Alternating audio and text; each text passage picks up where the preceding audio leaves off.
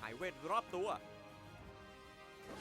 กดสกิลนี้ทิ้งไว้เพื่อใช้เป็นโอกาสหลบหนีศัตรูในยามคับขันอันติเมตสกิลมอฟเมื่อใช้สกิลจะส่งโซแลมพุ่งไปยังทิศที่เลือกสร้างความเสียหายเวทและผลักศัตรูทั้งหมดในระยะหลังจากนั้นโซแลมจะค่อยๆเคลื่อนที่อย่างช้าๆไปเรื่อยๆผลักศัตรูที่ประชิดตัวออกไปเพื่อให้เสียเวลาเข้าประชิดหรือจะใช้สกิลนี้หนีศัตรูเพื่อไปยังทิศตรงข้ามความสำคัญที่สุดสำหรับเอลันดอร์ก็คือความคล่องแคล่วแครี่คนนี้มีสกิลที่ถูกออกแบบมาเพื่อจุกโดยเฉพาะเขาสามารถไปทางซ้ายและไปทางขวาในเวลาที่แทบจะพร้อมเพรียงกันได้หากตัวผู้เล่นเข้าใจขั้นตอนในการใช้สกิลของเขามากดีพอในช่วงต้นเกมการทำดาเมจของเขายังค่อนข้างต่ำแต่เขาก็สามารถใช้บัตเตอร์ไฟวิงช่วยในการกดดันเลนได้โดยการยิงทีเผลอการเคลียร์คลิปของเขาจัดได้ว่าไม่แย่เพราะสกิลติดตัวของเขาสามารถสร้างความเสียหายเป็นบริเวณสำหรับการต่อสู้กับฮีโร่หากเป็นฮีโร่ยิงไกลด้วยกันแล้วเอลันดอร์อาจจะต้องใช้จังหวะยิงฟรีเพื่อสร้างความได้เปรียบในการแลกแต่หากต้องปะทะกับฮีโร่ตีไกลเขาจะได้เปรียบมากเพราะเขาสามารถใช้บัตเตอร์ไฟวิงและบัตเตอร์ไฟแดนในการหลอกสกิลทิ้งระยะและหลบหนีได้แบบต่อเนื่องจนยากที่สายประชิดตัวจะตามทันนอกจากนี้อัลติเมทอย่างม็อบยังใช้ขัดจังหวะทีมไฟและจังหวะไล่ล่าของศัตรูได้ดีมากเอลันดอร์สามารถเล่นได้ทั้งป่าและเลนแล้วแต่คุณจะเลือก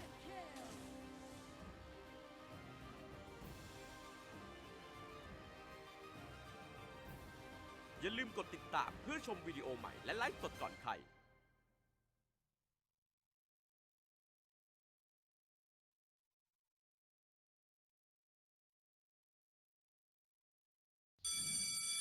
ครั้งนี้ห้องเราต้องชนะขอลูกแบงค์หน่อยเฮ้นี่มันไม่ใช่ลูกแม็กซ์ซะหน่อยไฮเยเท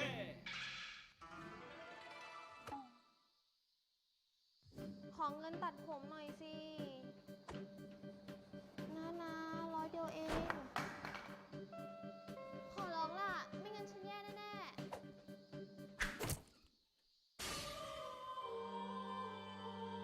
ๆขอบคุณนะไฮยะเท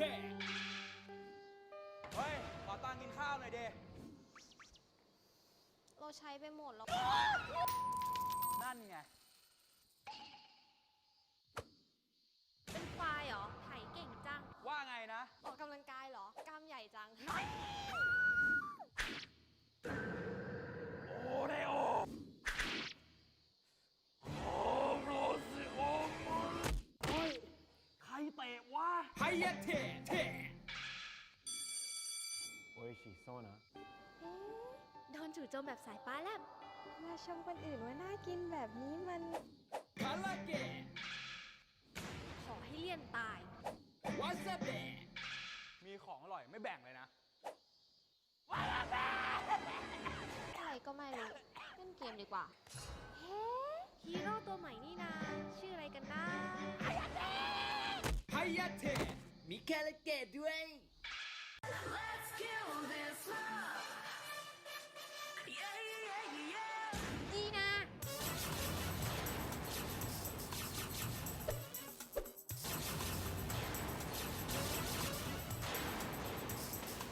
บอกอีกครั้งเลยว่าห้ามเต้นคนเต้นกินลำกินมันเอาตัวไม่รอดรอดสิยังไงหนูรอดเพราะหนูรำอะไรรำโอ้ยรำลำไยเหรอรำคาญด้วยรำสักทีรำดาบดีนะนี่พ่อไงแกไม่ใช่พ่อฉันเก่งนี่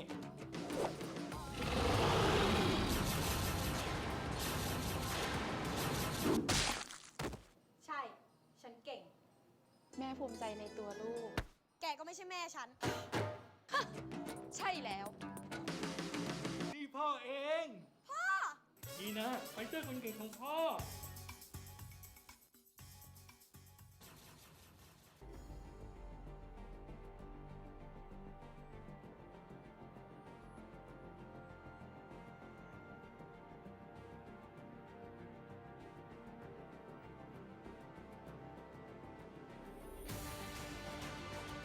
บุรีรัมย์ยูไนเต็ดเป็นสโมสรอันดับหนึ่งของไทยและเราจะทำให้อาร์วีในไทยกลับมายิ่งใหญ่อีกครั้งหนึ่งในเวทีระดับโลกยิ ยินดีต้อนรับทุกทีมเข้าสู่ประเทศไทยครับ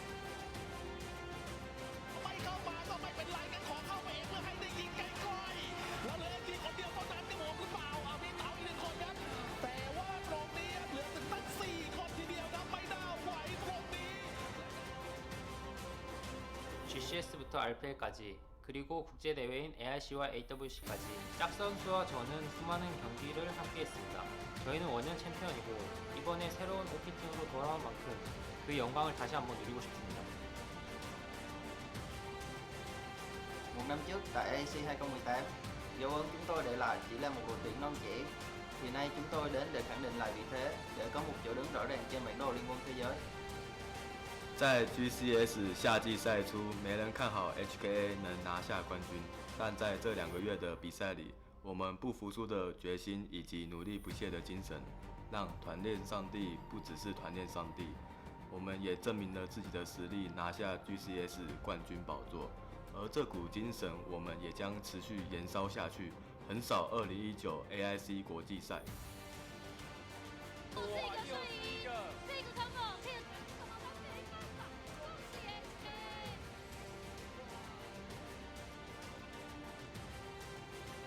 Selama bertahun-tahun menghadiri banyak turnamen internasional, tim kami selalu stabil karena tidak ada perubahan besar dalam personal.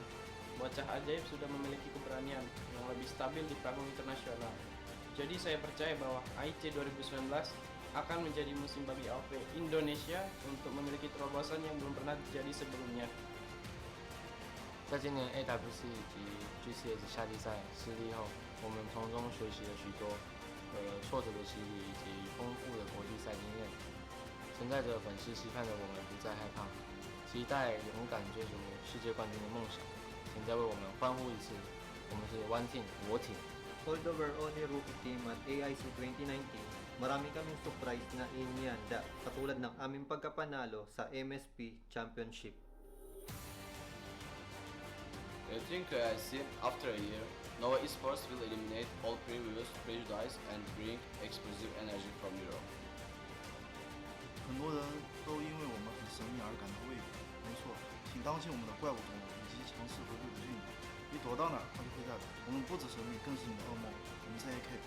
今年の AWC と比べたら僕たちはたくさんの変化があった。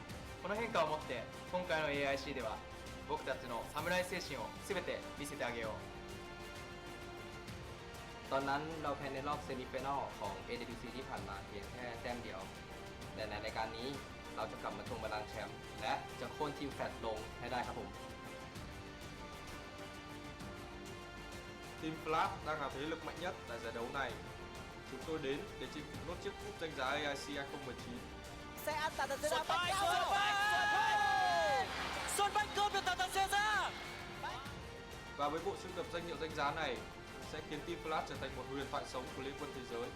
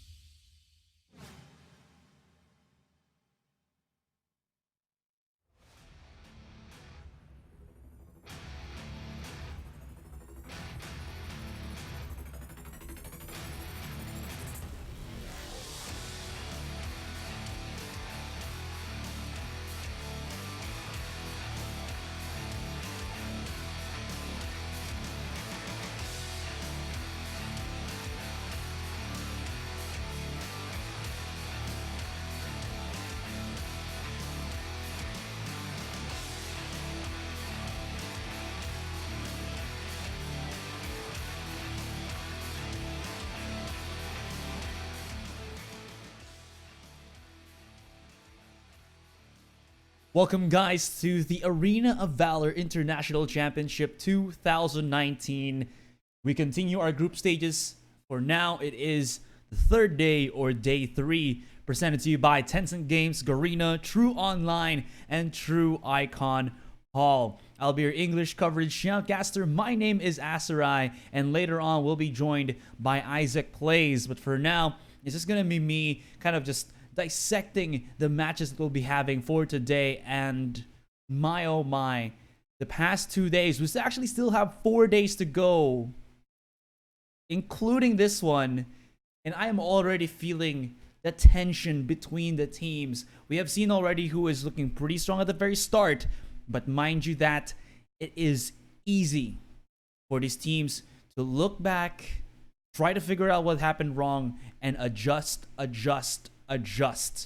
And definitely some of these teams looking for revenge on the top performers, the top dogs, as they need to claw their way in terms of the points.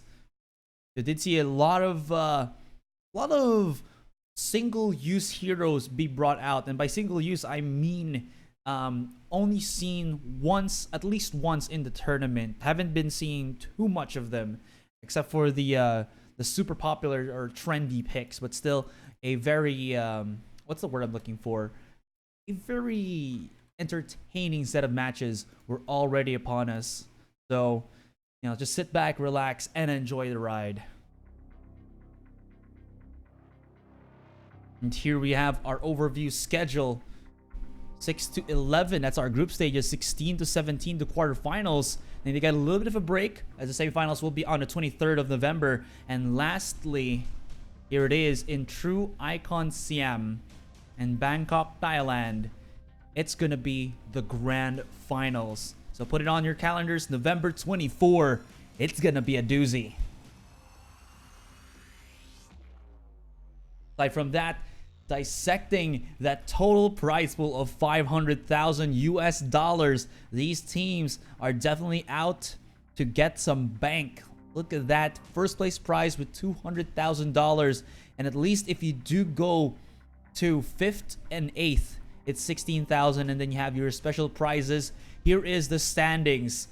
Evos from Group A, as well as Hong Kong Attitude, with 3 wins, 1 losses, 2 points to their name. And at the bottom, scraping the barrel, it's Nova Esports and AHQ Esports Club with -2. On Group B, Buriram, the only one here who got 4 points out of the entire tournament, looking pretty mighty strong. Liab Esports, One Team Esports, Unsold Stuff Gaming, all 3 of them at the bottom of the barrel themselves, scraping with -2 to their name. Definitely looking forward to seeing them get that revenge that they much so need, much so desired, however you want to call it.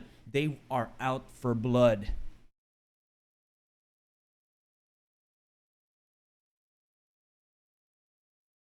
I'm kind of just waiting to see what our matches are. I know the matches already, but I want you to see, guys. I want you to see the schedules that we'll be having for today. And there it is. Just check it out. We're going to be showing to you the matchups. 虽然你们是就是新秀之星，但是我们不会畏惧你们的。อันนี้ที่1ของภูมิภาคอ่ะเนี่ยงั้นว่ะเล่นได้เก่งเหมือนที่พูดด้วยนะ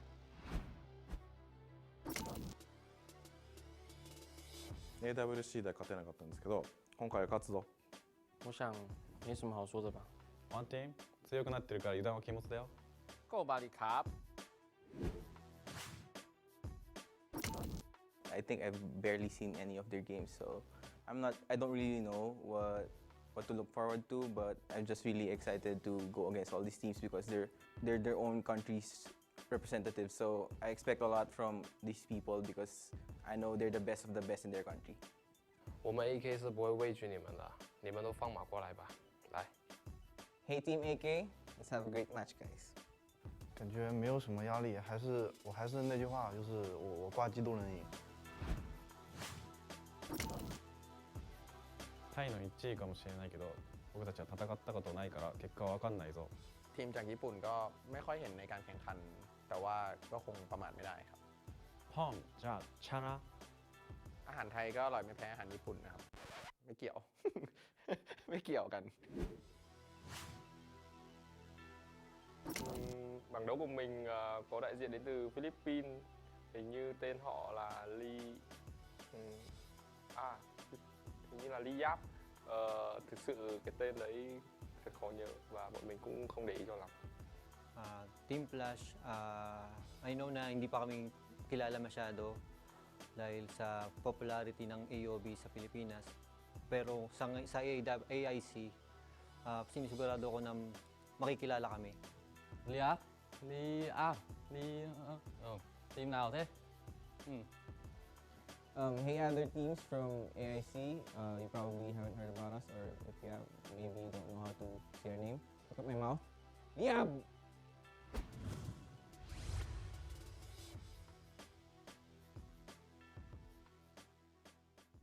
True Gigatech Fiber เน็ตบ้าน 1,000 เมกมาพร้อม True Gigatech Fiber Router เร็วแรงทั่วบ้านเพียง 799 บาท พร้อมดูฟรี True Premier League กว่า 100 แมตช์ตลอดฤดูกาลจัดเต็มกับความสุขที่ได้มากกว่า สมัครวันนี้ คลิก You know, in the Philippines, we could only kind of dream of internet such as that. Ouch. That looks really good. Like, if you live in Thailand, if you live in Bangkok, why not pick yourselves up some juicy Wi-Fi, you know, to be able to play Arena Valor without any hiccups at all. You can't blame your latency anymore. You're not going to say, oh no, lag. Nope, not in Thailand. Anyways, we are back at it once again here, guys. And you saw just the interviews. We have had a tremendous amount of matches from yesterday and the day before that. Yes, we've only had 2 days of matches already. Just to kind of reiterate what have happened for the members or for the players of Group B is that... So here's the thing. Buriram Esports United basically trampled their opponents, One Team Esports and Liab Esports, both 2-0. And is there going to be somebody to go up against Buriram for their revenge match? Looks like no. It seems like they're going to be able to bypass the other teams now. But that's how they were able to get that 4-0 real quick for them. And the other matches that we also watched was Team Flash able to win up against USG or Unsold Stuff Gaming with a 2-0. Team AK 1-1 against USG. And Team Flash went 1-1 against Team 1. Or One Team Esports rather. So there are a lot of, like, you would think, or even Isaac tells me this, that he thinks that Group B is the group of death, because there's just so many strong teams right now that you have to rotate around all of these aggressive competitors, be it that Buriram United Esports looking pretty dang strong, one of the, if not the toughest team to come out from Thailand, and then you follow up Team Flash, which is from, I believe it is Vietnam. Very scary to kind of, you know, deal with. Vietnam and Thailand at the forefront of our tournament, and it's gonna be difficult for these teams to kind of come back. But I do follow Liab Esports, like, on their social media, like on Instagram. Check them out. And they said that, you know, in their post, that we knew what we did wrong. We're now kind of just reviewing what you have to do to adjust to our opponents. At least for now, they don't have to go up against BRU, but the pressure is there. The tension is there for them to get out, because as of the moment, Liab Esports, Unsold Stuff Gaming, and One Team are all, again, scraping the bottom of the barrel, 4th, 5th, and 6th. So it's very scary to kind of think of what's gonna be transpiring if they don't get into the playoffs. If you're a fan of Liab, if you're a fan of, let's say, of One Team or Unsold Stuff Gaming, the Japanese team, well, gonna be a sad day for you. Also, not to put it out there, guys, we also have for today the quarterfinals for Group B in the 1v1 tournament, meaning that all those 2 days of action, of 1v1 shenanigans, 1v1 strategies, quote-unquote strategies, will be coming closer to the fruition of finality, as now quarterfinals B is about to undergo later into the match, which is something to also look forward to if you're you know, kind of like jonesing for some 1v1 action. Now, as we are waiting for our first match to go underway, and that is Team AK versus Buriram United Esports, we're going to be seeing right off the bat BRU's team roster come in onto fray. This is going to be exciting. This is going to be a tall task for Team AK to come back at it again. Isalindo's one of the strongest players I've seen in the jungle role. Nunu also somebody you don't ever want to mess with in that mid lane. He was so quick, so good at just being able to kind of use these mages to the utmost of their skills. Able to even do 1 versus 1s against the best of the best against other teams, which is incredible for him.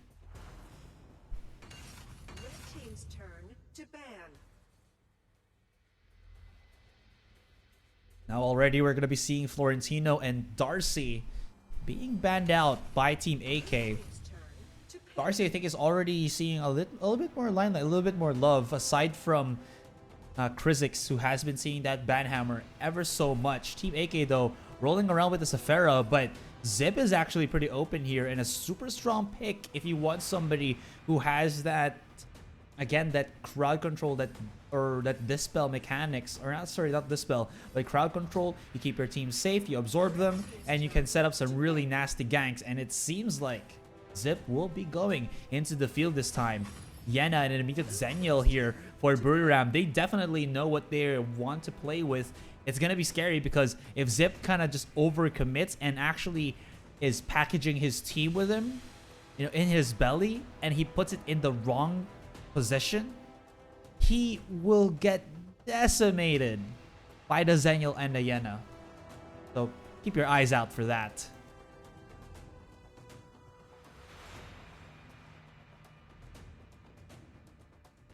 Team AK, what have they kind of done throughout this entire tournament? They have gone up against Team Flash and... wait, let me double check this. No, sorry. They only went up against United Unsold Stuff Gaming with a 1-1. So they're not... They're actually... This is actually the day that they're going to be playing 2 matches. So their standings, at least for now, isn't really terrible. But they definitely need those 2 O's to, you know, get them in the lead. Especially that one of the teams here is 4-0 in terms of the points. You don't ever want to be in the middle of the pack. You kind of want to be as far ahead as possible, because it just gives you that mentality that you are, you know, like doing well in the tournament. Now back onto the draft, we do see the Kriknak, we do see the Hayate liking the Kriknak here, seeing out at the Yena, gonna be able to kind of disable her 1v1, not really into a 1v1 duel, more like a 1v1 assassination. And then you have Hayate, which is one of the most popular ADCs as of the moment, freakishly strong, freakishly mobile as well, and it kind of supplements a lot of the assassinations with the other heroes that you pick up, because he can deal so much damage, and then if he just misses by a little bit to get that final hit, you have Kriknak to just dive in from up afar, throw his skill shot or his range attack, and that should be it. For Buriram, we have Zenial, and then the third pick of Crixie, the control mage for Buriram. The question now is, who's Team AK gonna be picking up against this Crixie? We did see the Raz yesterday. Oh, speaking of Raz, immediately banned out for Buriram, so they don't want any hassle onto Crixie's face. Alastair as well, and Lindis taken away from the board by AK.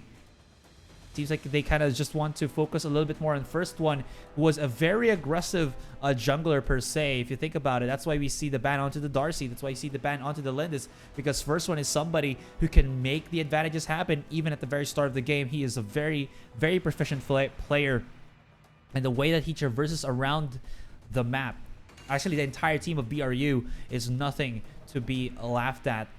Now an Elsu ban?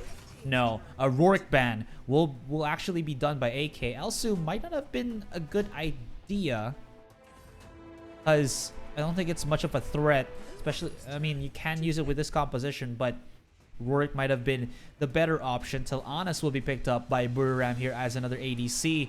And are we really going to see the Tulen? Haven't seen him. I think this is the first time we're going to be seeing a Tulen in the tournament. If he does get locked in, that is it. Chi as well, the hover over by our Team AK here. And Chi should be able to at least deal with this Yena at the very start.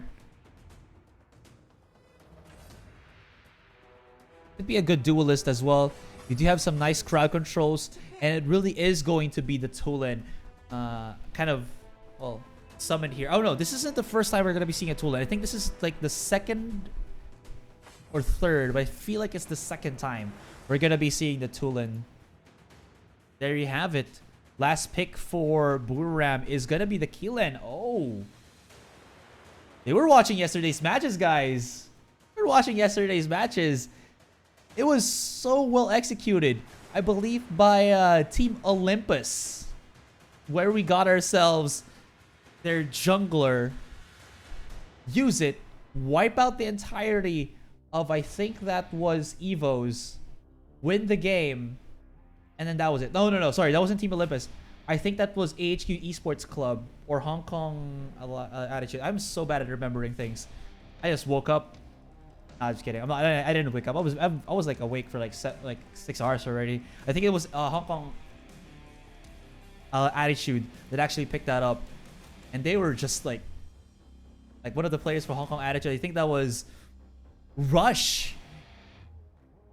No, Shaolin. There we go. I now remembered the name. Shaolin using the Keelan just to get that 5-0 wipeout. So he had 3 kills at the very start. Or rather, there was a fight between Hong Kong Attitude and AHQ Esports Club where AHQ had, I believe, a 3K already, 3 kills straight up onto the Nexus. They were pretty low, but they had already the opportunity to wipe out their opponent. But then, out of nowhere, Shaolin just comes in with the Keelan and obliterates like 5 of them. And then, because they had like 40 seconds of respawn time, there was no chance to come back.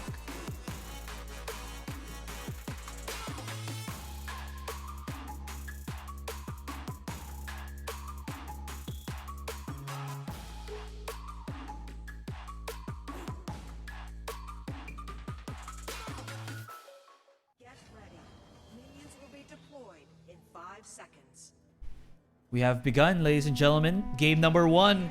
Match 11 already in the entirety of this group stage. Team AK up against Buriram United Esports. Composition-wise, what do you guys think? Is it looking good for Buriram here? Is it looking good for our Team AK? Buriram, they're one of those teams that you have to kind of watch out in terms of how they control the game. They don't like to go...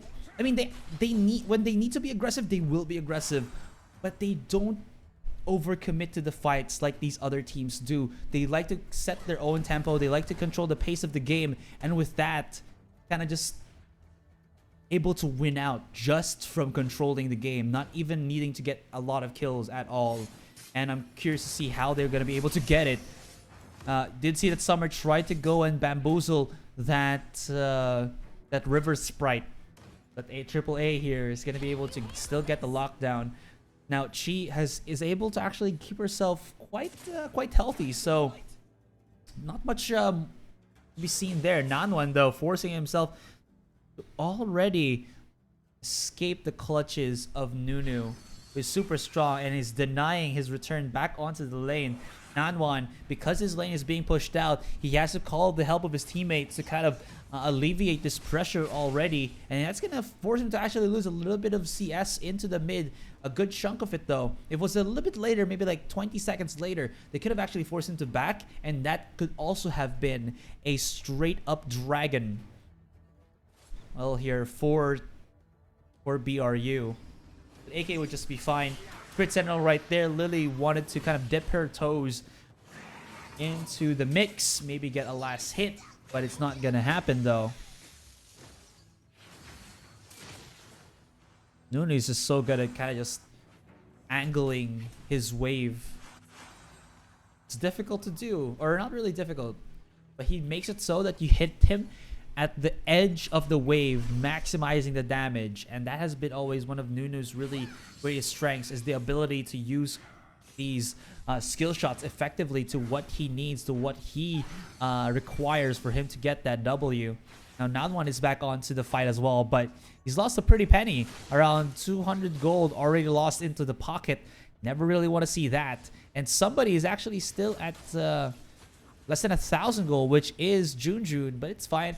Junjun is only at that zip, so not too much to be had there, or not too much to be looked at. for the moment. I want to hop over the wall. I think Isolindels knows what's up. They got spotted out there. He's going to try to go against onto Lily. Look at the damage just from the Zenial's shield pop. Of course, with no one to follow through, it's not really going to transition into anything. Gotta be careful about that one, guys. They're really pushing out Lily here. They kind of want to try to maybe dive him, but since they do have the Teleanas, they do still have a creep there, or a minion rather. They could just, like, you know, commit to it. Summer's in a really bad spot. He tries to flicker over the wall, but still does had to pay with his life. But in the end of it, that is still a tower in the hands of BRU. And this Crickneck is doing a lot. Lanyu is doing a good job at kind of starting things off, but you can see here, this is the rotation power that is BRU.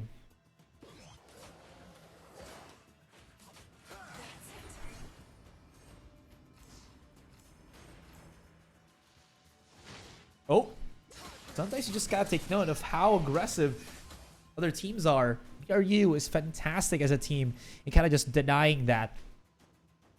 Nobody's taking the dragon just yet. Second Spirit Sentinel has already come back or respawned onto the field. First one is looking mighty strong here on his roller already. He has the first kill. He had the first, I believe that was the first blood. Whoa, that was happening. Here's the jump in from Isolindels. He does spot out the Zip, but Zip, very difficult to actually catch, especially with his ultimate still active. He can just use that and roll away. Never want that to happen. Diesel Dragon being begun here. There's Isolindels getting the knockup onto Nanwan. The wave once again. And because they got that side tier 1, this opens up to go for the mid or the other side tier. Throws out the wave. Here comes Isolindels. Has the shield. Give me that Might Golem into my hands, into my belly. I'll be able to claim that for myself. First one was supposed to be the one, or rather was the one to get the last hit. Defox here. On the Teleanas once again. He has the range, activates the skill. Pushes them back out.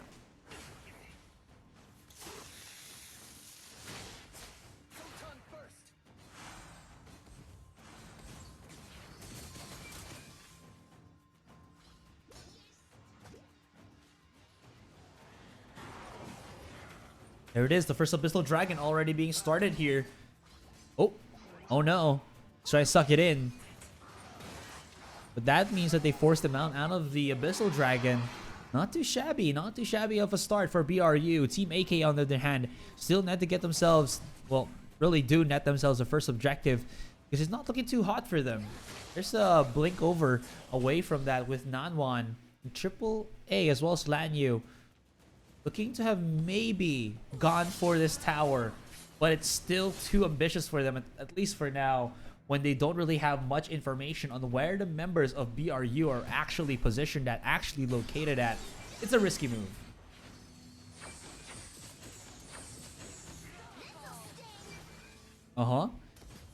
Four members already here. They're just allowing Killing to do his thing. There is the ultimate activated. The roll ball, the wrecking ball came in like a wrecking ball for Jun.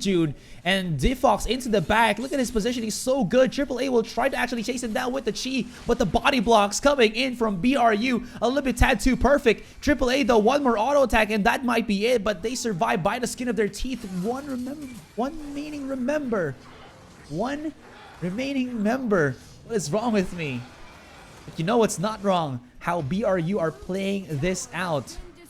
If I stutter, if AK stutters, BRU does not stutter at all.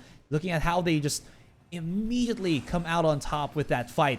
And it seemed like Defox was supposed to get knocked out, but like I said, man, the ability, the oversight of how good their team fight is. So check this out. Junior actually using his ultimate there to kind of cripple everybody in. They do get a nice initiation onto Defox, but because they're over that wall, they really have to kind of wrap around it. And this allowed basically the perfect positioning for BRU to whittle down the front line of AK, force them out, and not really take as much damage as you would want. AK, on the other hand, because they force themselves a bit too much there, they were left out to dry, and they lose the mid-tier 1 as well. Losing a mid-tier 1, not a good thing. It is one of the most important towers in the game in terms of positioning, because if you don't have that mid-tier 1, you basically open your jungle to an invade, where whether you're on the right or the left side, it really doesn't matter, so long as you get that mid-tier 1. Now Darkslayer already being started here, 8 minutes and 30 seconds onto the clock, but they still do respect that AK can go for a Punisher, maybe even a steal, just because they do have Lanyu on this Cricknack. Are they gonna follow up with Isolindos? Oh, Lanyu though, caught out. There's a nice shield. There's the Devourer from Junjun, keeping himself afloat. Was supposed to be a rotation from Team AK, but they didn't get it. Maybe because they just wanted to really get this tower here. Thing is, they can't clear out the wave as much as I thought they would. You have a spellcaster in the form of I think that was Nanwan, yeah, but I don't think he has enough wave clear potential or prowess to make this work. To play for the late game, to play the turtle strat. Another dragon to be taken here. First time for AK to have actually take that away. But still, every advantage is much appreciated against a composition such as BRU.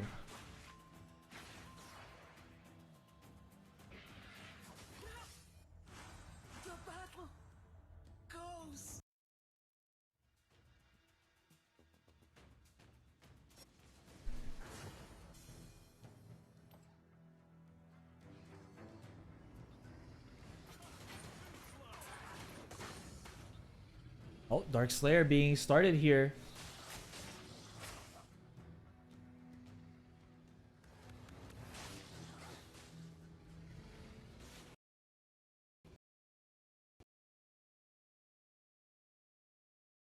Oh, hang on. Something is happening to the feed, guys. Oh, there you go. It's back. We're good. We're good. Don't worry.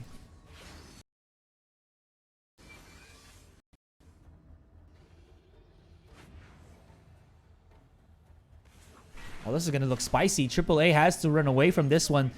First one, though, activates the Quillin, chases him down. One more auto attack should be it. Summer coming in from the sideline, and Lanyu had to pay the price with his life. Oh, no. Junjun also follows up. No more big crowd control from the Zip. And that is the Darkslayer. Quick and easy. BRU dissecting this game. I mean, yeah, they're losing a couple of members, but if you think about who they lost, it's just Summer on the Yena. It's just first one. Difox has gotten to at least 50% of the kills for Buriram United Esports. And that means that he's a pretty fed little archer here.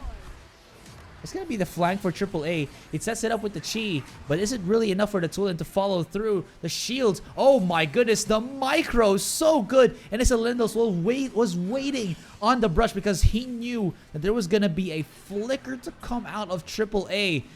The sentiments were there, the idea was there. The biggest problem was that they lack the, I don't want to say diversity, they lack the fruition, they lack the aggressiveness, and maybe even the damage to make that pickoff happen.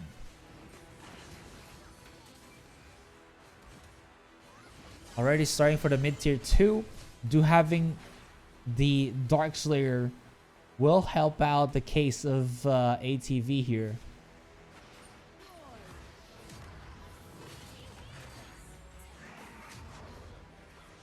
There's the quick replay. Check it out. Defox. He was so good at being able to control his opponent. Isolindos, though, a little bit too overextended.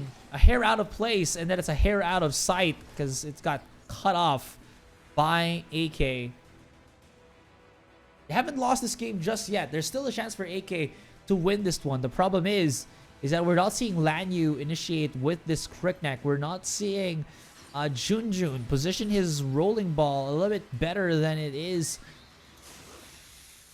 with his zip. So the easiest of things to do, but they must in order to persevere, in order to get that W as well.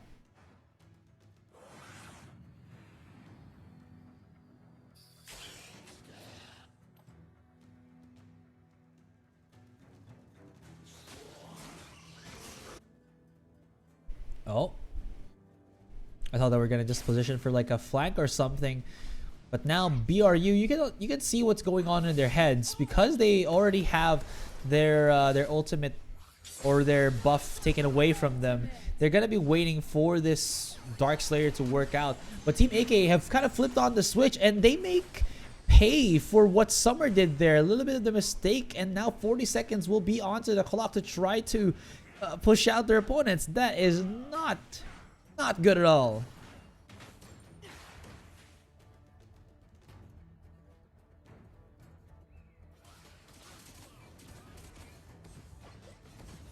AK finally finding their momentum here, knocking at the base of BRU, getting the mid tier 2, a good start for them, but they can't hold up just yet. Darkslayer is already out. Gonna be risky. Maybe they're not gonna go for it, but here it is. This is them spotting out the DS. They keep each other to go for a fight. You can see that Isalendos isn't really backing away. There's Nunu. Goes in with the stun. Goes in with the wave. Does get Junjun in the process. And first one comes in to wreak some havoc. Summer keeping himself sticky to the other teammates as Lily will be second target. Only 2 Team AK. Oh no.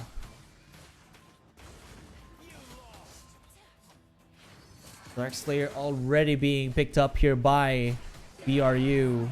Oh, double man knockup. Follow me up. Slowed. Was able to blink away. Do it again.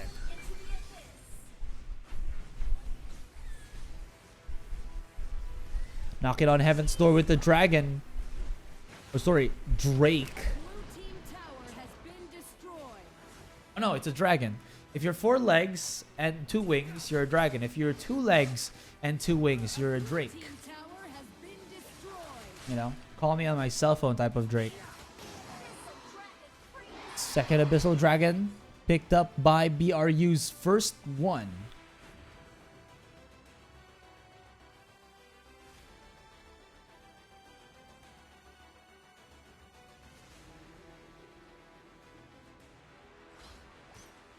Okay, Jujin spots it out. Hits him with the crowd control. Still, at the end of the day, it's only 1 tower broken by Team AK. And that is also a process as to why all the members, or a lot of the members here for AK, can't really fight against BRU. It's just the amount of gold, the amount of items that they got earlier on is very, very scary.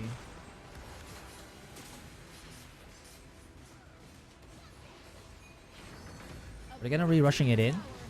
Are you going to look to finish it? Yeah, they're looking to finish us right now. They spot out Lily. Lily has to back away. There's the full-blown team fight. G-Fox's position once again activates the ultimate. And a quick, painless death for Team AK. Buriram United Esports claim their 5th win here in the group stage.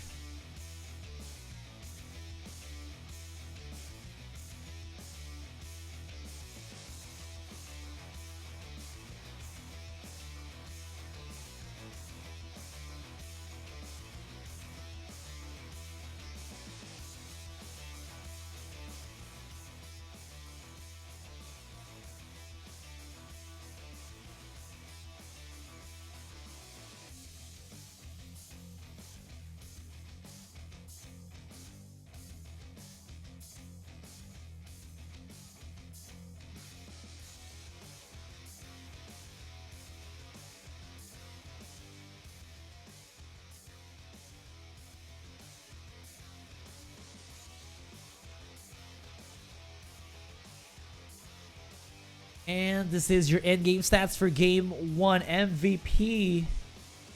Oof. Triple A. His chi was strong, I would say. I did rather enjoy kind of like how they were just able to punish so many times. And here we have our key player of the game. It's actually first one, Niquelin, for Buriram United Esports. This man, well, it already speaks for itself. 76.9% of the kill participation. He's dealt a good chunk of damage. He's done a fantastic job of getting that KDA. 7-1-3. Died only once, even though he was kind of diving as crazy as he wanted to. Well, maybe not as crazy, but he did do a good chunk of damage already. Just gonna be waiting for the second game to begin. So here's some highlights. Enjoy.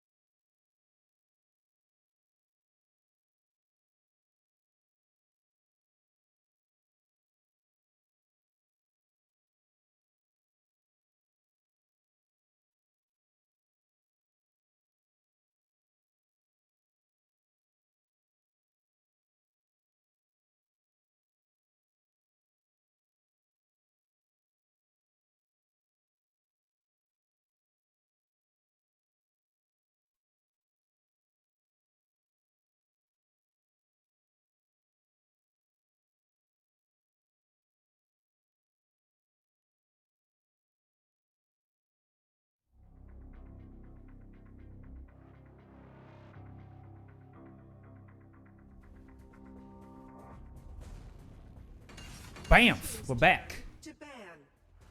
Game 2 is on the way. And Buram is just steamrolling this Group A.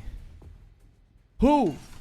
I ask you, who can bring down this reputable sports team? Yes, also sports team. Because if you search on Google, Buriram United is a... and soccer? No. Football team, if I'm not mistaken. Yes, a football club, professional football club based in the Buriram province in Thailand. I mean, come on.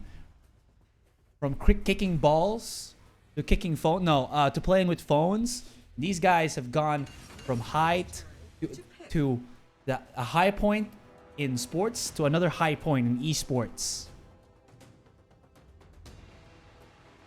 Thailand's #1. I mean, you think about it, if people say Taiwan #1, do other people say Thailand #1? Isn't roll off the tongue as good?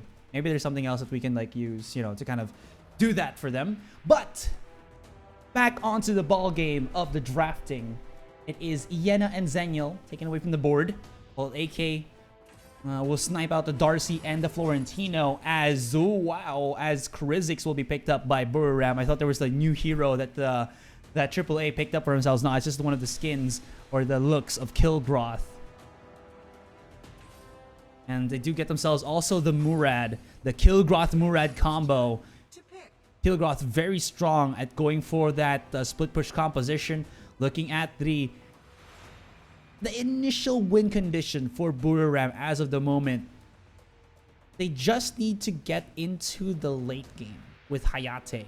But they have options to control the early game. With Lindis being able to kind of just zip in and zap in because she's a jungler from the looks of it, because Hayate is already there. And that's going to be the ADC. Going with the Krizzix, it's going to be an easy time harassing out this Murad before he reaches level 4. And we've seen it once. You might see it again, that Krizzix support will harass out the junglers, especially those who can't really fend off for themselves if you don't have that proper lineup or that front line to defend your teammates in the jungle. It's a scary thing.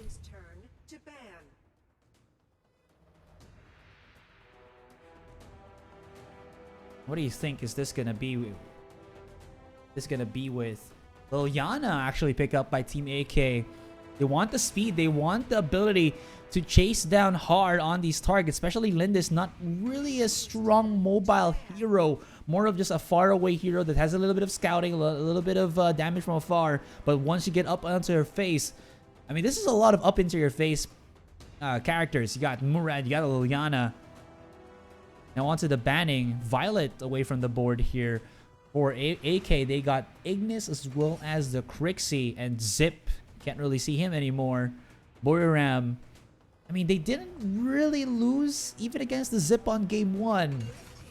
But if you combo the Zip with a Liliana, with a Kilgroth, it seems like it's going to be an easier time to kind of follow up with his disruption. Maybe that's why you're looking at Buriram, to kind of be afraid of that.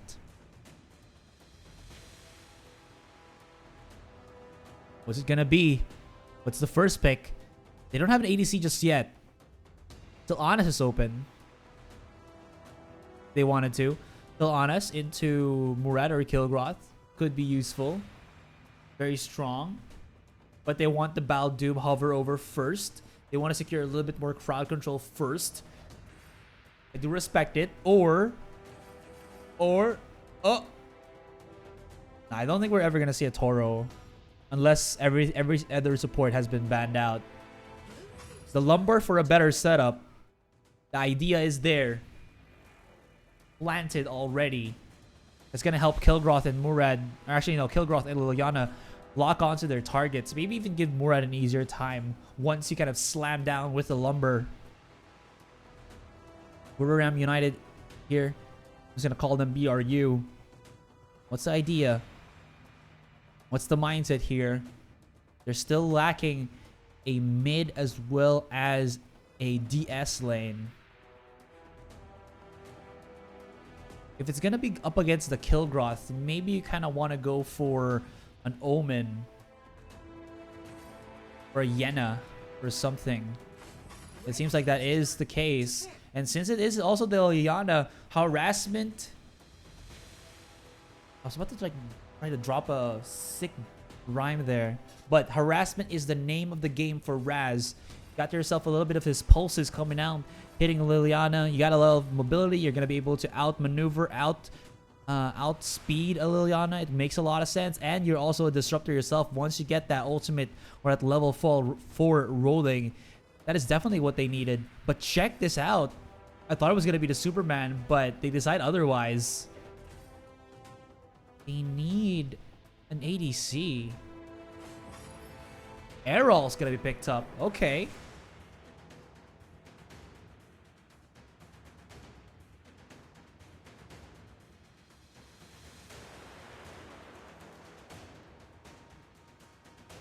So since there is a little bit more of a fight comp for Buriram United Esports, you know they're going to be wanting to fight with the Kriziks and the Omen. Errol might be the duelist that they need to with AAA on that DS lane. Wait, what? I need to double check that, but it seems like we're going to have a different lineup for AK.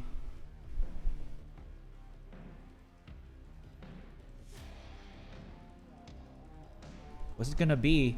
What do you guys think is the better composition here? BRUs or Team AK?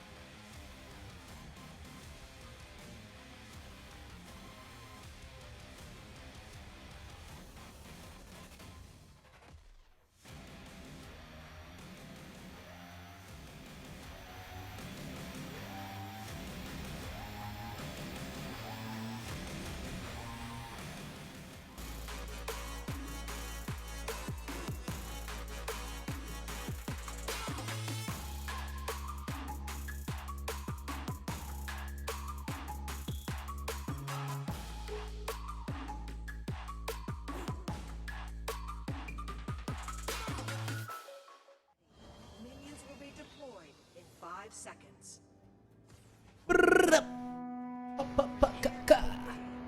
Oh, I thought it was... Okay, so they didn't fix the lineup here in the sides. I thought it was going to be like an ADC Murad or something. But no, it's actually Lanyu who's still going to be in the jungle there. Nanwan in the mid. AAA as the Errol in the DS lane. Errol is really good. He kind of plays very strongly because he does have a lot of skirmish tools. He does have a great way to be able to kind of sustain himself because he does have that lifesteal or HP restore, whatever you want to call it. So it's fine. Summer here is already forcing out Errol though. Omen still having the better dueling stats. Especially now that AAA has to kind of keep hitting targets for him to get that lifesteal in motion. It's going to be difficult. Oh my goodness. One more hit. One more hit. Gonna be it. Gotta be careful, or disaster will struck.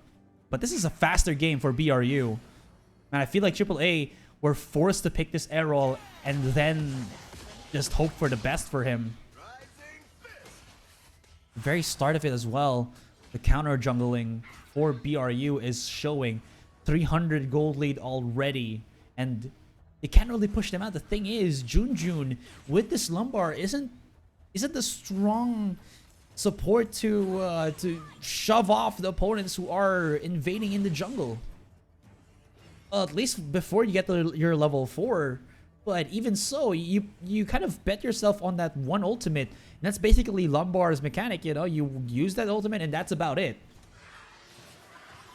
That's never a good option. He is a strong body though, that's the thing. But still, it's gonna be difficult.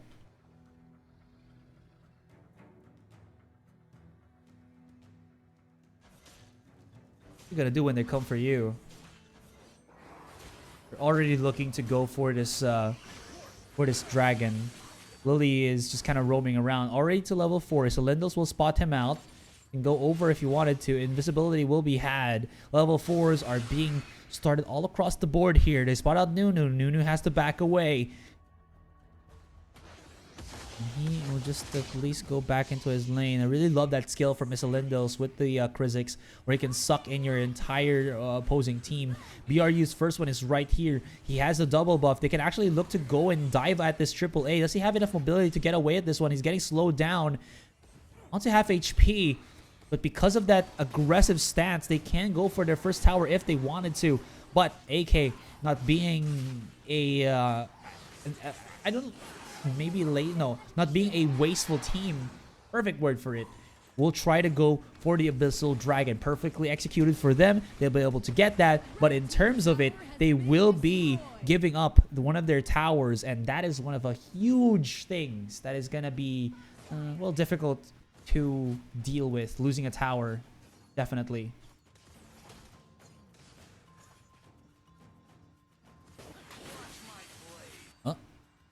Chop-a-dap-a-doo. No first bloods just yet, but you can see BRU are already scaling up in terms of the gold. 1,000 in their pocket. Where is this all coming to? This 1,000 gold. He's like coming from the Lindis, just getting that nice amount of CS. Oh, first one is coming from the side. One more auto attack. I think this might be it, but there it is. Earth Splitter comes out from Junjun. Here it is. Lily smacking onto it. Gets the knockup. Follows it up. Looks for more, but Rat-Tat-Tat comes in from Dixon. Oh, Defox rather. Oh, say goodbye. Say goodnight, sweet prince. There is the true shinobi. Hayate. Coming out of it. So good at being opportunistic with that one. They thought that they had everything. They deplete their team fight ultimates onto Lindis just so that they can protect their teammate. And at the end of that, Defox was so clairvoyant on what he had to do, what timing he had to accomplish there to be able to destroy his opponent with the ultimate. And that spells disaster. I thought it was actually going to look good already for AK, but then they kind of mess it up a little bit. The Kunai Blitz. Truly, it's with its namesake. A blitz to conquer all. Dragon is going to be up again in about 4 seconds. Although it was Team AK to get the first one. The second one, I don't think they're going to bow down and give it to AK, though. There it is. They're trying to pull out. On the other side, there is 2 members. If they know that Lanyo and Lily are here, that's going to give them a little bit more confidence to maybe start the Abyssal Dragon. Lumber does have his ultimate up back again. Are they going to initiate the fight? They're going to respect it for now. Nuno hasn't really popped off, you know, in terms of like being the mid laner, but he doesn't really need to. He's pretty consistent. He's just spamming away at his fists, his fisticuffs, slowing down his opponent and dealing good poke damage, and that's already enough for BRU because he does have the items to make that poke of him pretty potent. And Junjun here, oof. Even though he's tanky, he is absorbing that just a little bit. Defox here onto the side. There's the stun. Able to run out of it. Lanyu and AK AAA are here, but Isalindo's all ready to the rescue. Junjun, can you really use your Earth Splitter in this scenario? 4 members of AK are actually joining in the side lane to fight against these 2 members. Nunu, though. Oh, he knew that he's inside the brush. Smack goes with the ultimate. Embraces by BRU. Defeated by Defox. AAA in a bad spot once again. Isalindo's going in with the flicker, chasing him down, wanting to get that kill, but it seems like it's not gonna be the end of the world just yet. But here it is, following his up once again. Lanyo did use a temporal turbulence.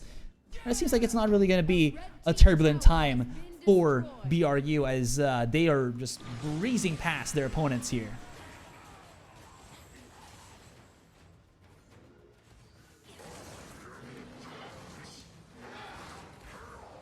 They're already knocking on the door 7 minutes in.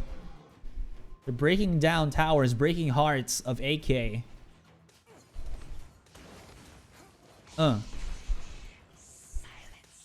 Whenever you give Hayate to Defox, he is just so strong. No, Defox is good with the ADCs that he's used. I believe he's used Hayate and Telanis, and he hasn't really missed a beat.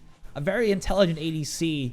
If you think about it, the way that he approaches the fights, it's very methodical. It's very, it's not aggressive. He really baits you in. He really makes you work for your meal. And if you can't, you become the meal of Defox. 4-man with AK. They can probably try to go for a wraparound here onto somebody. I don't think the Omega is a good idea because he's much of a brawler and he can absorb a good chunk of damage. But now, The one to invade is actually BRU. They spot out the one. What a carry. Actually brings him right about there. But AAA using the ultimate just to escape the clutches of doom, the clutches of death. But you can already see the power of Nunu forcing away at his opponent. And this opens up the opportunity to get this mid-tier through 2 into the hands of BRU.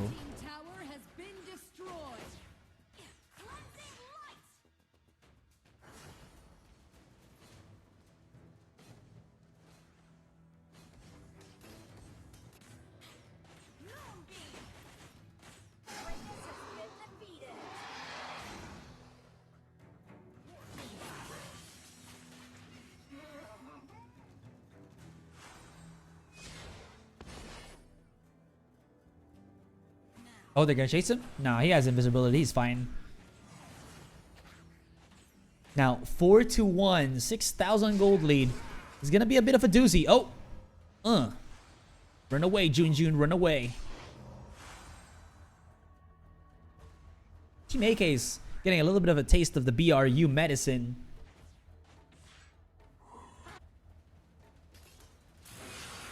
He span around. AAA is in a very tight spot there. Almost getting knocked out. Bruh is definitely dominating here. You pronounce it like that, right? It isn't brew, it's bruh. Now, in this bruh is definitely super strong. Going for the Dark Slayer, Spirit Sentinel as well. Give me that. Give me the other that. That is a DS already in the pockets of BRU.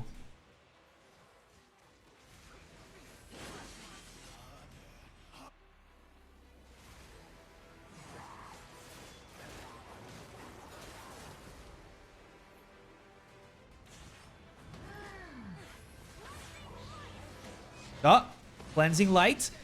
Oh no, Junjun got caught in the middle of that. Nunu does get dropped down though. Where is Hayate? He's coming in from the sidelines right now. So this was a full-blown 4 versus 5 scenario. And now first one comes into the fray. Then BRU are on the warpath, chasing onto the one. AAA activating the ultimate. Okay. Gonna be slamming it down onto Cylindos, but they are having a difficult time in summer. Oh, there he is. He's gonna go for the 1 versus 1. Actually, no, that wasn't the ultimate there. He's just smacking down his sword. Nanwan gets pulled right in. And Omen, goodness.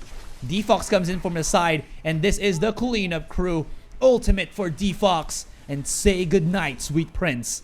As that is a domination nation for Buriram United Esports. They're gonna get themselves an Abyssal Dragon after this. And the Dark Slayer is gonna be summoned in like 43 seconds. Insane.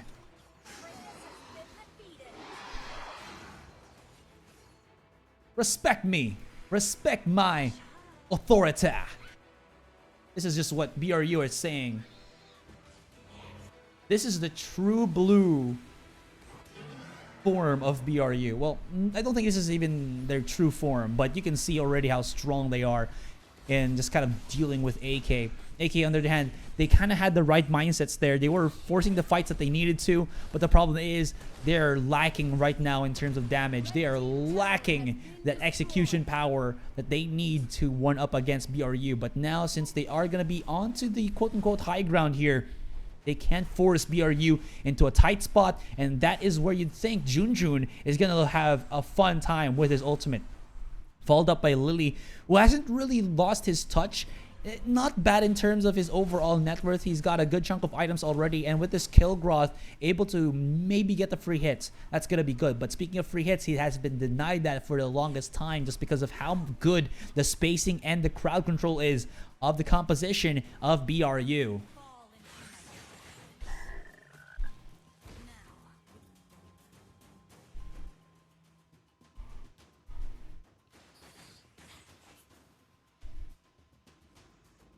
BRU is just waiting for the Dark Slayer at the moment.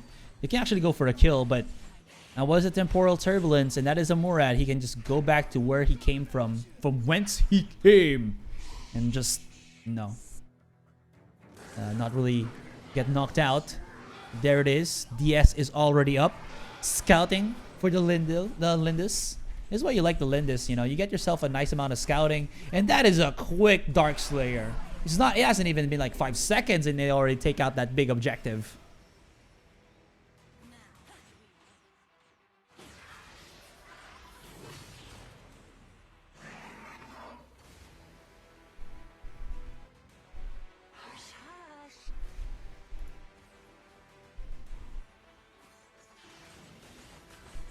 Nope. It's not yet the Enraged Dragon, but that is the 4th dragon for Buriram. 10,000 gold lead already. This double ADC comp for Buriram, it's, in the words of Isaac, it's risky, but it works. If it works, it works, you know? No, the better term for that is if it works well. And it shows the damage output for Buriram, now that they're at the point where their ADCs are online, it's so strong. They can just harass us a little bit, and that's about it. They don't even need to go for a full-blown team fight. Now, Omen is out to the sidelines, and he's going to be able to, or the DS lane is going to be able to force maybe somebody to answer to him, while the Dragon is going to be pushing onto the other side. Classic strategy from BRU here. They're going to be using it to harass at this tower, and look at that. They're putting out a wall of harass so that AK cannot try to clear out at this Dragon. AAA has to give his own life just to try to defend at this Dragon, and oh no, mistakes have been made. First one, backing onto the fight. This is an ADC with a DS lane, and they just demolish the one. Nanwan does get the one over, but he's gonna get spotted out by Nunu, who goes in, flickers to the face. There it is, Shoryuken! And Lanyu shouldn't be able to get the one shot onto Deepox, and that is game 2 picked up by BRU.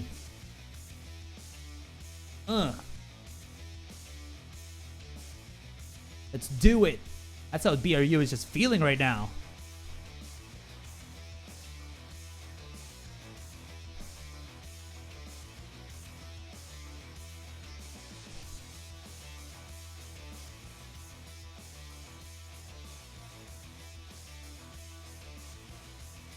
Here it is, the congratulatory handshake for Team AK. I really like how Thai really love to do their bows like that. Makes you feel like super nice inside, you know, when you just look at it. But even though they did give that niceties to Team AK, Team AK have got to feel the blow on that one. It was a ruffle copter. It was a ruffle stomp for BRU. MVP is going to be BRU's summer. If you think about it, the entirety of BRU just kind of let themselves get that W. I feel like it's also up to the Lindis, who has done a fantastic job at controlling the objectives.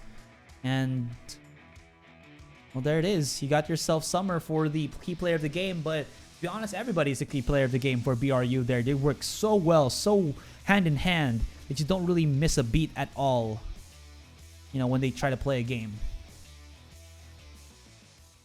With that, our first series of 2 has already concluded. It's been a very fast game for them. So we're just going to take a quick breather here, guys. And when we get back, it's the second series of the AIC 2019 Group B for the group stage. My name is Asarai. Don't go anywhere. We'll be right back. You can just enjoy the highlights and, of course, the beautiful faces of the Thai casters right here, right now. And of course, the next match is going to be Unsold Stuff Gaming versus One Team Esports. So don't go anywhere. If you're the fans of the Japanese squadron, well, don't you leave. They'll be here. And if you're the team of the Taiwanese, the Taiwan number ones, well, it's good of you to just come back. We're going to have a couple of minutes of break. And when it is what it is, we're going to begin.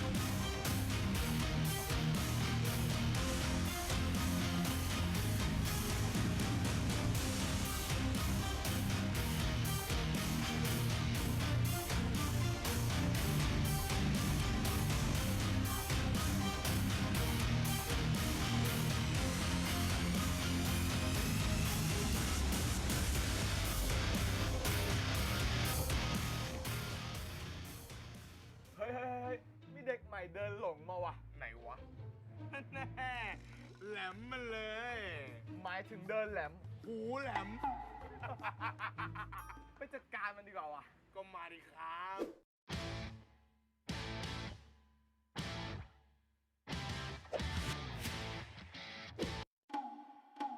เอลาดอร์แครี่ล้วงยาก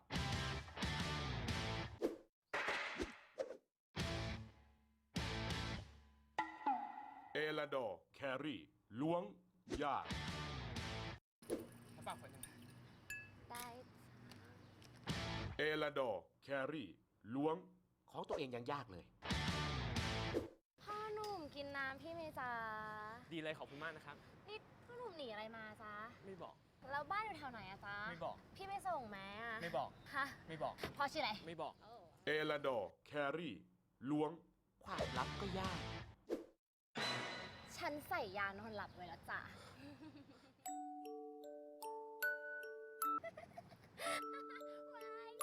วางแล้ว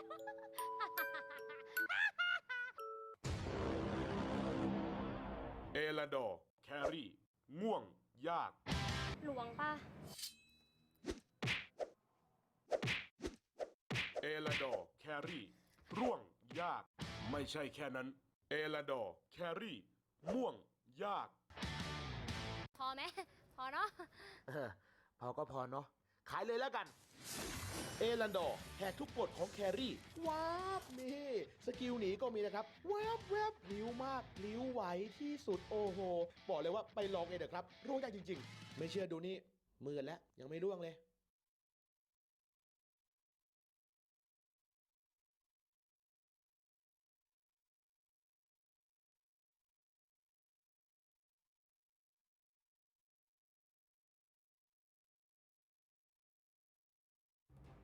ขอต้อนรับเข้าสู่ ROV Valor Pass ซีซั่น 11 พบกับแครี่ที่พริ้วที่สุด เอลันดอร์ และรางวัลที่พิเศษกว่าเดิม พบกับหน้าภารกิจที่คุณคุ้นเคยจากคัมภีร์ทั้ง 2 เล่ม คือ คัมภีร์แบบฟรี และคัมภีร์ศักดิ์สิทธิ์แบบใช้คูปอง ผู้เล่นสามารถปลดล็อกคัมภีร์ศักดิ์สิทธิ์ได้โดยการใช้ 299 คูปอง และแพ็กที่พิเศษกว่าเดิม คัมภีร์ศักดิ์สิทธิ์ขั้นสูง บวก 20 เลเวล รับฮีโร่ใหม่เอลันดอร์ทันที ในราคา 549 คูปอง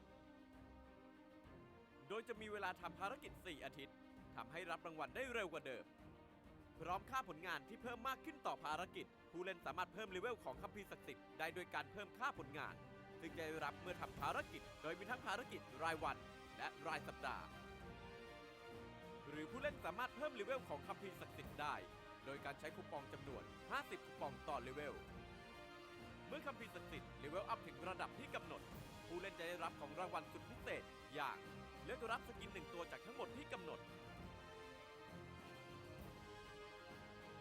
เลือกรับฮีโร่1 ตัวจากทั้งหมดที่กำหนด รูปโปรไฟล์ลิมิเต็ดสุดน่ารักท่าเต้น เอฟเฟกต์พิเศษต่างๆภายในเกม ฮีโร่ใหม่เอลันดอร์ และสกินสุดเอ็กซ์คลูซีฟฟอร์จูนเทเลอร์เซฟิล่าพิเศษถึงวันที่ 1 ธันวาคมนี้เท่านั้น นอกจากนี้ผู้เล่นที่มีเลเวลถึง 60 จะได้รับสิทธิพิเศษหมุนกงล้อแห่งโชคชะตา เพื่อรับของรางวัลพิเศษ รูปโปรไฟล์ สกินลิมิเต็ด และไอเทมมากมาย พิเศษเมื่อคุณเลเวล 60 ภายใน 7 วันแรก คุณจะได้รับกรอบโปรไฟล์ และเอฟเฟกต์สังหารคูปอง แล้วพบกันใน Valor Pass ซีซั่น 11 เริ่ม 4 พฤศจิกายนนี้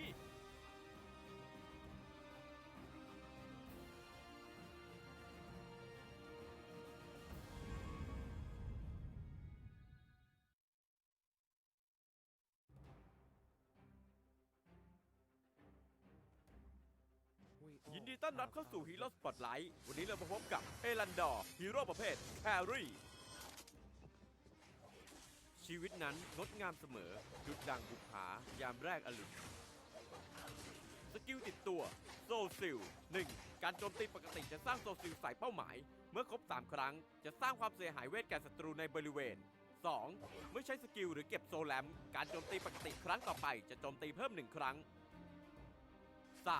ภายใน 3 วินาทีหลังจากใช้ทุกสกิลของเอลันดอร์ เขาจะสามารถกดซ้ำเพื่อย้ายตำแหน่งไปยังโซแลมได้ทันที สกิลบัตเตอร์ไฟวิงเมื่อใช้สกิลจะพุ่งไปยังทิศทางที่เลือก โดยทิ้งโซแลมไว้ณตำแหน่งเดิม ตอนเลือกศัตรูโดยการกดสกิลนี้เข้าไปโจมตีแล้วรีบกดกลับอย่างรวดเร็วสกิล Butterfly Dance เมื่อใช้สกิลจะสั่งให้โซแลมบินรอบบริเวณและสร้างความเสียหายเวทรอบตัว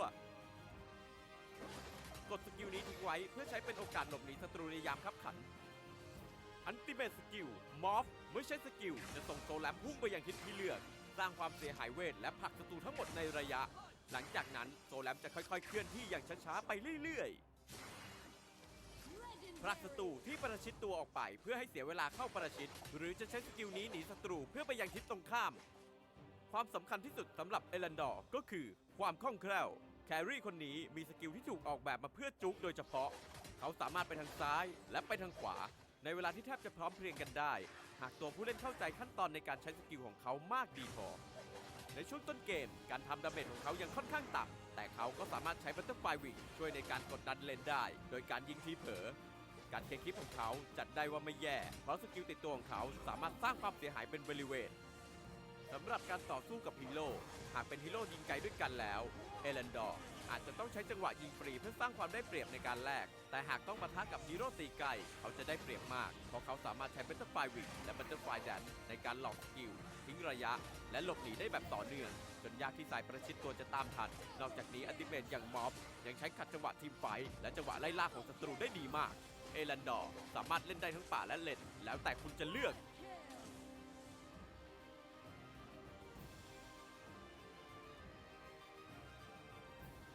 อย่าลืมกดติดตามเพื่อชมวิดีโอใหม่และไลฟ์สดก่อนใคร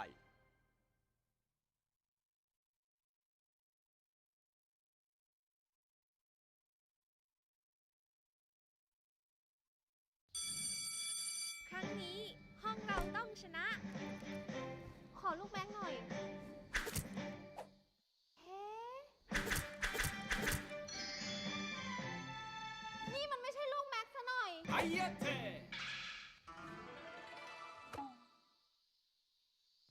ขอเงินตัดผมหน่อยสิ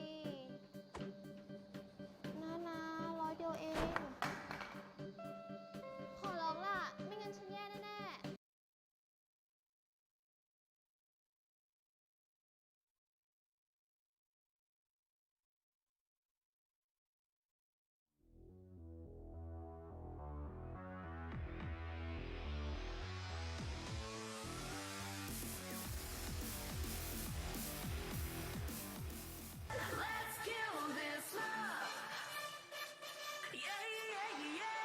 ดีนะ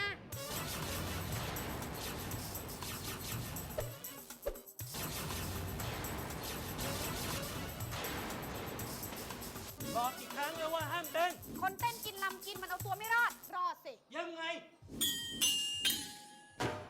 หนูรอด เพราะหนูรำ รำอะไร รำ รำ รำ โอ้ยรำ รำใหญ่เหรอ รำคาญด้วย รำสักทีรำดาบ ดีนะ นี่พ่อไง แกไม่ใช่พ่อฉัน เก่งนี่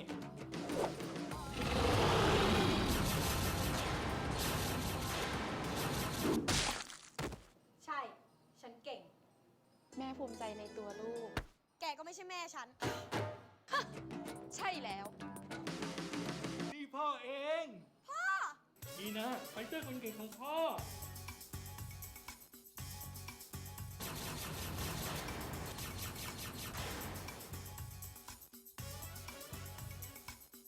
เฮ้ยมีเด็กใหม่เดินหลงมาว่ะ ไหนวะแน่แหลมมาเลย หมายถึงเดินแหลม หูแหลม ไปจัดการมันดีกว่าวะก็มาดิครับ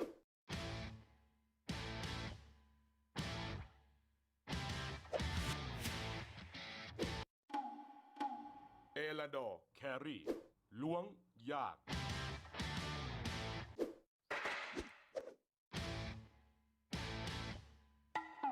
เอลาดอร์แครี่ล้วงยาก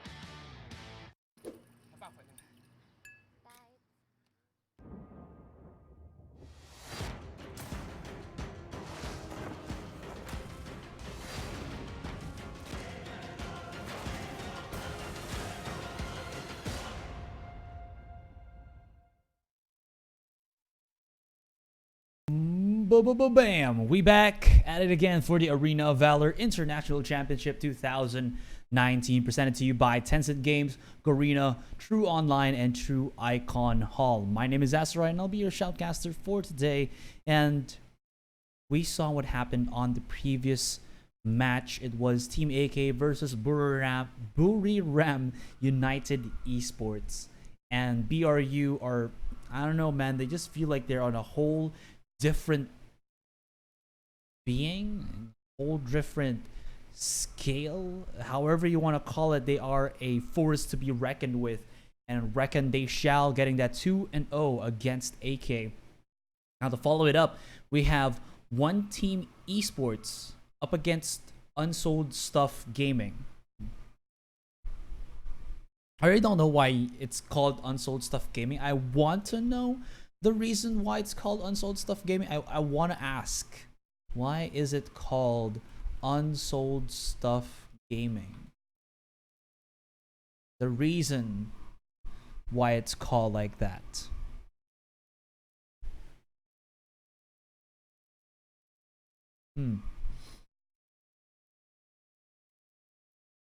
But it's cool though. I also like the design of their jersey. It's a combination of white, pink, and black.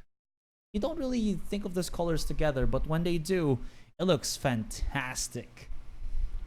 Now, we're just waiting for the drafting to undergo. And once again, it is going to be a series of 2, guys. Don't forget that this series of 2 is very important to any of the teams, because we saw it already. We're seeing it now that Buriram is on the warpath. They are getting +6 in their points right now.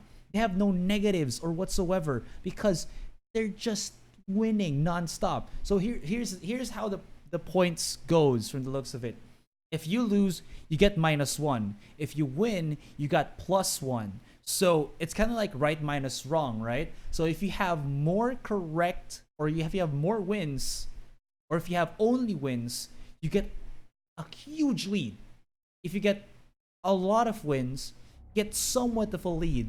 But if you get more losses, you're negative points. If you get no wins, you're only negative points. And it is frustrating to think of it that way, but it must be.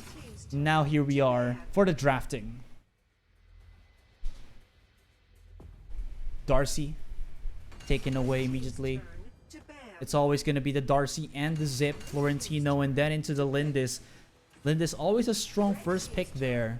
And an Unsold Stuff, they have to give away at the Kha'Zix. You can't ban everything. But they do have an answer. Could be the Yena into the Zenial once again.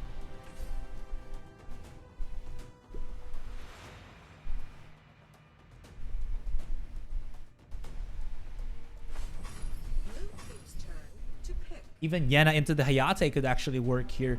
You get yourself 2 powerhouse picks already. Dark Slayer lane, DS lane, and then you have Hayate for your ADC. Really, really strong pick. I don't even know how Hayates right now are like being treated. Like, they must be like treated like kings, especially once they pop off. Incredible performance for them.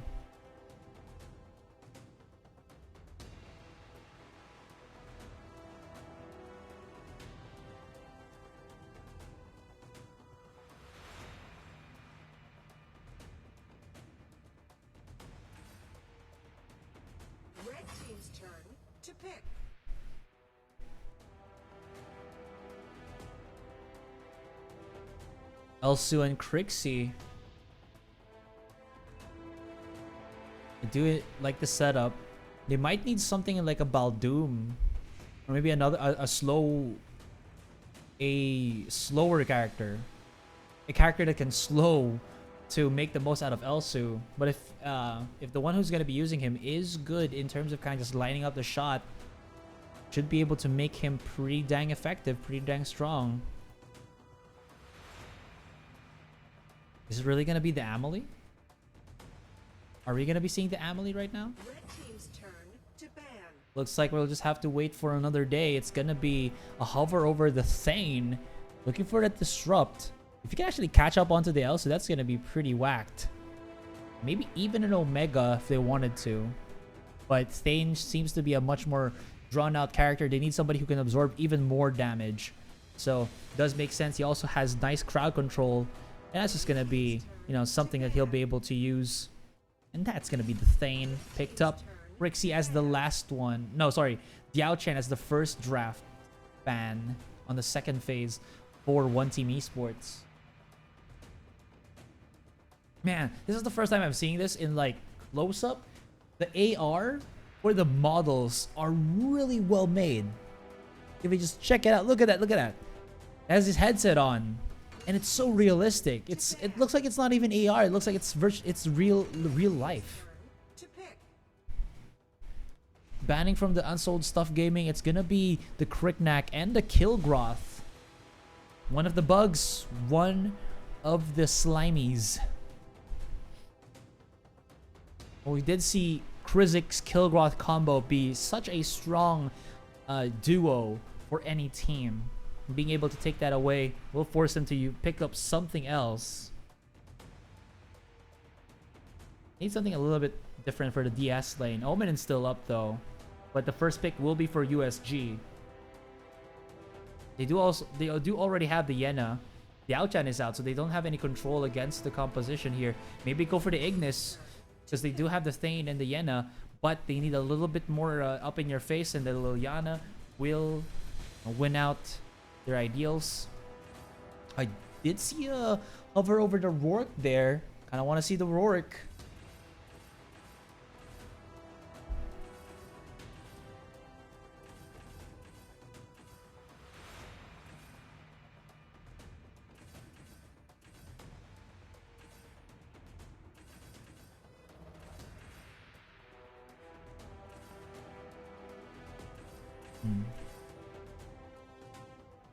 Just continuing for now, hovering over Rourke and Killen.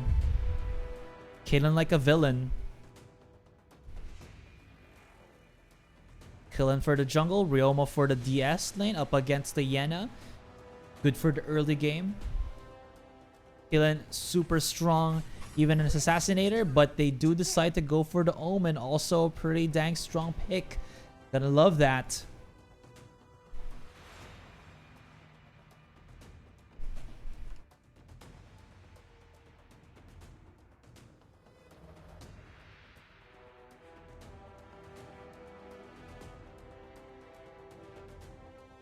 What's the last decision here? Or the last pick for USG?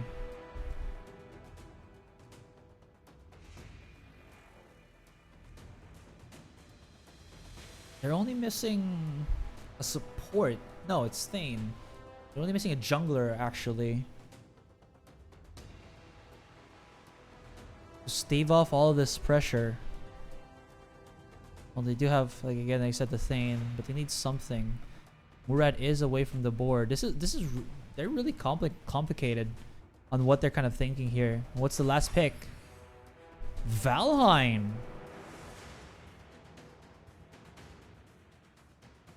Okay, double ADC. There you have it. USG with the Valheim and the Hayate. This has turned into a game, guys.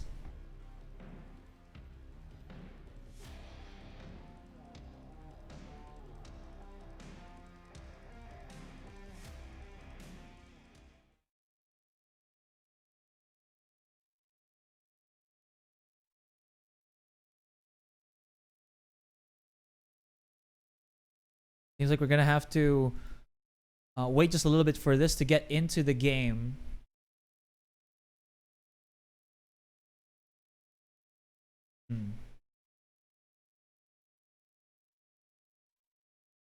Was it really the Valheim for the last pick?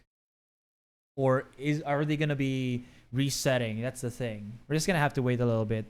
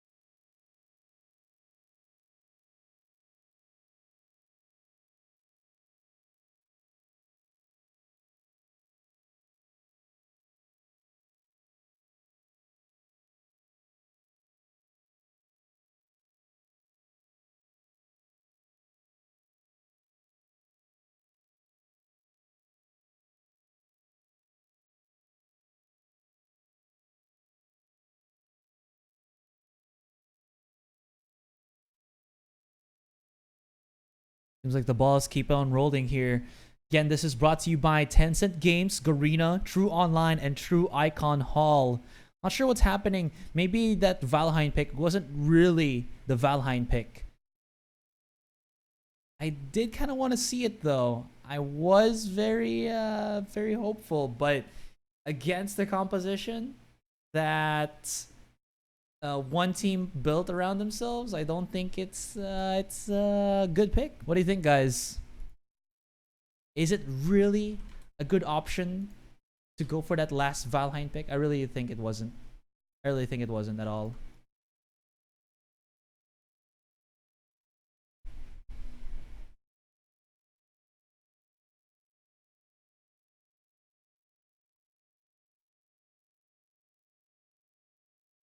Yeah. Something also that would be awesome would be like whenever we're in this particular scene, we would have some background music. You know, kind of like a so we can party right in front of the screen. Gotta just enjoy the company of each other.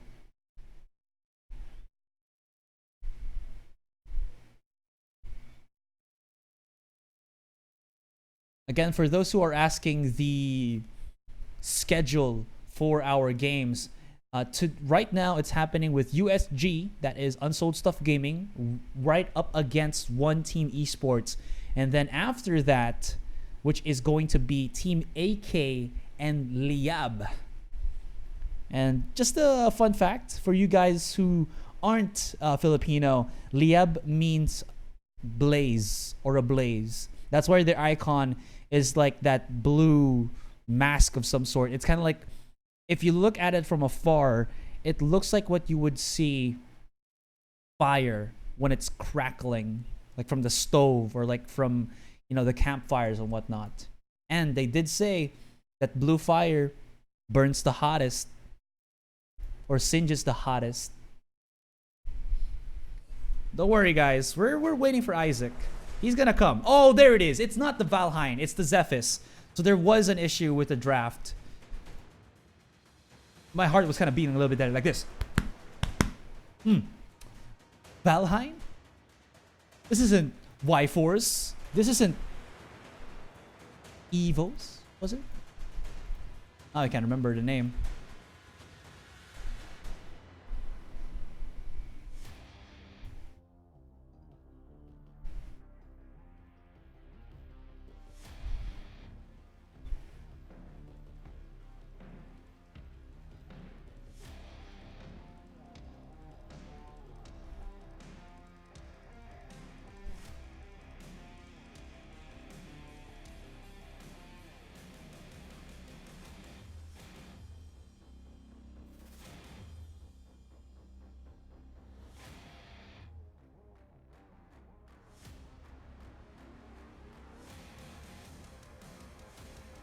Guess we can, yeah. Because it seems like we can't really talk with the chat as much from what they told me, but it's fine. We'll be here, guys. Don't worry. Hold my hand. If we see each other, we can just, you know, keep holding hands. No, I want Isaac with me. Isaac is the brains and I'm the throat. Wait. What? The brawn. Wait, I'm not even muscly. Oof. Don't do it. But here we go. Game 1 underway. It's gonna be a bit of a doozy here. We're gonna be seeing Zephys for the second time. It felt like he was forced.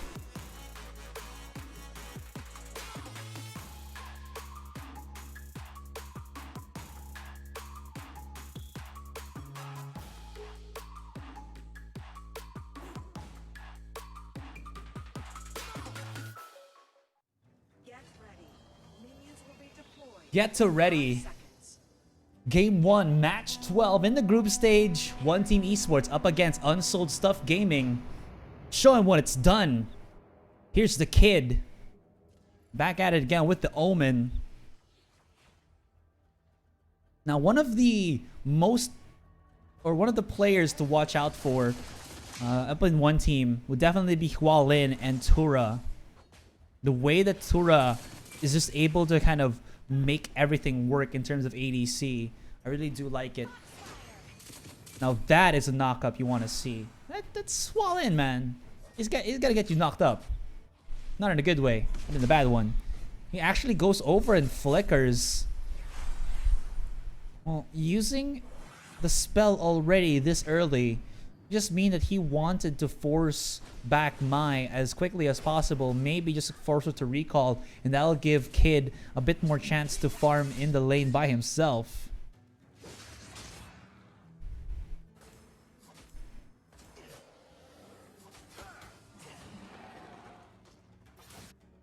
Exactly, guy in the chat that I just saw. But this is USG, also something to watch out for.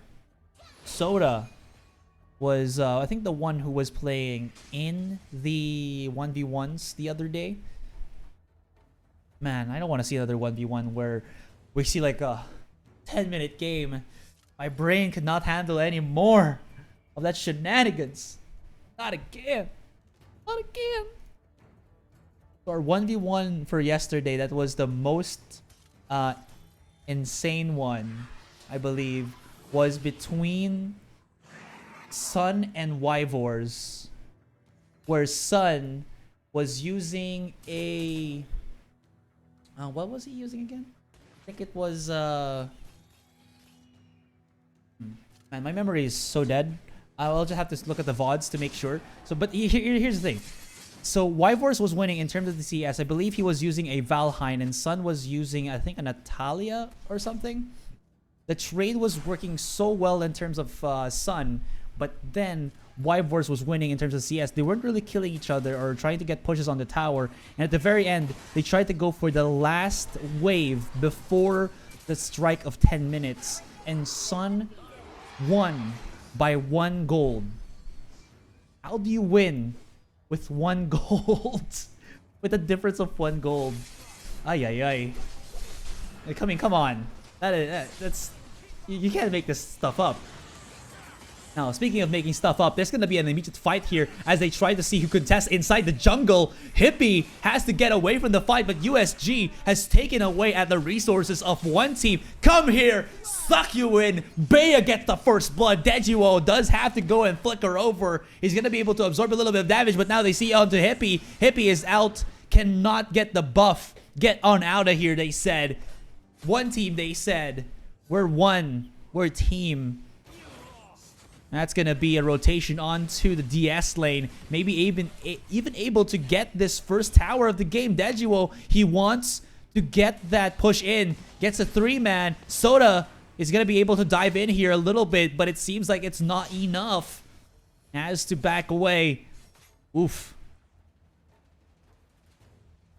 Tura, though, could be in a bad spot. There's the dive in from Hippie. He does have the range, though, but there is such a great amount of slow. Flickered over by Slash Moon. Gets sniped. Got absorbed by Hippie there. Now, I'm not sure why he would have wanted to go for that. Well, if the opportunity arose that he could have still followed up after the flicker, it would have still been good for Slash Moon, but sadly it was not. So we just keep on going. The Nat versus Pareto was the one with Vex. Sun and Vex, it was Sun. Because Sun was like, yeah, I'm gonna play the prolonged game. Okay, seems like we are having a little bit of issue with our feed here, guys. But don't worry, I'm trying to fix it. Hopefully it does fix itself.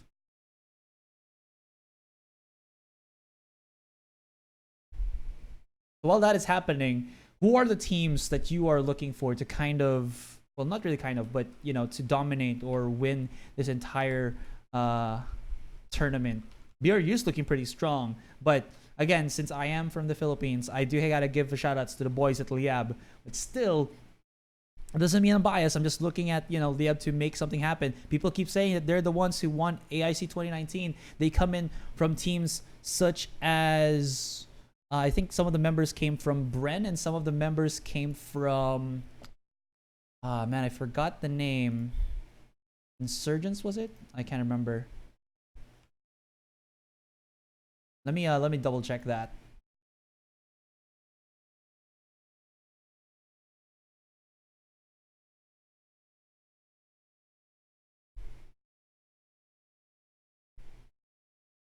Maxbox Gaming. There you go. That was last year.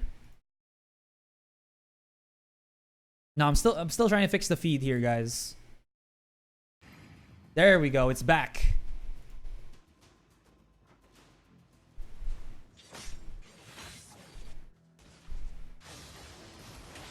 Sorry, the black screen was not intentional. It was trying to fix itself.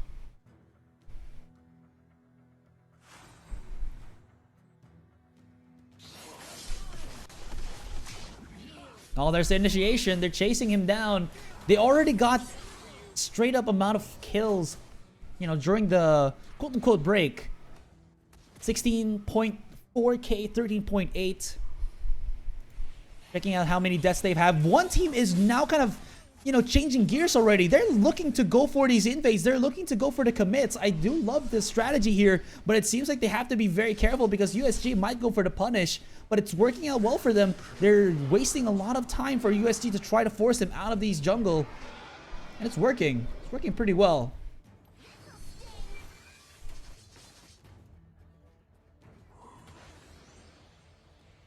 Oh, locks him right in, but that's Dejiwo. Tura coming in from the side here. Spots out Mai. Does he have enough damage to really force Mai out? I want to see. Has to also kind of respect that Dejiwo was right there. Second dragon of the game will be taken by USG. Looking at the top side. On the other end, it seems like Crixie, or rather Hua Lin, was able to shut down the man. Dejiwo not going to be able to roam around at least for a couple of seconds here, while USG will be opportunistic enough to get that AD lanes tier 1. One esports at the moment. There's only a couple of hits on this tower, but they really can't do much. They can probably go for the dive. There it is. Tura. Good damage from this sniper. Go for the 360 no scope. Doesn't get the connection though onto Mai. That's the thing. Still, 360 no scope.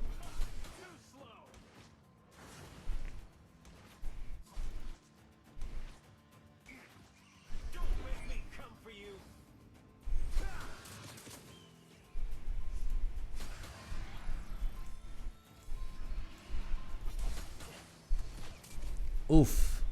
Okay. You can see how one team is playing here. They're really just kind of getting, again, all these buffs away. Fanta is in a pretty bad spot, but he doesn't have the help of Wall in. Forces over to flicker over the wall, but here comes Kid. Gets the tether or the grab onto the one, but Deja Wall is just able to kind of push them all back. Members of USG are pretty dang low if you're looking at it, but they're keeping themselves alive in the midst of it all. Tura joins into the fight, and this is the sniper, the one-team sniper. It's not the American sniper, it's the Taiwanese sniper, I believe. Yeah, the Taiwanese sniper able to clean up the game. It was a good try from USG. But once Tura joined in onto the fight, once the main man with the action plan came around, you already know it's Sova player. But setting onto the sides of the Dark Slayer, up on the 9 minute and 30 mark, this will definitely help out One Team Esports even more to get this W in the first game.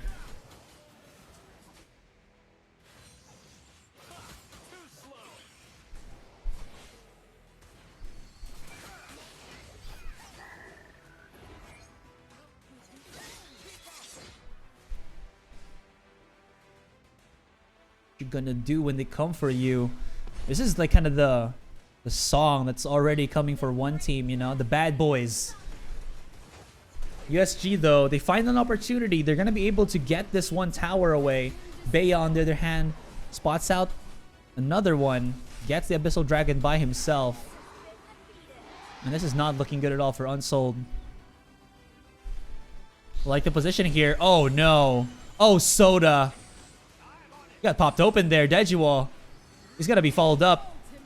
Get that Tura sniping. Baya's gonna get obliterated, but he kept them in check. Fanta's gonna be able to get the knock up, and they are in the sights of the entire team of One Team Esports. Fanta to follow through. And seems like a 4-for-1 is a good enough trade. But it seems like Fanta's not stopping yet. Hualin goes in. There's the wave chasing him down. Tura with the snipe. Get it? 360 no-scope. That's the sideline. But the ultimate from Hualin's Crixie rather, is the deciding factor in getting that ace. Soda's come back online. Dejuo will come back as well in Slash Mood. But is it enough? Look at this, the 360 no-scope gets in the snipe. 40% of this HP decimated. Dejuo to just go for the disrupt, the crowd control. But at this point in time, it's over, player. It's over. It's all over. One Team Esports get game 1. Look at that, slapping the hands like that. Just saying, yeah, good game. Amazing, incredible. And one team clean as can be. You know what they say, man. I've been to Taiwan. People there are pretty dang clean. Also the people from Japan. But it seems like the cleaner one to finish off this game, a true clean game, was from One Team Esports.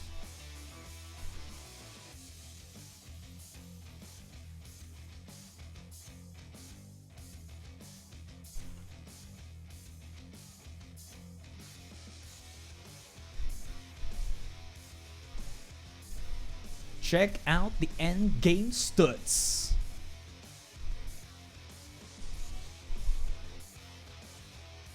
Incredibly beautiful here for their side. Oh.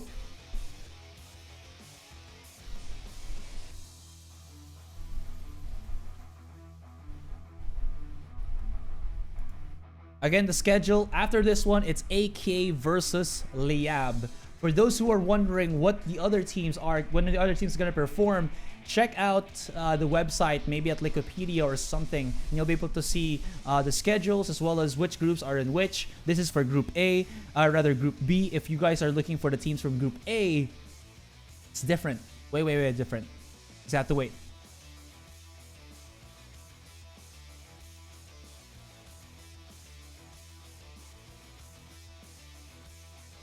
Okay, for some reason we are here.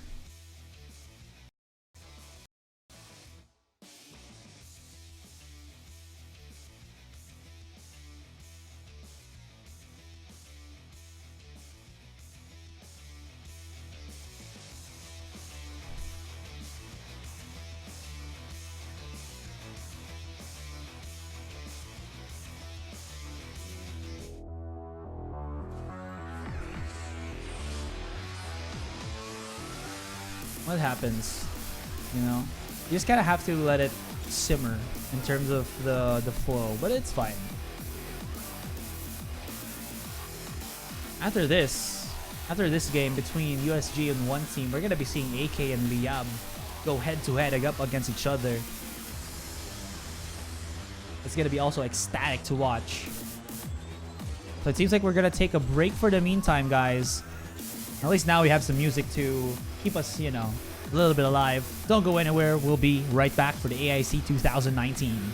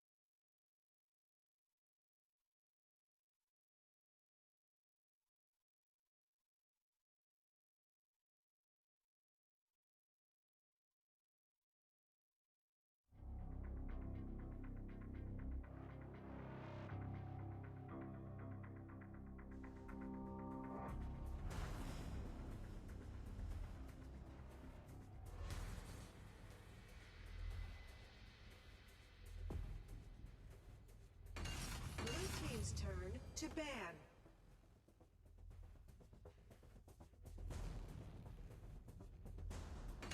Red team's turn. It seems like we are back at it again. Oh, I thought they weren't gonna show. We just gotta have to wait and guess what picks they were gonna go for. Oh man, I wanted to see that. That would have been cool. That would have been very entertaining to see. Here it is. One team with the 1 win already is gonna help them out in their case because if I do double check what they are in terms of the points, they're actually -2 right now. So if they win this game, they'll have 0 points overall, which again is better than negative.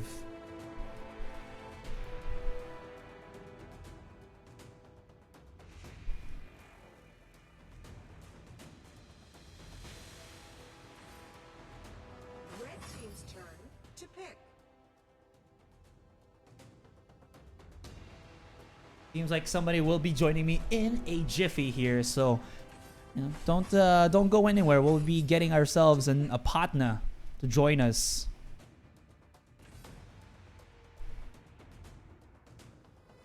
Yena and the Crixie. USG, they really want to give the Yena to Mai. I mean, it wasn't really the reason why USG kind of faltered a little bit in that first game. It's more of like the aggressive rotation from one team. They really couldn't cope up. They couldn't really match the speed, and for the most part, they really just crumbled after that. I mean, they did get a couple of kills here and there, a couple of side objectives here and there, but at the end of the day, it still was not the best. Anyways, guys, it seems like somebody's gonna be able to be my acquaintance for today. And of course, it's the one, the only, joining me, Isaac Plays. Hey, what's up?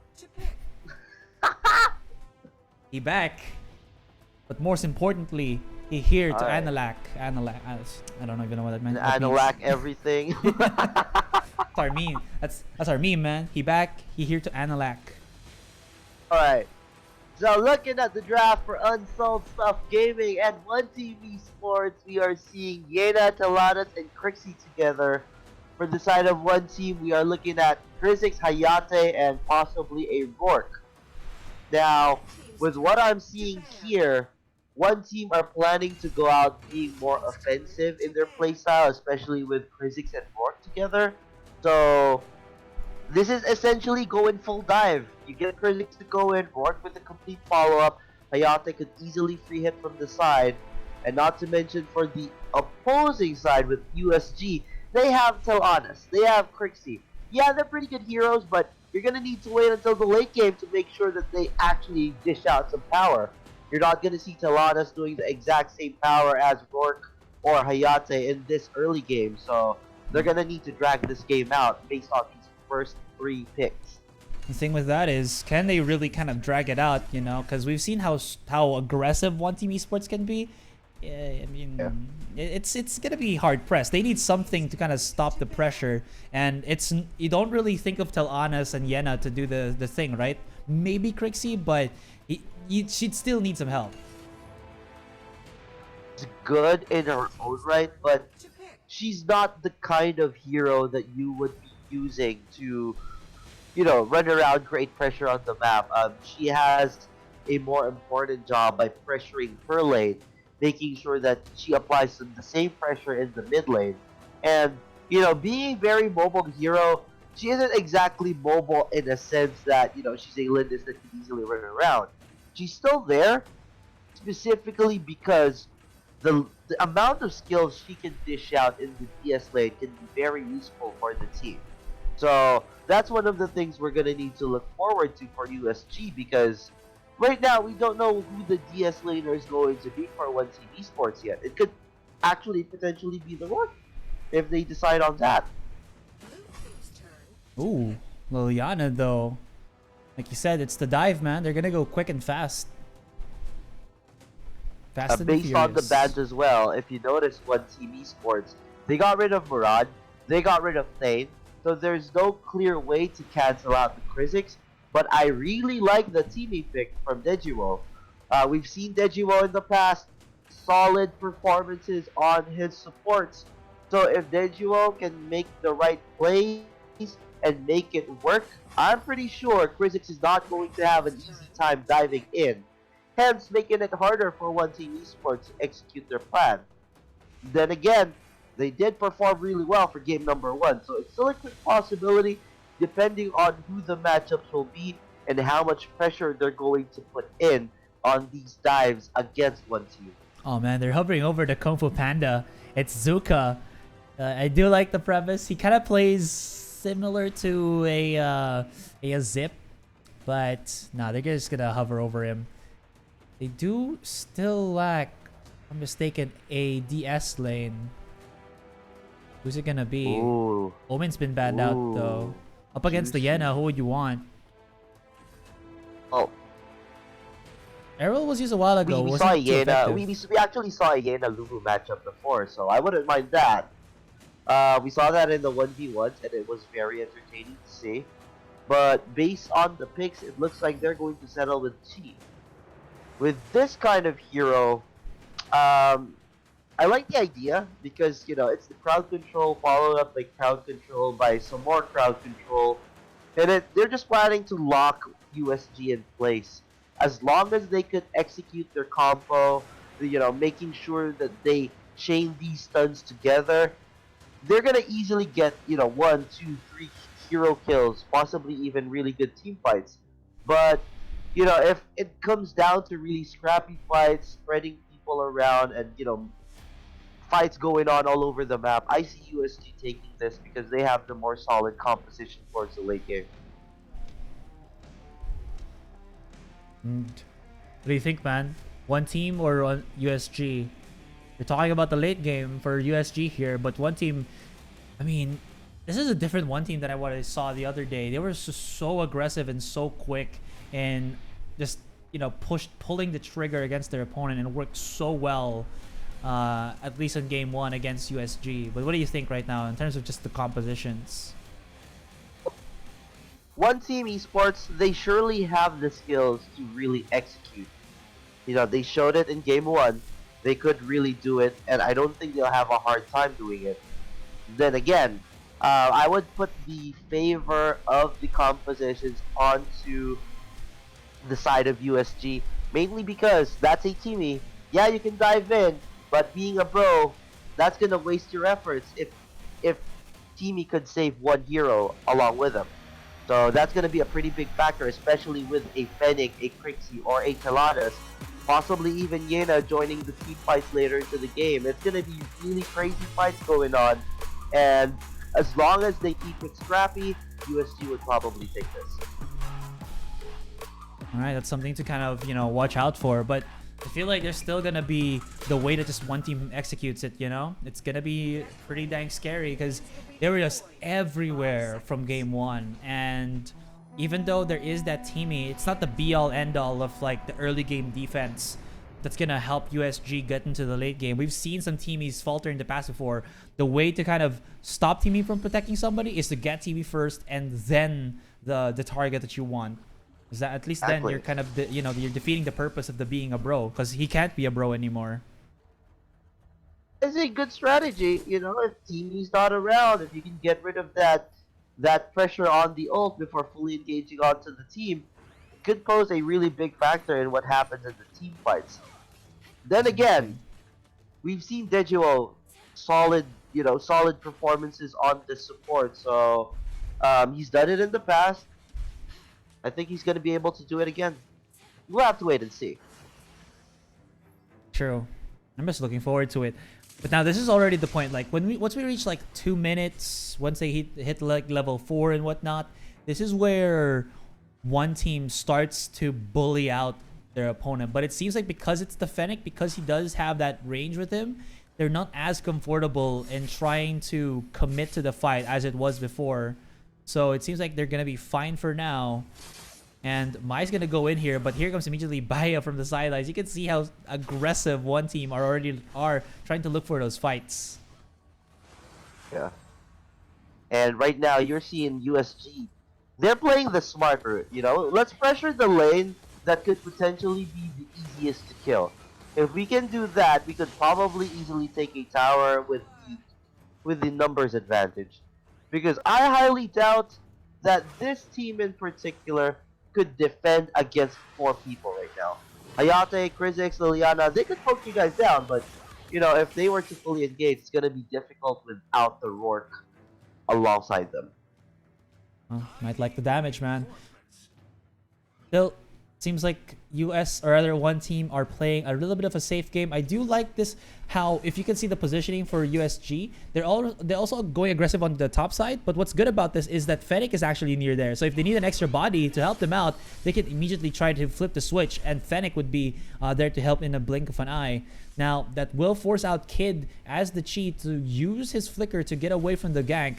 Still able to survive, but this means that he doesn't have that escape tool or the extra escape tool if they decide to kind of gank once again. But here's another fight. Deji will get spotted out. Still does not have level 3, and being a bro, it's not gonna happen when you don't have that level 4 up and running. Activate ultimate from Soda as it actually pushes them back. Phantom now in a pretty tight situation, and Slash Moon comes in. There's Tura with the Hayate, and one more auto attack. Ay, gets the frozen. Stas is coming through. There's Swalin. The auto attack does commence, but it seems like they're just overcommitting. Oh, the humanity. And 4 kills out of nowhere for Unsold Stuff Gaming. Mistakes from every single corner of one team. And now let's go back to that previous fight there. If you notice what happened in that, you would see the Fennec with a very nice Rolling Thunder. He dealt enough damage to pressure the Krizix after all the pokes coming in from the Crixie. But as the Hayate went in, both the Crixie and the Fennec were caught in no man's land from the Kunai Blitz. Thing is though, when things like that happen, they had the right skills to save themselves. If, let's say, for example, Soda did not have the Arctic Orb to save him, he would be dead. If Fennec was not able to roll in time, he would be dead as well. There are so many ifs and buts there, but thing is, if Tura had that time probably a second earlier or a second later, the results would have been completely different. Very well played there from Tura. Just wasn't enough because the tools for USG are still there. They need to burn it first before it happens. Oh no! You said it. You talked about it. The tools. But it seems like all they had to do was just find actually no, 3 out of position members of Unsold Stuff Gaming, and yeah, that's it. It's the revenge. It's the comeback. Yep, there we go. So, you know, like I mentioned earlier, Crixie had the save, Fennec had the save as well. You're not going to be able to kill these heroes while they still have their saves. If you can manage to burn those saves, they are easy pickings against this One Team Esports lineup. Kind of just positioning here to maybe get this mid-tier 1. They've got the first, actually no, the second tower of the game. One kid up into a 1v1 against Mai. I don't think he's going to be able to win this as a chi. There's the damage output from Yena, a bit too strong. Her damage output is incredible, but the pace of the game has already definitely shifted up. I like how one team kind of just keeps going at this type of strategy where they just set for a death rush, and because they have that initiate tool with Fanta, it works so well with how they kind of want to follow it up. But now USG is aware, and they got to be careful for the next one. If you notice their items right now, there's a lot of skill. Oh, that's 2 ults burnt by USG, and they did not catch Tura. Work is in the jungle here, or the river. The tower. That's true, but Work is on the river. He can actually just walk up and join in onto this fight. It's a 4v3. He's actually waiting maybe for a squishy to get into the brush and die. There it is. He spots out Dejiwall, and Dejiwall is in no man's land. Say goodnight, sweet prince. He does get resurrected by the being a bro, but maybe, just maybe, he's gonna get caught out. But might actually get caught out, but then, of course, gonna be able to use that dash away, and he's gonna be okay, fine and dandy. But what this allows Bea to do is the Abyssal Dragon. Oh, if you notice that fight, what happened there? They had the right skills to get away they could have possibly won that engagement, you know, take down the TV and get more out of it. But like I mentioned earlier, USG, they are going to thrive on these crappy fights. Getting hit and running away, then re-engaging and all of that. They're not going to get anything done. They're just wasting their skills. Unless they get a full-on team fight, it's going to be hard for them to engage onto USG. Yeah, they don't have that initiate power without Fanta in the front. But still, they are showing that they have the damage though. So that's something kind of scary. The thing is, it's going to be hard pressed for them to get it. But this just means that they can maybe force a bit more team fight rather than anything else. Fanta is here though. He actually sucks 3 of them in. Oh no. 1? They're looking for the third one. Fanta doesn't have enough damage here though. 1 more auto attack could be it. But as you can see onto the minimap, nobody's going to be able to flank onto the sidelines. But this will open up, of course, this mid-tier 1 to be taken away. Never mind, because here is Hippie. But seeing as no, Chi comes in with the ultimate smack-a-dab-a-doo into the wall. It's all over for you. Seems like he gets another one, but at the price of Fanta going down and still no destruction on this mid-tier 1 tower. Oh, now going through that fight, it became scrappy towards the later stages. One Team Esports, they were able to provide enough damage. But right after they throw out all of their skills, they don't have anything left. So USG, low cooldown spells, they could just run around, throw everything they need, and they could just win these fights outright. That's still going to be a Fennec. It's not going to be easy against the Crixie. They need to combine their skills together to make things work, whereas for these members on USG, it's a completely different story. They just need to time it right, and they should be fine. And from what you said a while ago, you know, very start. Actually, no, there's a big team fight right now that is happening on the main screen. But nobody actually got knocked out. Still, though, Dark Slayer is out for the open. I don't think there's going to be any contestation whatsoever from One Team Esports. Freebie?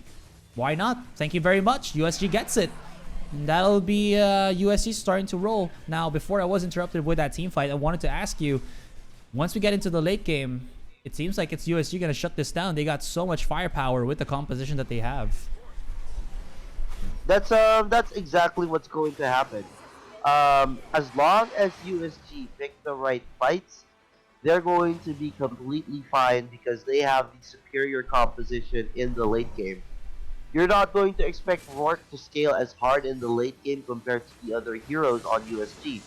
So, unless they execute perfectly and chain stun the right heroes, the right targets, One Team Esports are going to have a very difficult time in the late game because Fanta is not going to be able to dive onto this backline just as easily. They're going to need Kid and Baya with them to make sure things work out. And at the same time, if they ever do fully commit, it could be really risky if the commitment is wrong. Because this USG squad, they have ways to disengage. He knew that Deichiwa was inside there, but Fanta getting caught out by Slash Moon, Slash Moon, Slash Moon. Well, they don't commit. They got to protect. But still, you're seeing, you said it already, One Team is having a difficult mountain to climb. They cannot find an opening in the defense. I did say a while ago that the very start, Teamy is not going to be strong, but that was the early game. This is already mid-game, closing up into the late game. And now USJ with that Drake or that Dragon into their arsenal. Look at how quickly they melt down these towers. Marksman lineup, they could easily get these objectives as long as they don't die. Oh, there we go. That's a big team fight. Big team fight indeed. Perfectly executed. And also, prematurely that, you did see that Slash Moon was down to like 1/8 of an HP. Now, this is going to be Mai's time to shine, but it seems like Bay is going to be able to get the triple, maybe even the quadra if he wanted to do so. But that is Baya bringing it back, and that was USG with, once again, a weird position on the strategy. They knew that Fanta was there. It was very risky for the side of USG. Like I mentioned, One Team Esports, they just need one really nice fight because they're going to chain their skills together and they're going to execute. They're stronger in a 5-man team fight compared to USG, and just like what happened, One Team Esports execute perfectly and wipe out USG because of that. They might just get back into the game if USG continue to force the issue. They need to play scrappily. They need to run around and separate these heroes from One Team Esports. If they don't do that, and they just keep trying to go full forward, just like what they did in the bot lane, they're gonna have a hard time. Yeah, they got the tower, but at what cost? They lost 2 towers mid. One more crucial mistake like Wow. that, and One Team Esports could just easily dive mid. You know, Hualin keeps throwing out those projectiles and it's just hitting Slash Moons pretty easily. Now, they're going to be fighting this without Chi from the side, but there is Chi. Oh, no. That was a 4 versus 5, and they lasted long enough so that when Chi came in, it's the kid. It's the one and only kid of the Millennium. He's just able to kind of get the one. Now, Mai just comes into the fight here, but they're able to kind of play around her positioning using the brushes to their advantage. But it seems like Mai is the Wildfire, able to kind of pierce through the members of one team. But because Hayate has joined the fight, has joined the fray, he was able to shut it down. And that is a 2-for-3 exchange, or 5-for-2 exchange rather. My math is bad. With a couple of towers, maybe even the tier 3 into the top lane for Tura. Amazing for one team. That's another fight where One Team Esports utilize their power as a 5-man squad. They will most likely win most of the team fights. So as long as they utilize their skills coming into those fights like that, it's gonna be an easy fight for them. USG do not have a way to fight full-on 5v5s. So it's going to be really hard for them. Especially, I want to just point out that Kid, Vaya, they were flanking from the other side.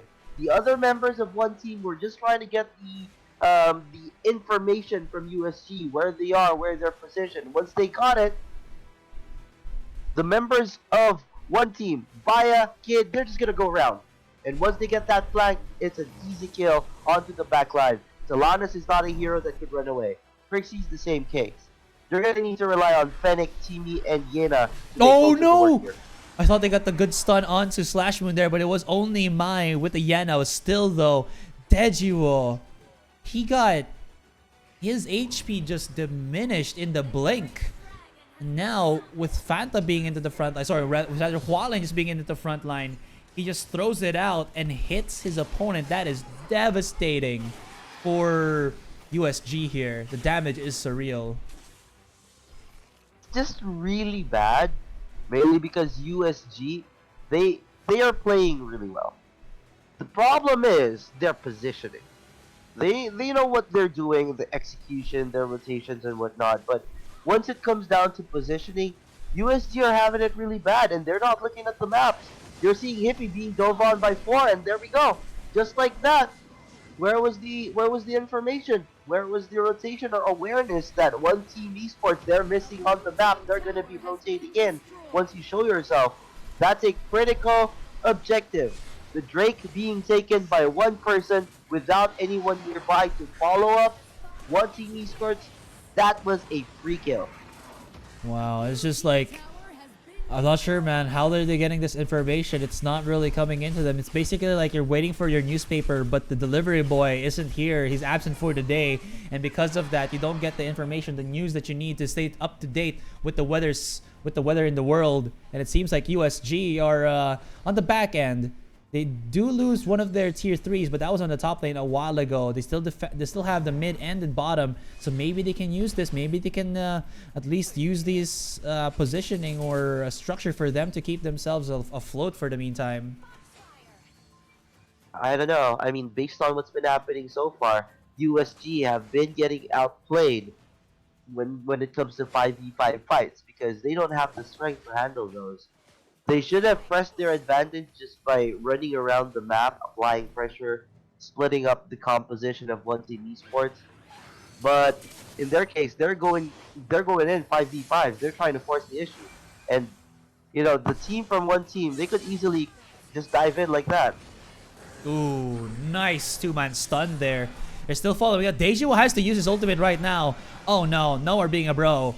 Hualin is in a bad spot, but does have the stasis there. They're diving right out. Mai is in the front line. This is actually pretty good for USG, but look at that. Tura! There it is, Kunai Blitz.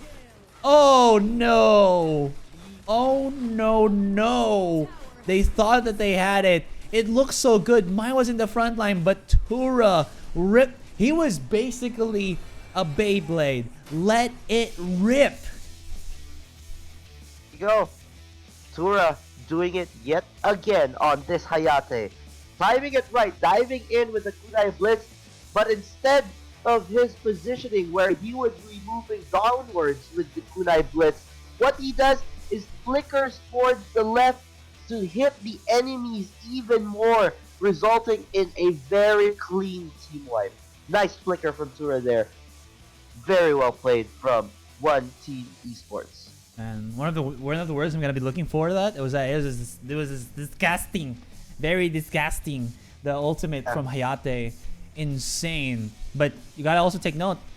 One Team, I think they were just waiting for that to happen. Hayate was just waiting, and when the moment arose, he just exploded, and nobody from USG would have thought about it, or maybe they had an opportunity, and as long as Tura didn't pop out, they still had the chance. But once he did, it was all over for USG. That's the main issue there. Mai, Sora, Dejuo, they're the ones being counted on to stop the kunai blitz. You're not really going to find an easy time stopping a kunai blitz with Hippie or Slash Move because they're going to need to fully commit for those. But for the others, they could have done so. But thing is, in that fight, Teamy gone immediately. Being a bro, no more pressure. All of those really big skills that they would need to win that fight were gone at the very beginning of the fight, allowing Tura to easily enter and flicker into the right position to wipe them all out. But overall, this was a game because of Fanta playing like a god on Krizix. Key player of the game, setting up all of those fights to make sure the rest of his team could easily get the right picks. They had a bit of a hiccup going towards the mid game, but once they got their stride and made sure that they took the right fight together as a team, it made it easier for them to get the objectives and ended up with a very nice sweep in the end. I thought there was like a ticking time bomb for One Team, you know, because like USG, they got the late game, they got the till on us, they got that power spike for later on. But yeah, this is One Team. They got themselves their own ticking time bomb, which is how good they are in these explosive, immediate team fights. Anyways, guys, we'll be back for later. We're gonna take a quick break, and when we get, you know, rolling once again, it's gonna be Team AK up against Liab. So don't go anywhere. We'll be going for a break. And then once again, this is the Arena of Valor International Championship 2019. My name is Asarai. This is Isaac Plays. Don't go anywhere. We'll be back in a jiffy.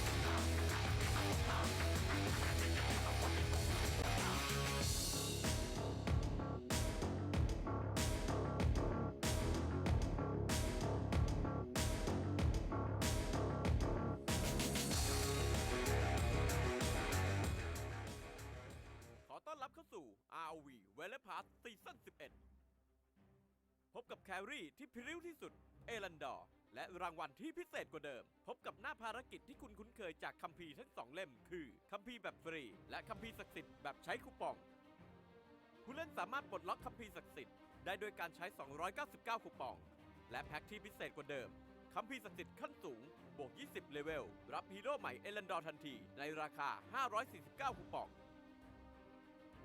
โดยจะมีเวลาทำภารกิจ4อาทิตย์ทำให้รับรางวัลได้เร็วกว่าเดิมพร้อมค่าผลงานที่เพิ่มมากขึ้นต่อภารกิจผู้เล่นสามารถเพิ่มเลเวลของคัมภีร์ศักดิ์สิทธิ์ได้โดยการเพิ่มค่าผลงานซึ่งจะได้รับเมื่อทำภารกิจโดยมีทั้งภารกิจรายวันและรายสัปดาห์หรือผู้เล่นสามารถเพิ่มเลเวลของคัมภีร์ศักดิ์สิทธิ์ได้โดยการใช้คูปองจำนวน50คูปองต่อเลเวลเมื่อคัมภีร์ศักดิ์สิทธิ์เลเวลอัพถึงระดับที่กำหนดผู้เล่นจะได้รับของรางวัลสุดพิเศษอย่างเลือกรับสกิน1ตัวจากทั้งหมดที่กำหนด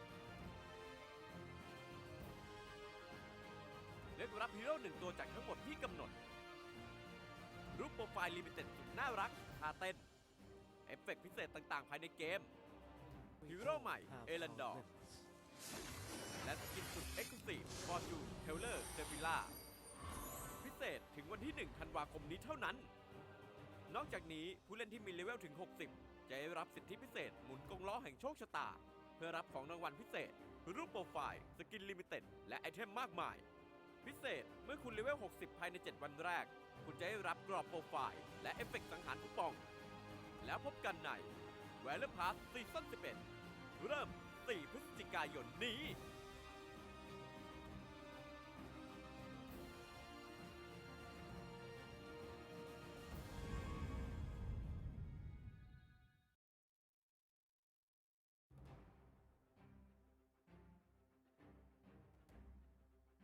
ยินดีต้อนรับเข้าสู่ฮีโร่สปอตไลท์วันนี้เรามาพบกับเอลันดอร์ฮีโร่ประเภทแครี่ชีวิตนั้นงดงามเสมอดุจดังบุกผายามแรกอรุณสกิลติดตัวโซซิล 1. การโจมตีปกติจะสร้างโซซิลใส่เป้าหมายเมื่อครบ3ครั้งจะสร้างความเสียหายเวทแก่ศัตรูในบริเวณ 2. เมื่อใช้สกิลหรือเก็บโซแลมการโจมตีปกติครั้งต่อไปจะโจมตีเพิ่ม1ครั้ง 3. ภายใน3วินาทีหลังจากใช้ทุกสกิลของเอลันดอร์เขาจะสามารถกดซ้ำเพื่อย้ายตำแหน่งไปยังโซแลมได้ทันทีสกิลบัตเตอร์ไฟวิงเมื่อใช้สกิลจะพุ่งไปยังทิศทางที่เลือกโดยทิ้งโซแลมไว้ณตำแหน่งเดิมตอนเลือกศัตรูโดยการกดสกิลนี้เข้าไปโจมตีแล้วรีบกดกลับอย่างรวดเร็วสกิลบัตเตอร์ไฟแดนซ์เมื่อใช้สกิลจะสั่งให้โซแลมบินรอบบริเวณและสร้างความเสียหายเวทรอบตัวกดสกิลนี้ทิ้งไว้เพื่อใช้เป็นโอกาสหลบหนีศัตรูในยามคับขันอันติเมทสกิลมอฟเมื่อใช้สกิลจะส่งโซแลมพุ่งไปยังทิศที่เลือกสร้างความเสียหายเวทและผลักศัตรูทั้งหมดในระยะหลังจากนั้นโซแลมจะค่อยๆเคลื่อนที่อย่างช้าๆไปเรื่อยๆผลักศัตรูที่ประชิดตัวออกไปเพื่อให้เสียเวลาเข้าประชิดหรือจะใช้สกิลนี้หนีศัตรูเพื่อไปยังทิศตรงข้ามความสำคัญที่สุดสำหรับเอลันดอร์ก็คือความคล่องแคล่วแครี่คนนี้มีสกิลที่ถูกออกแบบมาเพื่อจุกโดยเฉพาะเขาสามารถไปทางซ้ายและไปทางขวาในเวลาที่แทบจะพร้อมเพรียงกันได้หากตัวผู้เล่นเข้าใจขั้นตอนในการใช้สกิลของเขามากดีพอในช่วงต้นเกมการทำดาเมจของเขายังค่อนข้างต่ำแต่เขาก็สามารถใช้บัตเตอร์ไฟวิงช่วยในการกดดันเลนได้โดยการยิงทีเผลอการเคลียร์คลิปของเขาจัดได้ว่าไม่แย่เพราะสกิลติดตัวของเขาสามารถสร้างความเสียหายเป็นบริเวณสำหรับการต่อสู้กับฮีโร่หากเป็นฮีโร่ยิงไกลด้วยกันแล้วเอลันดอร์อาจจะต้องใช้จังหวะยิงฟรีเพื่อสร้างความได้เปรียบในการแลกแต่หากต้องปะทะกับฮีโร่ตีไกลเขาจะได้เปรียบมากเพราะเขาสามารถใช้บัตเตอร์ไฟวิงและบัตเตอร์ไฟแดนในการหลอกสกิลทิ้งระยะและหลบหนีได้แบบต่อเนื่องจนยากที่สายประชิดตัวจะตามทันนอกจากนี้อัลติเมทอย่างม็อบยังใช้ขัดจังหวะทีมไฟและจังหวะไล่ล่าของศัตรูได้ดีมากเอลันดอร์สามารถเล่นได้ทั้งป่าและเลนแล้วแต่คุณจะเลือก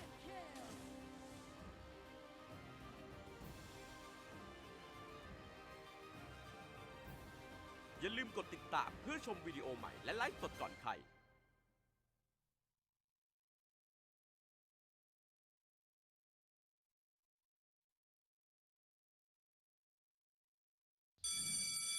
ครั้งนี้ห้องเราต้องชนะขอลูกแบงค์หน่อย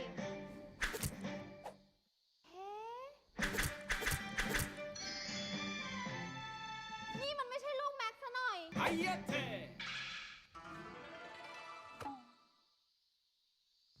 อเงินตัดผมหน่อยสินะ100 เดียวเอง ขอร้องล่ะ ไม่งั้นฉันแย่แน่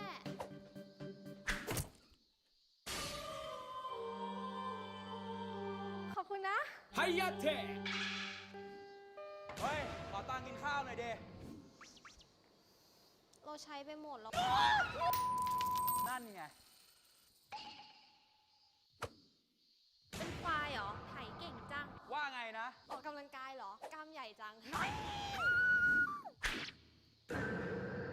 โอเดโอโรซิโอเฮ้ย ใครเตะวะไฮยาเท美味しそうな。โดนจู่โจมแบบสายฟ้าแลบมาชมคนอื่นว่าน่ากินแบบนี้มัน คาราเกะ ขอให้เลี่ยนตาย วาซาบิมีของอร่อยไม่แบ่งเลยนะ อะไรก็ไม่รู้ เล่นเกมดีกว่า เฮ้ฮีโร่ตัวใหม่นี่นา ชื่ออะไรกันนะ ไฮยาเทมีคาราเกะด้วย Let's kill this love. Yeah, yeah, yeah. ดีนะ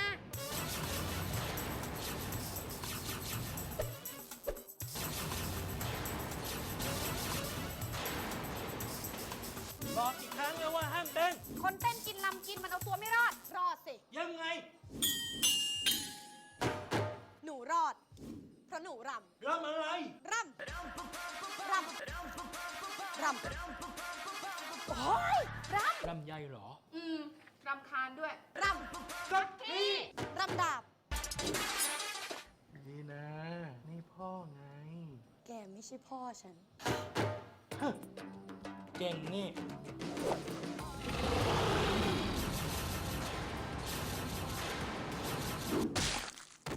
ใช่ ฉันเก่ง แม่ภูมิใจในตัวลูก แกก็ไม่ใช่แม่ฉัน ใช่แล้ว นี่พ่อเอง พ่อ นี่นะไฟเตอร์คนเก่งของพ่อ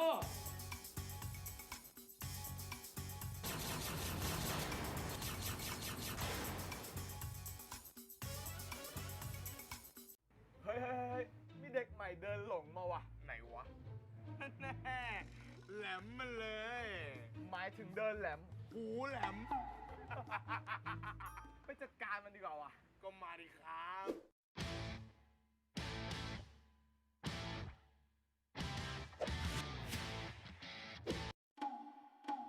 เอลาดอร์แครี่ล้วงยาก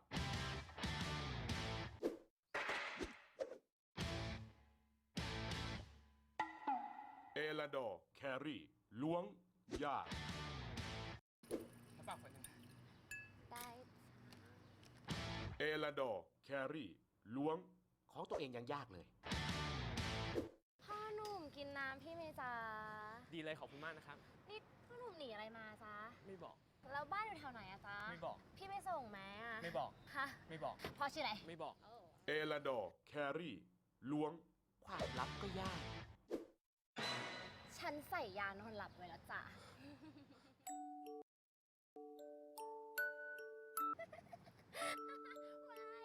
ง่วงแล้ว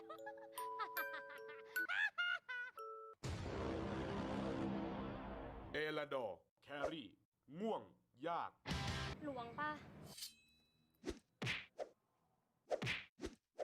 เอลาดอร์แครี่ร่วงยาก ไม่ใช่แค่นั้น เอลาดอร์แครี่ม่วงยาก พอไหม พอเนาะ พอก็พอเนาะ ขายเลยแล้วกัน เอรันดอร์แหกทุกกฎของแครี่ว้าบนี่ สกิลหนีก็มีนะครับแวบแวบพลิ้วมากพลิ้วไหวที่สุดโอ้โห บอกเลยว่าไปลองเองเถอะครับร่วงยากจริงๆ ไม่เชื่อดูนี่มือแล้วยังไม่ร่วงเลย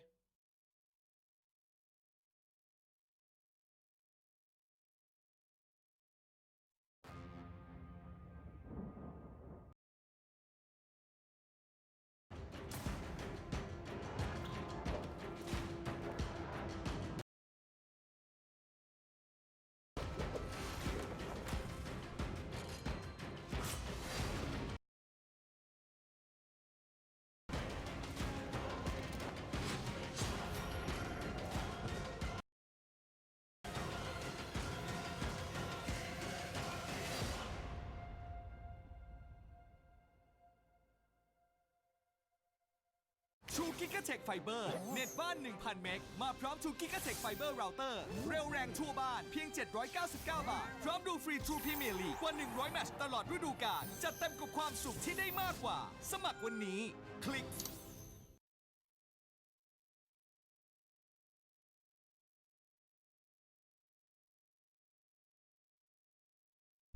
Hey, what's up, guys? Welcome back to the Arena of Valor International Championship 2019 Group Stage. My name is Asarai, and here with me now is Isaac.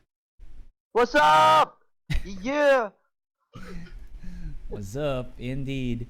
And we're going to be watching later on the match for one of the teams from Philippines, Liab Esports, gonna be going up against AK, which is from China, and actually a pretty strong competitor from what Isaac says. Yeah, I mean Team AK, they are I would call them new, but these are very talented individuals. Based on how they played previously, they show that they have what it takes to be on the main stage. Liab Esports right now, they have not yet proven anything like that just yet after losing to BRU 0-2. They're gonna need to make some changes and hopefully they do it today against Team AK and Team Flash. We need to see the Liab we all know and love, and I'm pretty sure that they will be delivering today. True that. They do need to redeem themselves, but to be fair as well, they did go up against BRU, which is one of the stronger, if not strongest team as of the moment in their group stage or in their group. Yeah. So maybe this is the time. They're undefeated, so it's not a joke.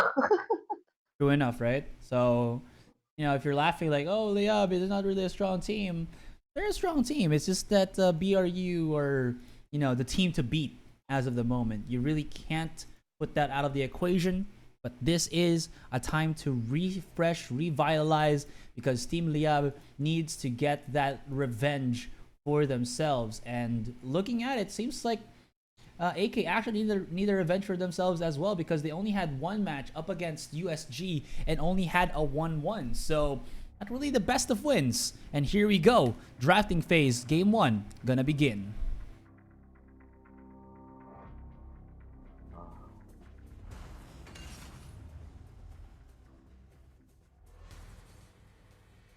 Yeah, be taken out there.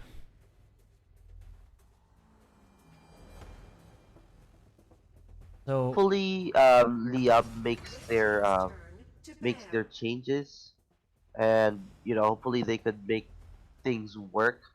But like I said, Team AK, this is a team that is no joke. Triple A showing up on Yena previously in a series, and they looked stellar.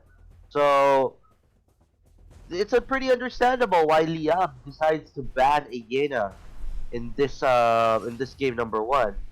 Since Florentino is banned on the opposite side, looks like Miggy and Liab are planning to ban Zip next, and they're gonna leave a Krizix open. The question now is whether Team AK are interested in banning the Krizix. Allow Liab Esports to get the Krizix for themselves. Yeah, I think it's fine to give the Krizix every once in a while. Sometimes I'd argue that teams actually give a bit more priority to the Lindis rather than the Krizix. Just because of how strong, her damage output is at the very start. She's really just kind of balanced. You're able to scout out your opponents, and I think a lot of more teams kind of prefer that aside from, maybe the Krizix. But they ban it out, so it only now depends on to Liab which first pick they'll get. But again, I think it's gonna be the Lindis. Could most likely be the Lindis, but then again, you could pick a Darcy, but nope. They're gonna answer with an Omen right off the bat. So that is going to be most likely 1717 signature hero. And Team AK going to follow up with a Darcy. Now, I'm not too sure about that first pick Omen. I feel like it reveals way too much about your draft already. Usually you would want to pick this Omen probably 3rd, 4th, in later in the phases, but first picking an Omen already signifies that, okay, they might be doing this 4-1 strat. They're going to leave Omen alone in his lane. So 4 of these players from Liab are going to be rotating around while this Omen just decides to clear waves and try to split push. But if they don't reveal Omen this early into their draft, then they could hide that kind of strategy until later in the game. And right now, Team AK, they're going to decide on a Hayate and a Darcy. Two very good picks. I was actually expecting a first pick Darcy for the side of Liab. I mean, if you think about it, Omen is just kind of... It just allows 1717 to play comfortably. And what this also at least does for Liab is that they can adjust to the picks of AK. The danger of that is you're going to leave some really strong picks for AK to pick up. And you said it already, man. Darcy and Hayate, really strong in terms of the damage department for Liab here. They're either going to match that damage or look for something else elsewhere in terms of maybe initiation, in terms of maybe pickoff, since they do have the Omen who is really good in terms of initiating fights as well as, you know, staying long in the fights. They might look for something that plays well with that. And Tel'Anis, having her stun, having her late game prowess, can be a pretty good kind of setter for this Omen. Interesting. They're going to go with a Zill and a Tel'Anis. So they're going to forego the counters against Hayate and Darcy and pick it later in the stages of the game.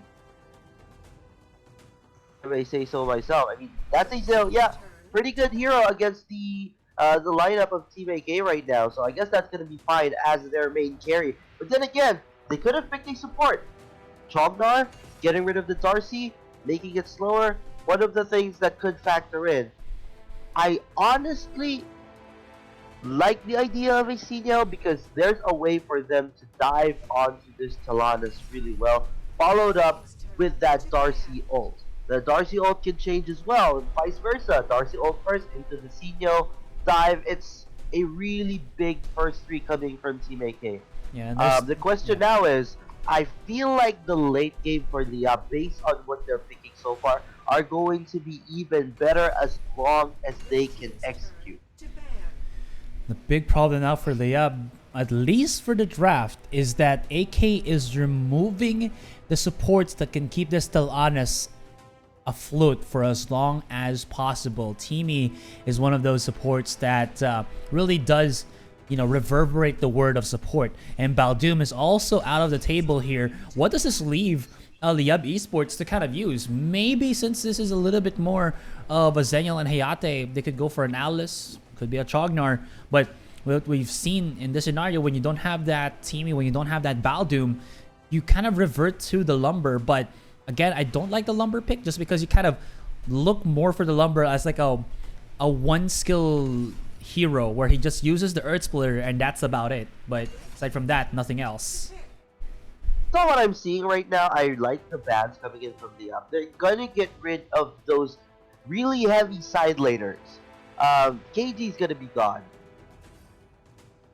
Chi is gonna be gone. Florentino and Yena were banned earlier, so they're gonna need to find a way to match up to this Omen. And 1717, very talented player when it comes to this Omen. So looks like Liab are going to just be full frontal with their strategy. This is our Omen. We're gonna put it in this lane. We're gonna pick these heroes. Fight us. And I don't want to say that I don't like that idea. I actually like it because, you know, it shows a sign of confidence. They could still pick a Chognar support to counter this Darcy, make it more difficult for Hayate to get away. But oh, there we go. There we go. That's what I'm talking about. These two heroes, that's the signature combo right there. It's either a Sephira or a Malok, a Verez or a Sephira. This is a very, very potent combo, and this is a go-to win. You want these kinds of heroes picked together, similar to how Tel'Anis and TV are comboed together. With these together, they could make a lot of work around the map. This will allow Omen to apply that split push pressure as long as the 4 of them can move together as a unit. And Verez Sephira, they could do just that. So, looking at the draft for Liab right now, they have a lot of problems with the Darcy and the Hayate, but then again, it's all very executional.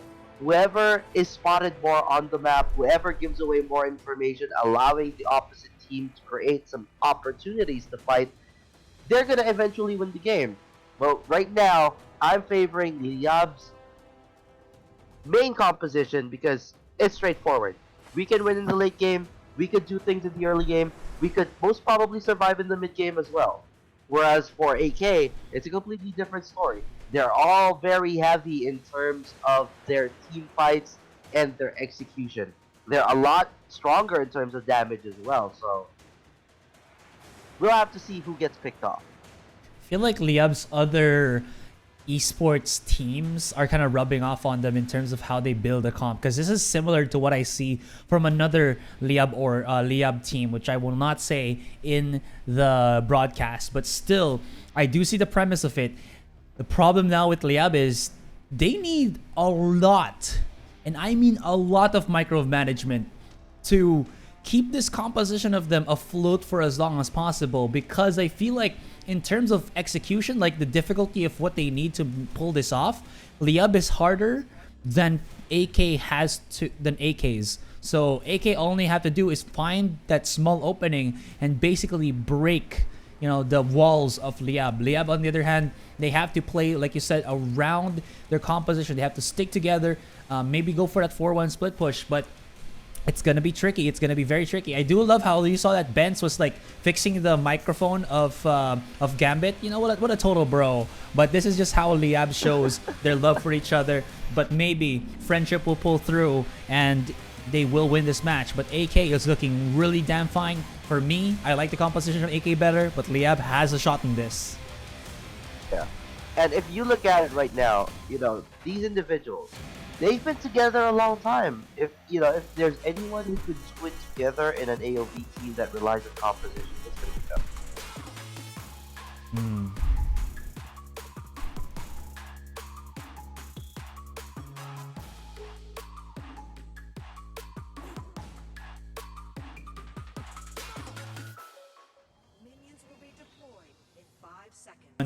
Back at it again here at Liab Esports versus Team AK's Game 1. Liab Esports really needs to come back from this one because they got 0-2'd by BRU and they need a win. They just need a win. Like Liab's positioning right now, they're not committing too heavy onto the mid lane. They're allowing 1717 to protect the blue buff while Zill and Talanas work together on getting the red buff immediately. Leashing the jungler allows the jungler to move faster and finish the wave faster, meaning an earlier level 4, an earlier gank, and an earlier fight. Oh, Gambit, on the other hand, is going to be on this really, really good mid hero, Verez. With the combo of Rubik's and Gambit together, as they rotate around the map, it's going to apply a lot of pressure. So as long as the information is slick, they don't show too much on the map, they keep their information until the fights happen, then Liab can easily rotate and make these fights happen for themselves. They're just really good at kind of just pushing out AK for the meantime. AK also actually lost to BRU. So these are teams that have tasted the bitterness of defeat, and most of them are looking for that win. Although, of course, AK did get that 1-1 against, and let me double check actually who they did go up against a while ago. That was USG. This is still something that they can, use to get that 2-0. Junjun knows what's up. Darcy using, of course, his range skill to scout out at the brush. You ain't gonna get the 1-up on me. I'm gonna get the 1-up on you. Junjun! Oh man. This Darcy though, if he scales, it's gonna be really scary for Liab. There goes the dive! Woo boy! Oh, bam! Get the 1. Junjun getting that first blood already. Team AK is showing off their stride, man. This is the start for them. There still has to be that delay factor for Liab. They gotta keep the ball rolling for as long as possible, because the longer they stay in this game, the stronger they become. But AK is already strong at the very start because of this fight composition that they built. And if you look at it right now, Junjun, Lily, Lan Yu, Triple A, these heroes that they're using, they dish out a lot of damage. And with Nanwan supporting all of these heroes together in those fights, you don't want to be there when they start throwing out these skills to deal damage. You want to be there and dodge them as much as possible, but apply pressure so you could get the objectives. Right now, you would always notice Liam showing on the map, giving information against this team, and they need to start avoiding that if they want to take picks. He's baiting And him in look at though. that. Very easy pick. That was good. They've That locked was him good. in. They've There locked we him go. in. There's Miggy. They spot AAA onto the side, so he should be able to get away from that, but they were able to bait it in. They thought that Rubik's was an easy target, but like you said, there you go. They got themselves pretty good. And if you look at it right now, the way that they moved in that fight, if they are together and they start the fight first, Liab are going to have an easier time. They need to out-rotate and out-move this AK lineup. If Darcy is being pressured too much and you get in this Darcy's face, he's not going to have an easy time putting in those, dimensional cubes and all of that. It's not going to be easy for him. So, Gambit, Bence, Rubix, Miggy, they're going to be the ones rotating together, and they're executing the 4-1 strat perfectly. They're going to just move in, rotate, try to deal damage as much as possible, and try to force the fights together. If they can continue doing that, it's going to be hard for AK to get the momentum, because right now, 1-7-1-7, going to have a solid time as an Omen. He's not going to have a hard time against Amelie, unless, of course, there's a 3-man gag just like now. Maybe he can survive it. He's gonna turn to level 6 in a blink of an eye, but he has to forfeit this this tower immediately, as that's that is Junjun on the Darcy, able to kind of clean up house onto the top lane. First tower already destroyed by Team AK, but Liab still, like you said, perfectly going with the 4-1 split.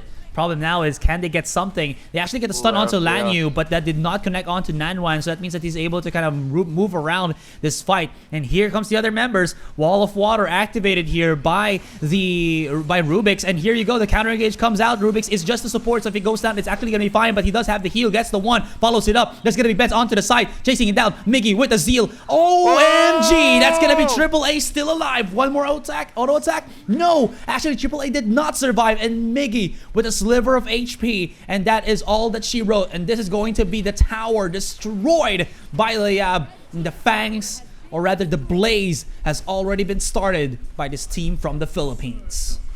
There we go. That's a 3-1 advantage. Like I said, Verez, Sephara is going to be very crucial. Sephara can easily run away with that ult if necessary. Verez is going to be in the middle. She's technically untargetable once that passive hits. But then again, really strong damage here. You don't want to clump up against this team of Liab, because they're gonna easily wipe you out with all of the AoEs they have. Bent is just there to deal the damage, but right now Gambit and Rubik's making all of it work.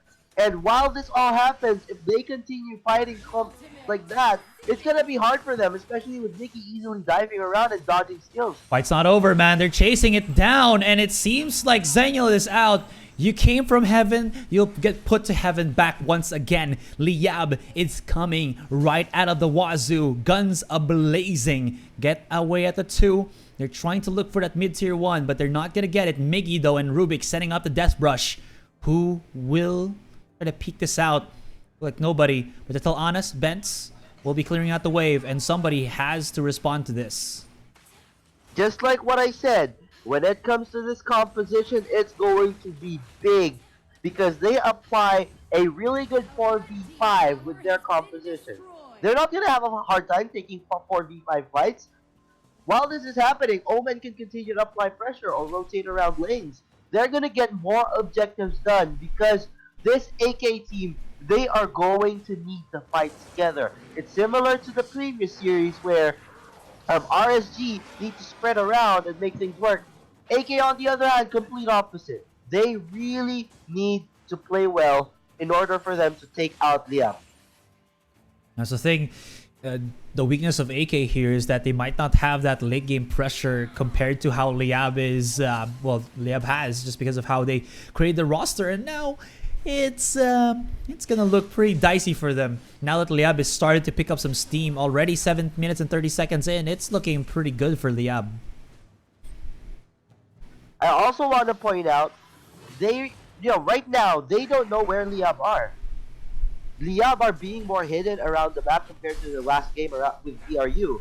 Whenever you don't show on the map, you do not give information against Team AK. This is allowing you to set up faster and take more objectives because you are going to catch the opposing team off guard. When they did not know where these opponents are, look at what happened. Lan Yu suddenly getting ganked and he will die. Easy DS for this Liab squad. And now they can apply more pressure, take out all the first tier towers, and eventually choke out Team AK. That's Yep. what I'm talking about. Liab is out for blood, man. AK are kind of running around a little bit here, trying to figure out what's going on.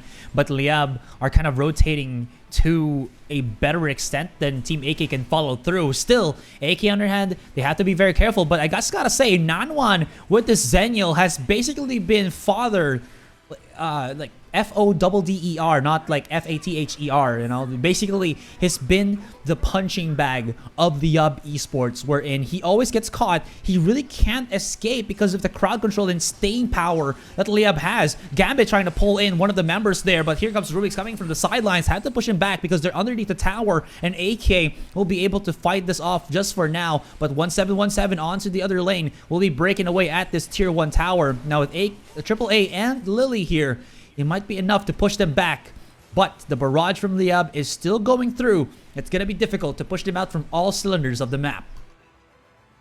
They're going to need to get rid of this first tier tower as soon as possible. Team AK recognizes that Liab are going to be able to fight them. Oh no!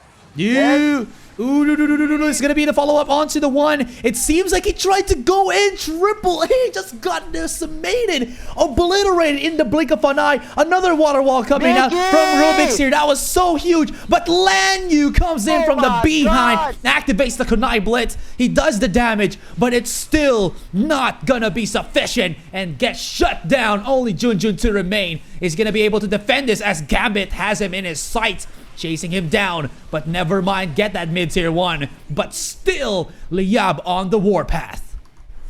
There you go. You saw the fight happen. AK, they were trying to force that fight. Didn't work for them. They nearly got benched. Yeah, he died in the end, but then they dealt so much damage and so much re-engage that Team AK did not have the easier time in that fight. They got picked off more than Liab, and this allowed Liab to take the tower, take the AD. They're getting a bigger advantage as this game goes on, and it's going to be easier for Liab to execute as long as they can keep Fence alive. And right now, it's looking very, very good, especially with Miggy just suddenly diving in.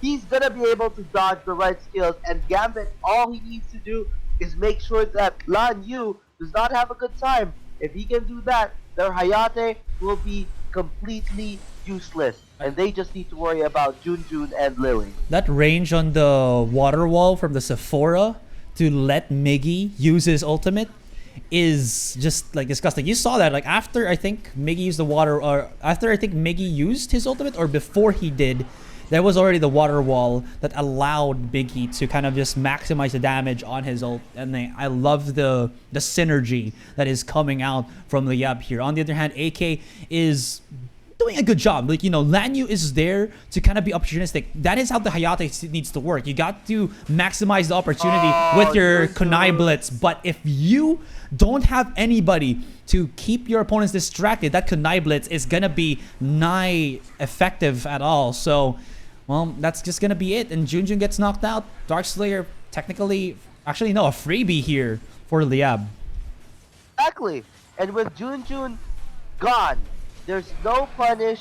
There's no way for AK to contest that DS. It's another free DS for Liab. And again, Liab are winning this because they're not giving information for AK to work with.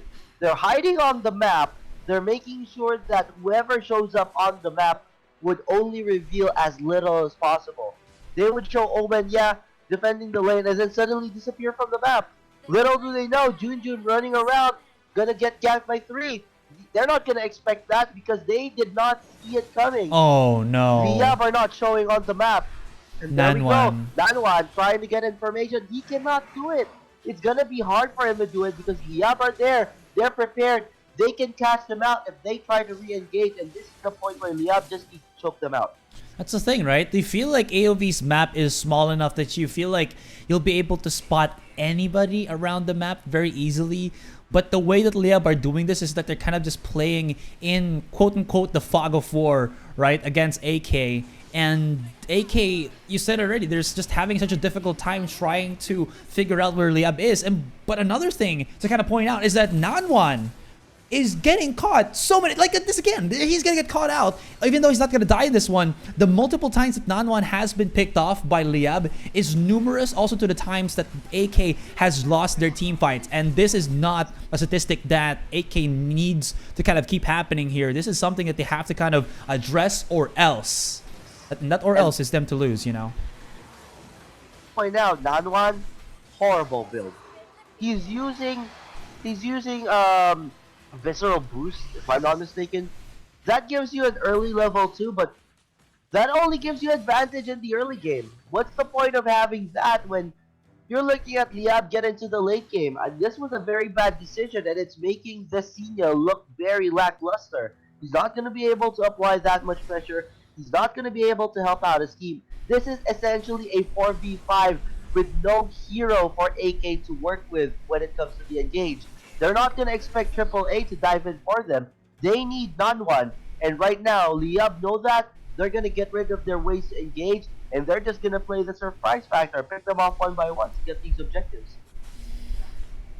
And this is only as much as Team AK can do for the moment.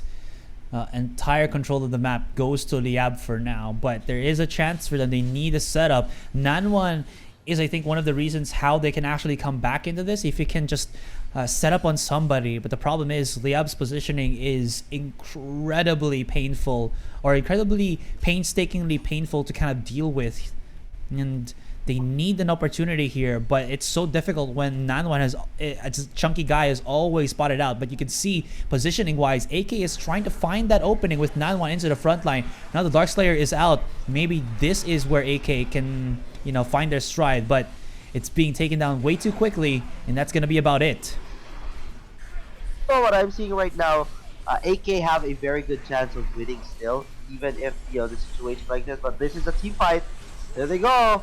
Oh, this is gonna be big here. There it is. Nanwan is bad. out, and no way. They used the wall to their advantage, and Liab separated the members of AK here. They get themselves a nice follow-up onto AAA from the looks of it. He cannot escape the death grasp of Omen. 1717. This is a full 5 roster with a Darkslayer. Just a wave to wait out, and that's gonna be it. Lanyu, maybe he can flicker in and use his ultimate, but it seems like Miggy is sticking to him like bubblegum onto a shoe. And that is it. Game 1 taken away by Liab Esports. Damn. That's what I'm talking about. You can see Liab, they have shown up for this game number 1, and they did it in style.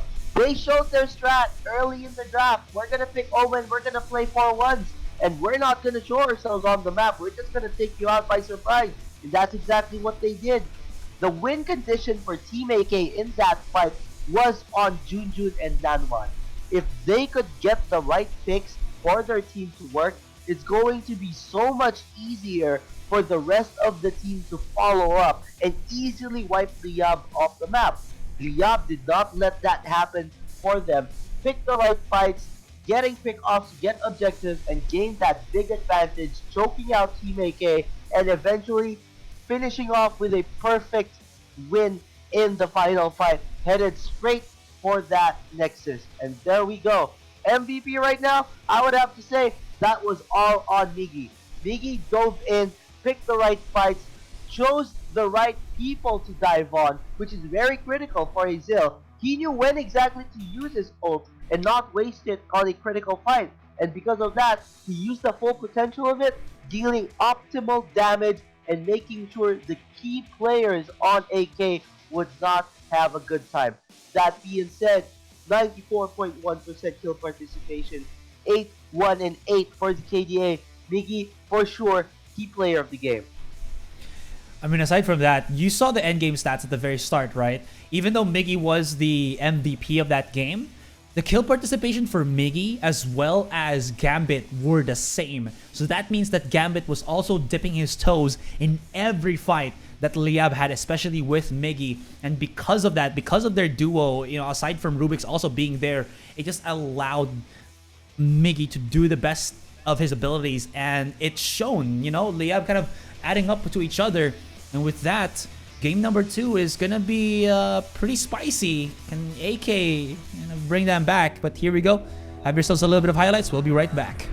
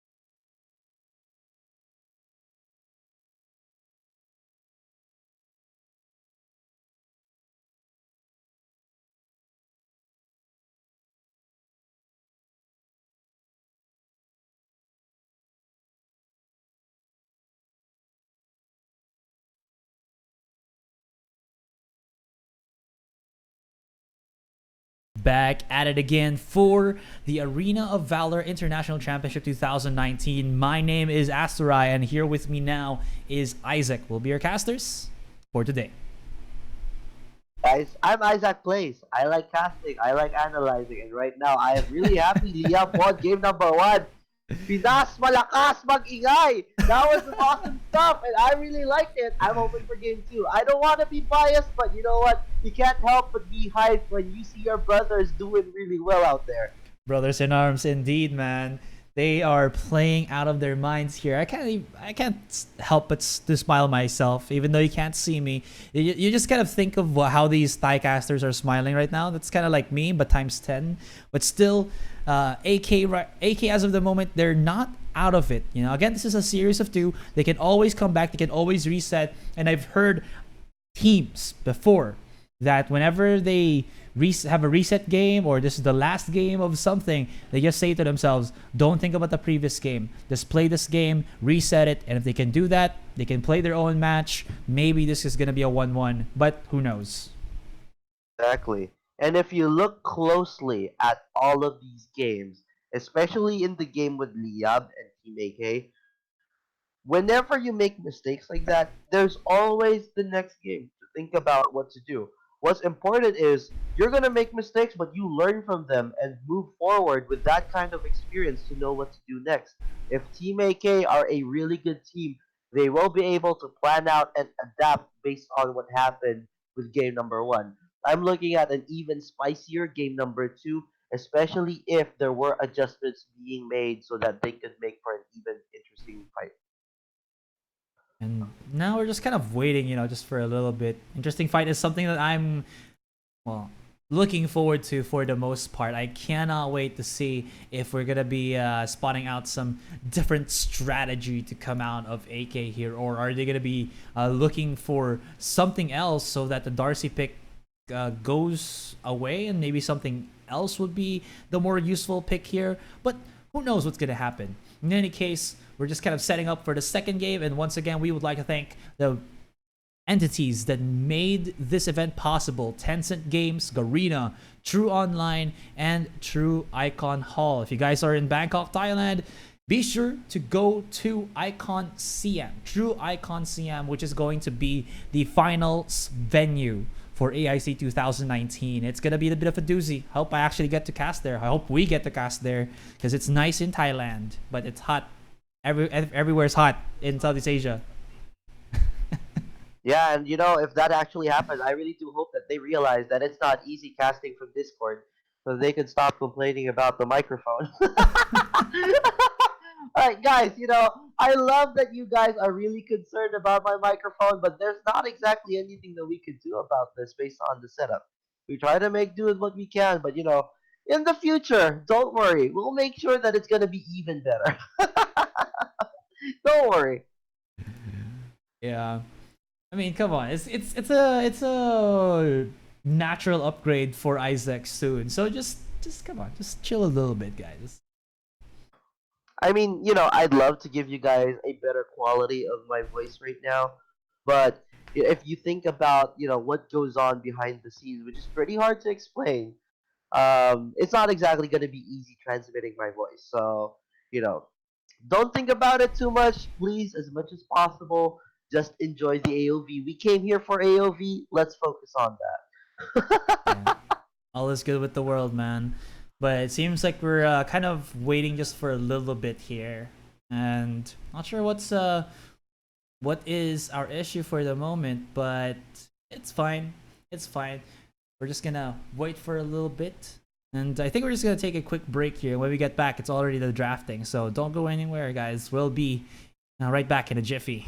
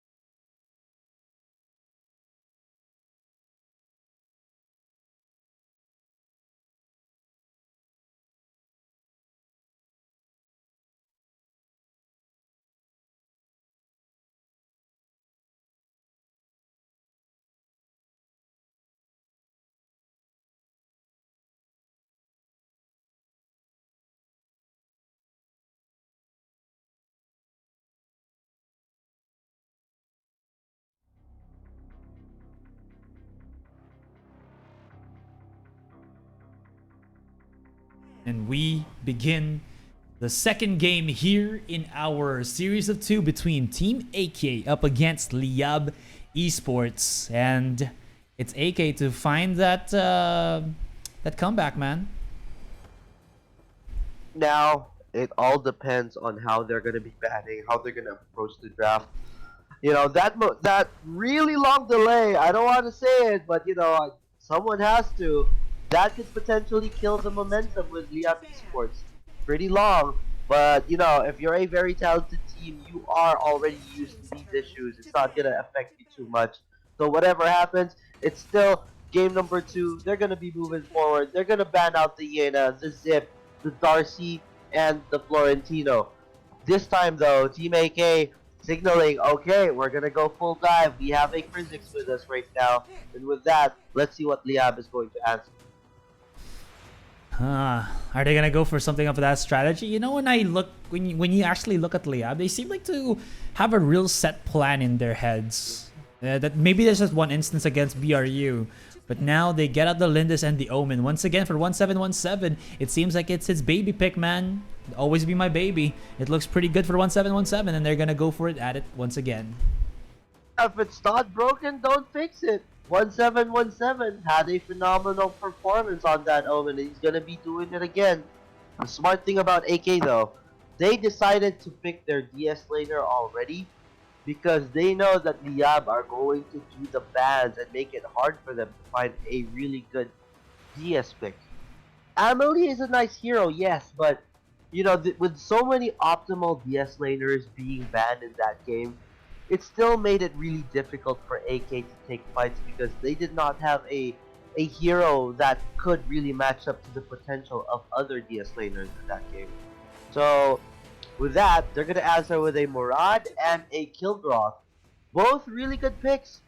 Since Omen is there to go with the split push, KG can be the exact same thing and focus on the same strategy. With Krizix and Murad on Team AK, this is gonna be an even scarier lineup because Krizix is gonna clump the Liab lineup together.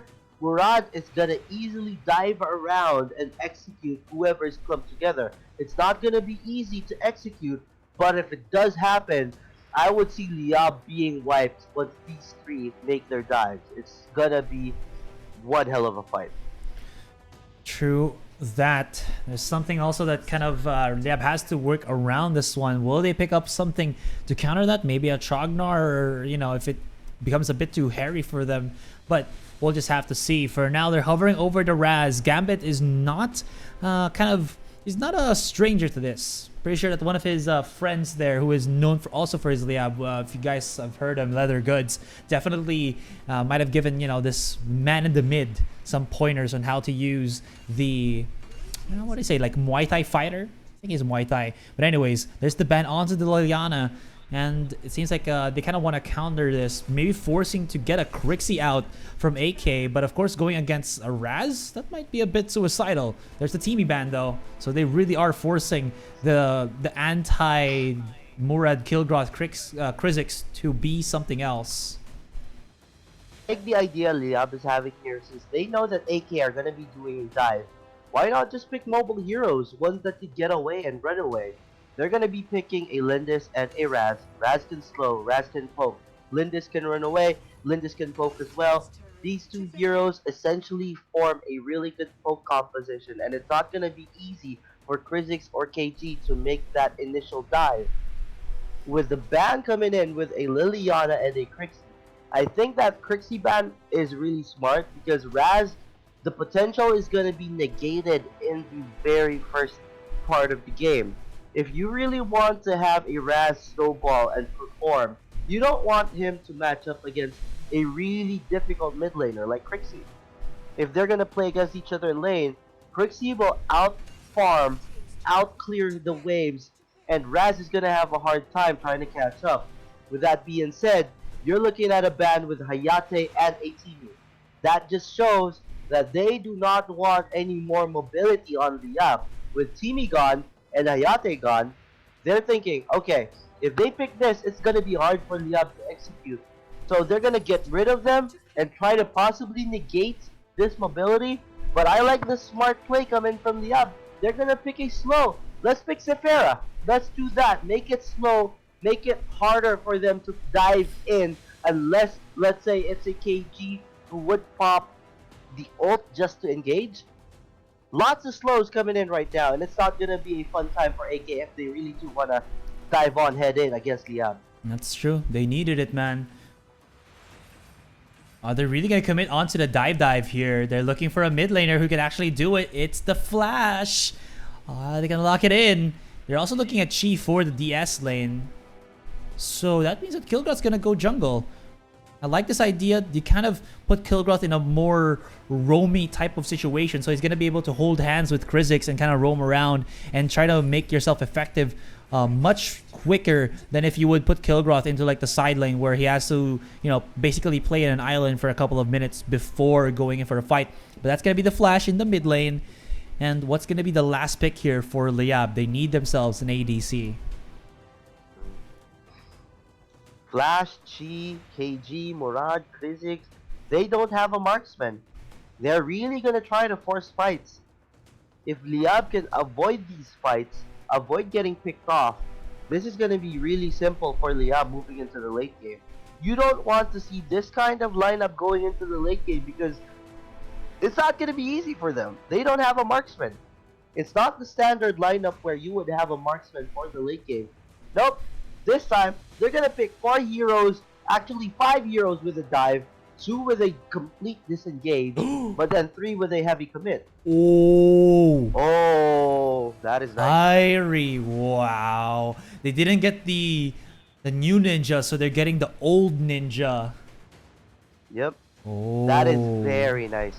Now, based on the lineup right now, you So can see smart. a Raz, you can see an Irie, you can see a Sephira. All of them have ways to slow down the enemy from the dive. All of them have ways to run away. Liab is looking to run around, fight the fights that they want to fight, run away when they don't have to, split them up across the map and take objectives. If they can execute that, not reveal information, and just hide around the map making sure they do the same thing they did in game number 1, they're gonna have an easy 2-0. But, if they allow Team AK to pick them off, get the right picks, and force the issue really early into the game, it's not gonna be easy for Liab to come back to this. Because Team AK, they're planning to end this fast. And if they can do it, I'm pretty sure they can because they have the right lineup for it right now.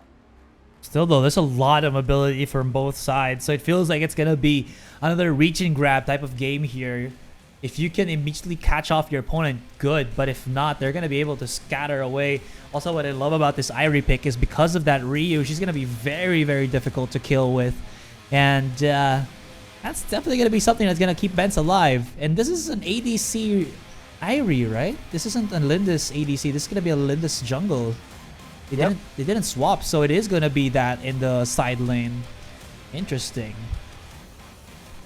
It's a smart thing to do. Because if you think about it, they already have one jungler, which is a marksman at the same time. Why force the issue and have 2 marksmen and further triple your lineup? You only need 1, that's completely fine. And if they have just 1 marksman, then they could put a melee side laner and apply even heavier pressure, especially since a big majority of the lineup for Team AK, all of them are melee fighters as well. So they're not gonna have a hard time really engaging or, you know, trying to force the issue here. They're gonna be fine with melee side laners either way, and they would actually have the advantage because they have more mobility. All we could just do is wait here, guys. Anticipation in the faces of Team AK. You'll see that straight looking at his phone. I wonder, wait, is third-party joysticks or like physical buttons allowed or no in tournaments? I don't think it's allowed. You think it's allowed? Yeah. Okay. Highlights! Alright.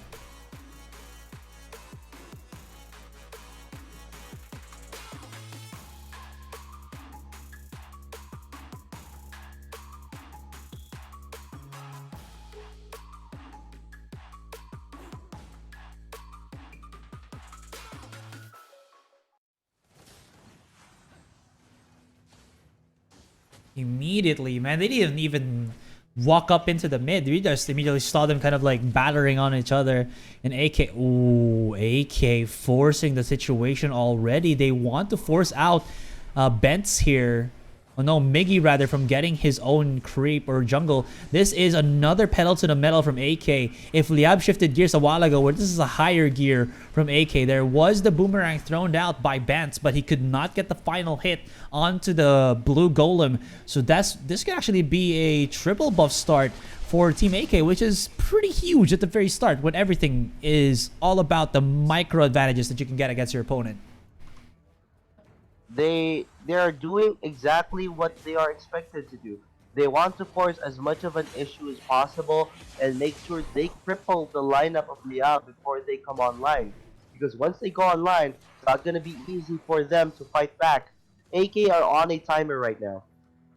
The timer clock is ticking. Ding, ding, ding. And still though, AK really just kind of like roaming around the map. For now, Lanyu is going to be playing on a different pace here. He's going to be waiting to get that level 4. Maybe after this cap, he's going to be able to level up. And that is where we're going to see the Temporal Turbulence come out from this one. But look at Liab. They're stitching up their own gears once again. And they're stealing away at these caps. They might not be able to get the red golem, but they are at least starving out the other members of AK. Now, this is the point where, okay, AD is up. The question is, do they try to take advantage of that? Are they going to try to get these objectives, or are they going to fight? This is going to be the decision here for AK and Liab. And they're going on to Benz. That's a pick-off. Benz is dead already. Oh my goodness. Oh no. They actually knock him out. They could have Really, gotten though? triple A though. They're still following it up. 1 versus 1 picks him up, and both really strong hitters from both teams actually getting knocked out. But AK get the dibs onto the dragon. We got it. Here it is. Take it out. And that is a quick retaliation from AK at the very start. And based on what happened there, Benz was picked off by the Chief before running away. So that essentially means that, okay, AK, we have one man up. We can take this AD, and they would have a hard time contesting it, especially since they're a poke composition. They want to avoid as much as possible trying to fight fights like this, so they're not gonna do it. And it's pretty smart. So they lose the dragon in return, but they can keep themselves alive. They just need to stall things out, avoid fights, and just simply continue getting objectives. They're gonna be fine here as long as they don't get picked off. That was a big body block for Triple A there. You saw that he kind of stopped Gambit in his tracks and kind of like just saying, no, Gambit, I am here for my teammate.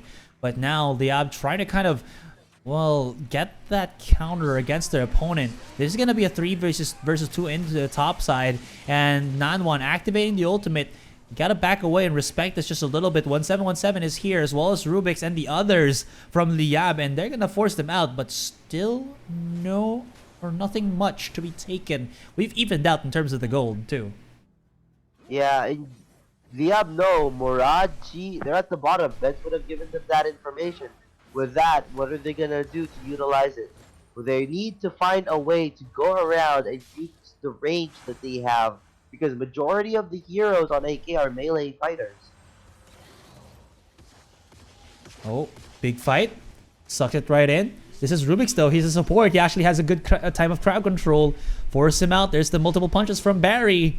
Sorry, Flash. And well, nothing to be had just yet. Mig is here though. Here comes Benz. He's going to be coming in. The more targets he has with that Ryu, the better his ultimate will be. He's waiting for it. He's in the middle of the fight. 1717 already one hit from getting knocked out. And that is what's going to happen to him.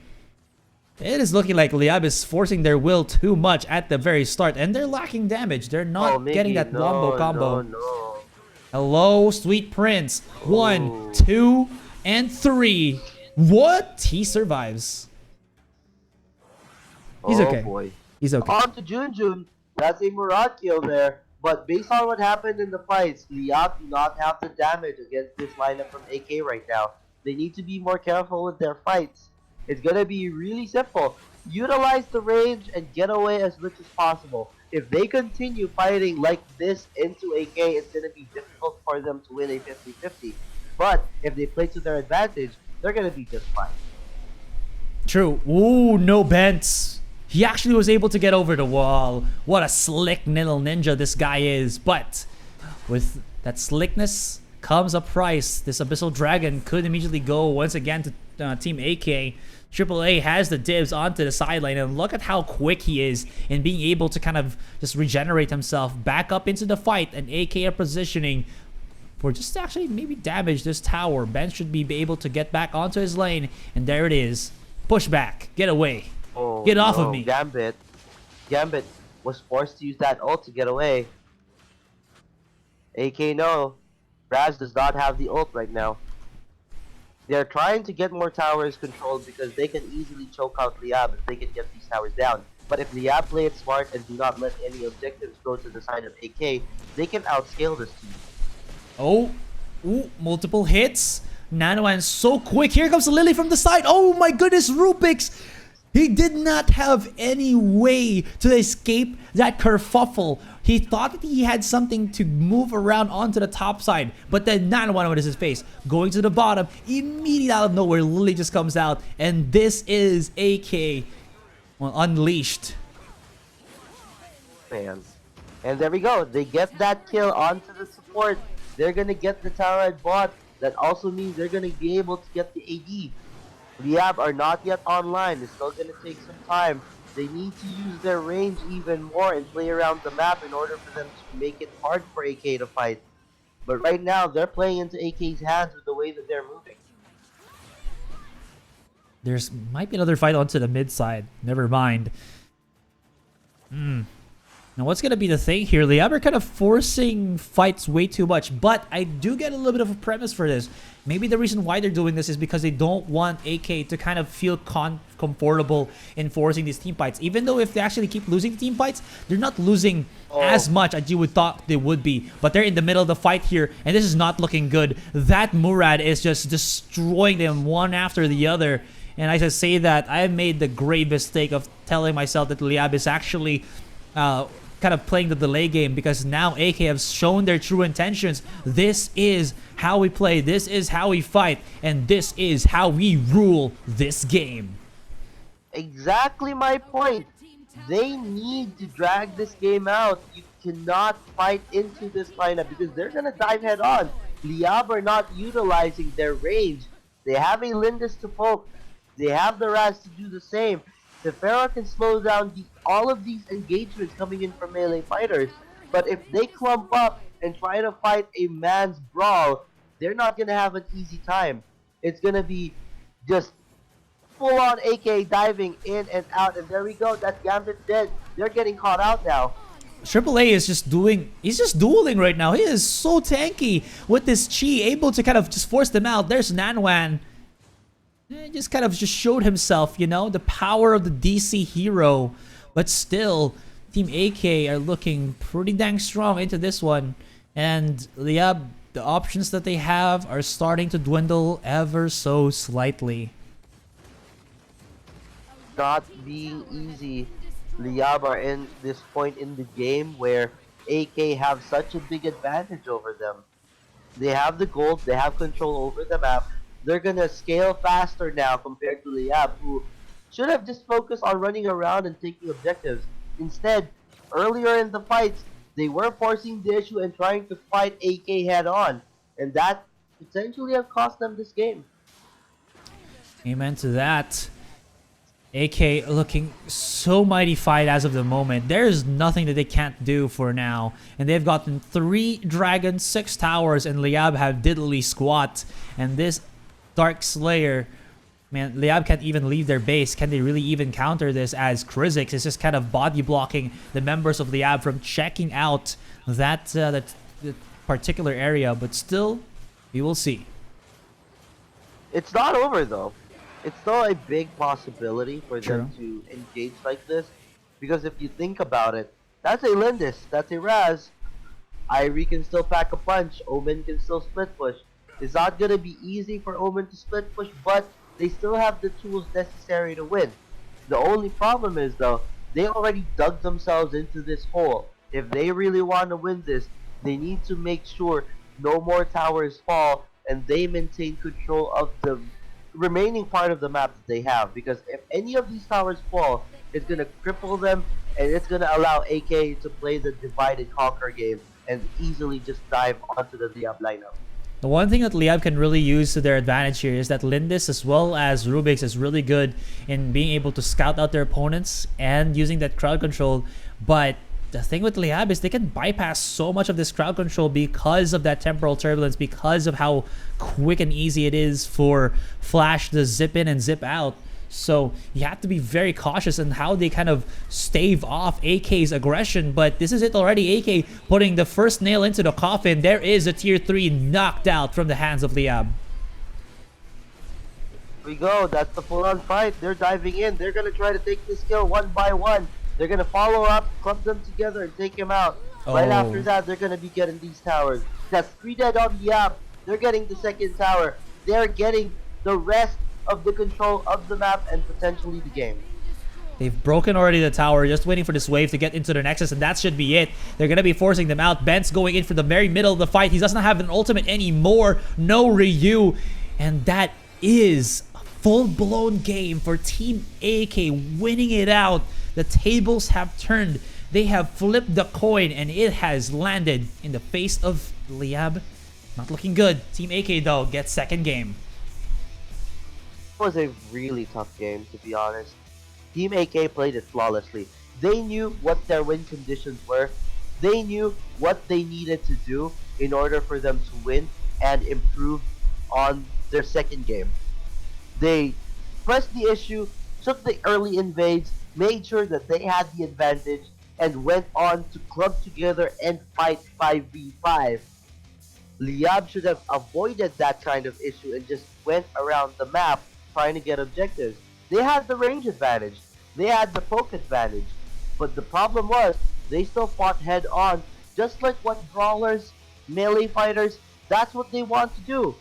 And if you allow Team AK to do that, they will take a mile. And right now, Triple A, making the right picks, making the right calls, he essentially gave Bence a hard time to scale and make sure that he would have an impact on the Irie. Because of this chi, 73.3% on the kill participation, majority of the damage were on this chi as well. So you could already tell, 5-0 and 6, very well played, key player of the game. It was so difficult for Liab to really kind of, undug themselves from the hole that was already being pushed, from them being pushed into that. But, well, that's going to be about it for that match. We can't really say too much about it. And with that, we are going to be going after this break to the 1v1 tournament. We're already at the Group B quarterfinals, and it's going to be Soda up against Tura next one. So don't you guys go anywhere. We're still going to be here later after that quick break for the Arena of Valor International Championship 2019. My name is Asarai.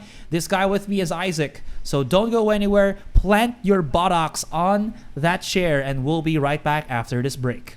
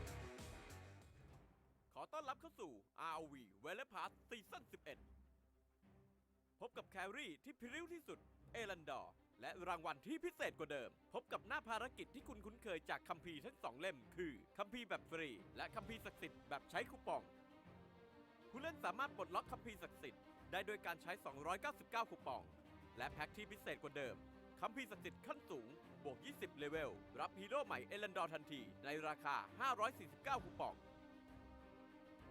โดยจะมีเวลาทำภารกิจ4 อาทิตย์ทำให้รับรางวัลได้เร็วกว่าเดิมพร้อมค่าผลงานที่เพิ่มมากขึ้นต่อภารกิจผู้เล่นสามารถเพิ่มเลเวลของคัมภีร์ศักดิ์สิทธิ์ได้โดยการเพิ่มค่าผลงานซึ่งจะได้รับเมื่อทำภารกิจโดยมีทั้งภารกิจรายวันและรายสัปดาห์หรือผู้เล่นสามารถเพิ่มเลเวลของคัมภีร์ศักดิ์สิทธิ์ได้โดยการใช้คูปองจำนวน50คูปองต่อเลเวลเมื่อคัมภีร์ศักดิ์สิทธิ์เลเวลอัพถึงระดับที่กำหนดผู้เล่นจะได้รับของรางวัลสุดพิเศษอย่างเลือกรับสกิน1 ตัวจากทั้งหมดที่กำหนด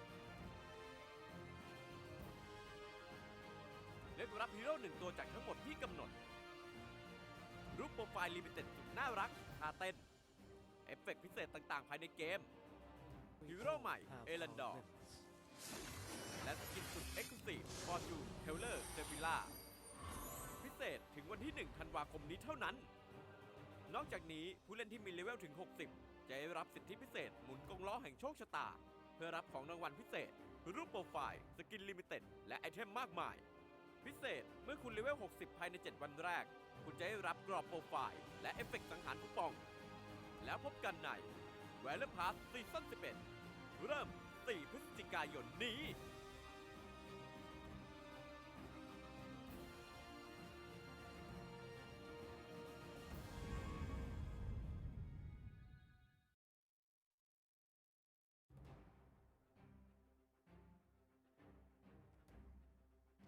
ยินดีต้อนรับเข้าสู่ฮีโร่สปอตไลท์วันนี้เรามาพบกับเอรันดอร์ฮีโร่ประเภทแครี่ชีวิตนั้นงดงามเสมอดุจดังบุกผายามแรกอรุณสกิลติดตัวโซซิล 1. การโจมตีปกติจะสร้างโซซิลใส่เป้าหมายเมื่อครบ3 ครั้งจะสร้างความเสียหายเวทแก่ศัตรูในบริเวณ 2. เมื่อใช้สกิลหรือเก็บโซแลมการโจมตีปกติครั้งต่อไปจะโจมตีเพิ่ม1 ครั้ง 3. ภายใน3 วินาทีหลังจากใช้ทุกสกิลของเอรันดอร์เขาจะสามารถกดซ้ำเพื่อย้ายตำแหน่งไปยังโซแลมได้ทันทีสกิลบัตเตอร์ไฟวิงเมื่อใช้สกิลจะพุ่งไปยังทิศทางที่เลือกโดยทิ้งโซแลมไว้ณตำแหน่งเดิมตอนเลือกศัตรูโดยการกดสกิลนี้เข้าไปโจมตีแล้วรีบกดกลับอย่างรวดเร็วสกิลบัตเตอร์ไฟแดนซ์เมื่อใช้สกิลจะสั่งให้โซแลมบินรอบบริเวณและสร้างความเสียหายเวทรอบตัวกดสกิลนี้ทิ้งไว้เพื่อใช้เป็นโอกาสหลบหนีศัตรูในยามคับขันอันติเมทสกิลมอฟเมื่อใช้สกิลจะส่งโซแลมพุ่งไปยังทิศที่เลือกสร้างความเสียหายเวทและผลักศัตรูทั้งหมดในระยะหลังจากนั้นโซแลมจะค่อยๆเคลื่อนที่อย่างช้าๆไปเรื่อยๆผลักศัตรูที่ประชิดตัวออกไปเพื่อให้เสียเวลาเข้าประชิดหรือจะใช้สกิลนี้หนีศัตรูเพื่อไปยังทิศตรงข้ามความสำคัญที่สุดสำหรับเอรันดอร์ก็คือความคล่องแคล่วแครี่คนนี้มีสกิลที่ถูกออกแบบมาเพื่อจุกโดยเฉพาะเขาสามารถไปทางซ้ายและไปทางขวาในเวลาที่แทบจะพร้อมเพรียงกันได้หากตัวผู้เล่นเข้าใจขั้นตอนในการใช้สกิลของเขามากดีพอในช่วงต้นเกมการทำดาเมจของเขายังค่อนข้างต่ำแต่เขาก็สามารถใช้บัตเตอร์ไฟวิงช่วยในการกดดันเลนได้โดยการยิงทีเผลอการเคลียร์คลิปของเขาจัดได้ว่าไม่แย่เพราะสกิลติดตัวของเขาสามารถสร้างความเสียหายเป็นบริเวณสำหรับการต่อสู้กับฮีโร่หากเป็นฮีโร่ยิงไกลด้วยกันแล้วเอรันดอร์อาจจะต้องใช้จังหวะยิงฟรีเพื่อสร้างความได้เปรียบในการแลกแต่หากต้องปะทะกับฮีโร่ตีไกลเขาจะได้เปรียบมากเพราะเขาสามารถใช้บัตเตอร์ไฟวิงและบัตเตอร์ไฟแดนในการหลอกสกิลทิ้งระยะและหลบหนีได้แบบต่อเนื่องจนยากที่สายประชิดตัวจะตามทันนอกจากนี้อัลติเมทอย่างม็อบยังใช้ขัดจังหวะทีมไฟท์และจังหวะไล่ล่าของศัตรูได้ดีมากเอรันดอร์สามารถเล่นได้ทั้งป่าและเลนแล้วแต่คุณจะเลือก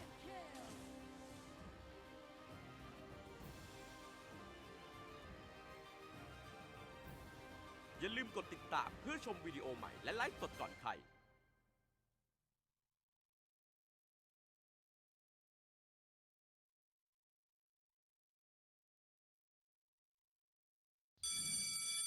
ครั้งนี้ห้องเราต้องชนะขอลูกแบงค์หน่อยเฮ้นี่มันไม่ใช่ลูกแม็กซ์ซะหน่อยไอเยเท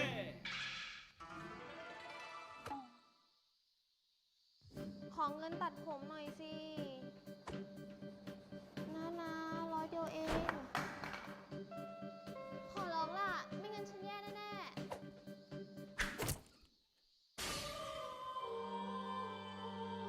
ๆ ขอบคุณนะ ไฮยาเทะ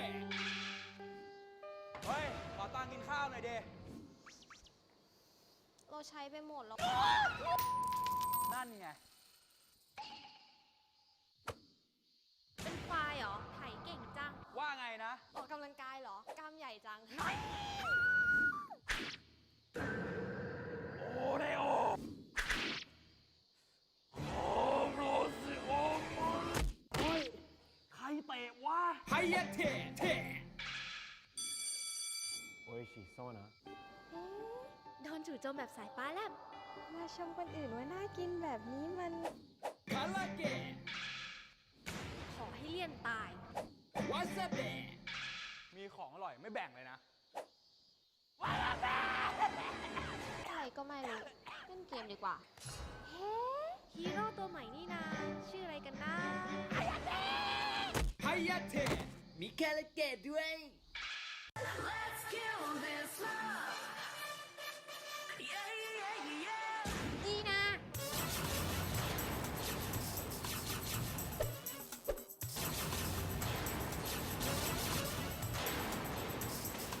บอกอีกครั้งเลยว่าห้ามเต้น คนเต้นกินลำกินมันเอาตัวไม่รอด รอดสิ ยังไง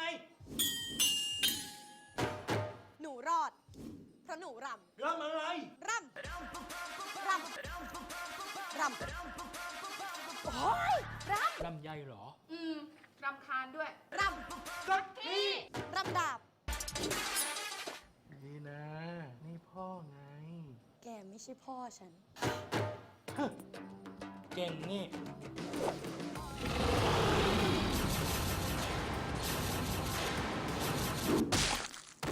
ใช่ ฉันเก่ง แม่ภูมิใจในตัวลูก แกก็ไม่ใช่แม่ฉัน ใช่แล้ว นี่พ่อเอง พ่อ ดีนะไฟเตอร์คนเก่งของพ่อ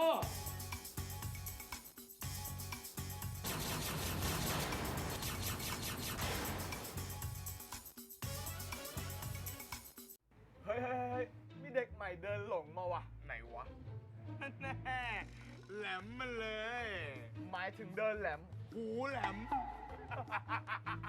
ไปจัดการมันดีกว่าวะก็มาดิครับ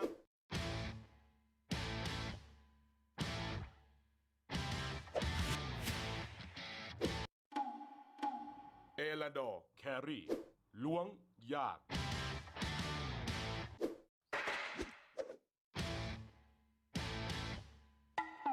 เอลาดอร์แครี่ ล้วงยาก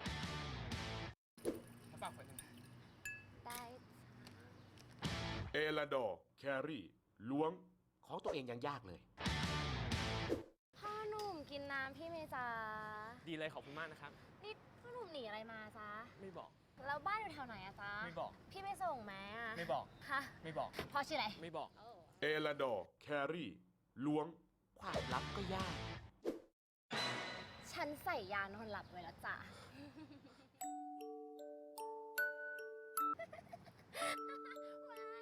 ง่วงแล้ว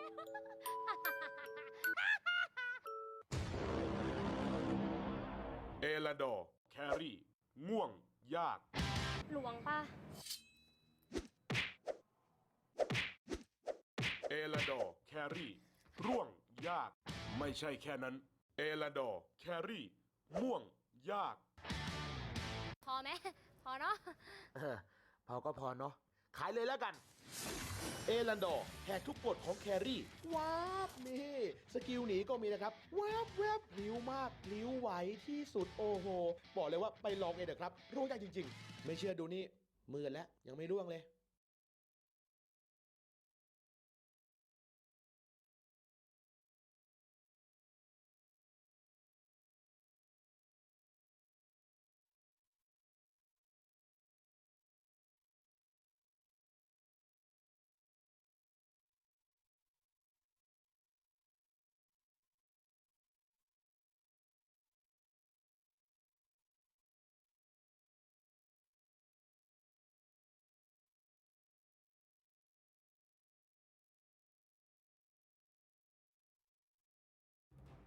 อต้อนรับเข้าสู่ ROV Valor Pass ซีซั่น 11 พบกับแครี่ที่พริ้วที่สุด เอรันดอร์ และรางวัลที่พิเศษกว่าเดิม พบกับหน้าภารกิจที่คุณคุ้นเคยจากคัมภีร์ทั้ง 2 เล่ม คือคัมภีร์แบบฟรี และคัมภีร์ศักดิ์สิทธิ์แบบใช้คูปอง ผู้เล่นสามารถปลดล็อกคัมภีร์ศักดิ์สิทธิ์ได้โดยการใช้ 299 คูปอง และแพ็กที่พิเศษกว่าเดิม คัมภีร์ศักดิ์สิทธิ์ขั้นสูง บวก 20 เลเวล รับฮีโร่ใหม่เอรันดอร์ทันที ในราคา 549 คูปอง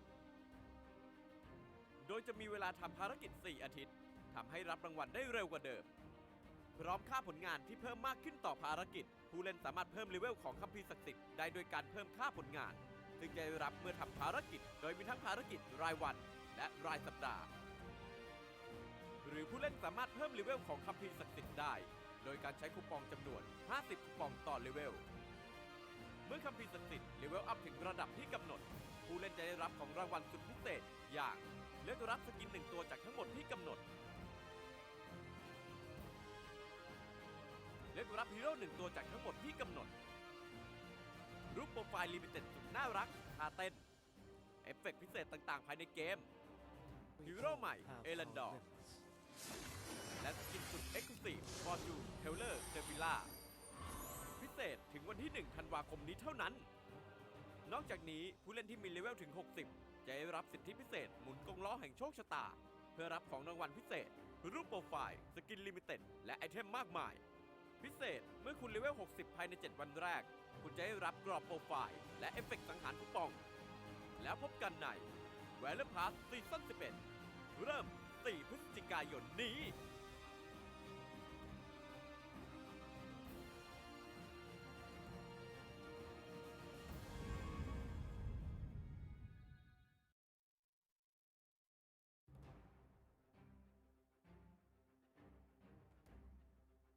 ยินดีต้อนรับเข้าสู่ฮีโร่สปอตไลท์วันนี้เรามาพบกับเอรันดอร์ฮีโร่ประเภทแครี่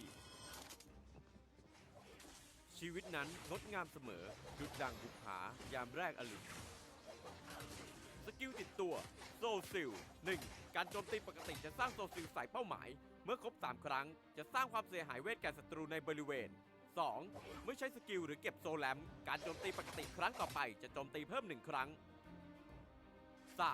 ภายใน 3 วินาทีหลังจากใช้ทุกสกิลของเอรันดอร์เขาจะสามารถกดซ้ำเพื่อย้ายตำแหน่งไปยังโซแลมได้ทันที สกิลบัตเตอร์ไฟวิงเมื่อใช้สกิลจะพุ่งไปยังทิศทางที่เลือกโดยทิ้งโซแลมไว้ณตำแหน่งเดิม ตอนเลือกศัตรูโดยการกดสกิลนี้เข้าไปโจมตีแล้วรีบกดกลับอย่างรวดเร็ว สกิลบัตเตอร์ไฟแดนซ์เมื่อใช้สกิลจะสั่งให้โซแลมบินรอบบริเวณและสร้างความเสียหายเวทรอบตัวกดสกิลนี้ทิ้งไว้เพื่อใช้เป็นโอกาสหลบหนีศัตรูในยามคับขัน อันติเมทสกิลมอฟเมื่อใช้สกิลจะส่งโซแลมพุ่งไปยังทิศที่เลือกสร้างความเสียหายเวทและผลักศัตรูทั้งหมดในระยะหลังจากนั้นโซแลมจะค่อยๆเคลื่อนที่อย่างช้าๆไปเรื่อยๆผลักศัตรูที่ประชิดตัวออกไปเพื่อให้เสียเวลาเข้าประชิดหรือจะใช้สกิลนี้หนีศัตรูเพื่อไปยังทิศตรงข้ามความสำคัญที่สุดสำหรับเอรันดอร์ก็คือความคล่องแคล่วแครี่คนนี้มีสกิลที่ถูกออกแบบมาเพื่อจุกโดยเฉพาะเขาสามารถไปทางซ้ายและไปทางขวาในเวลาที่แทบจะพร้อมเพรียงกันได้หากตัวผู้เล่นเข้าใจขั้นตอนในการใช้สกิลของเขามากดีพอในช่วงต้นเกมการทำดาเมจของเขายังค่อนข้างต่ำแต่เขาก็สามารถใช้บัตเตอร์ไฟวิงช่วยในการกดดันเลนได้โดยการยิงทีเผลอการเคลียร์คลิปของเขาจัดได้ว่าไม่แย่เพราะสกิลติดตัวของเขาสามารถสร้างความเสียหายเป็นบริเวณสำหรับการต่อสู้กับฮีโร่หากเป็นฮีโร่ยิงไกลด้วยกันแล้วเอรันดอร์อาจจะต้องใช้จังหวะยิงฟรีเพื่อสร้างความได้เปรียบในการแลกแต่หากต้องปะทะกับฮีโร่ตีไกลเขาจะได้เปรียบมากเพราะเขาสามารถใช้บัตเตอร์ไฟวิงและบัตเตอร์ไฟแดนในการหลอกสกิลทิ้งระยะและหลบหนีได้แบบต่อเนื่องจนยากที่สายประชิดตัวจะตามทันนอกจากนี้อัลติเมทอย่างม็อบยังใช้ขัดจังหวะทีมไฟท์และจังหวะไล่ล่าของศัตรูได้ดีมากเอรันดอร์สามารถเล่นได้ทั้งป่าและเลนแล้วแต่คุณจะเลือก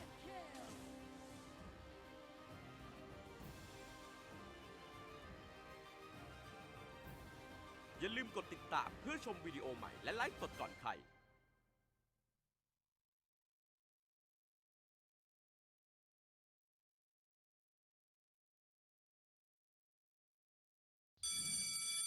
ครั้งนี้ห้องเราต้องชนะ ขอลูกแบงค์หน่อย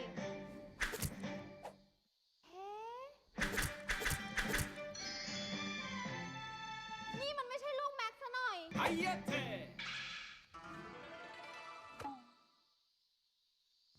อเงินตัดผมหน่อยสินะ100 เดียวเอง ขอร้องล่ะ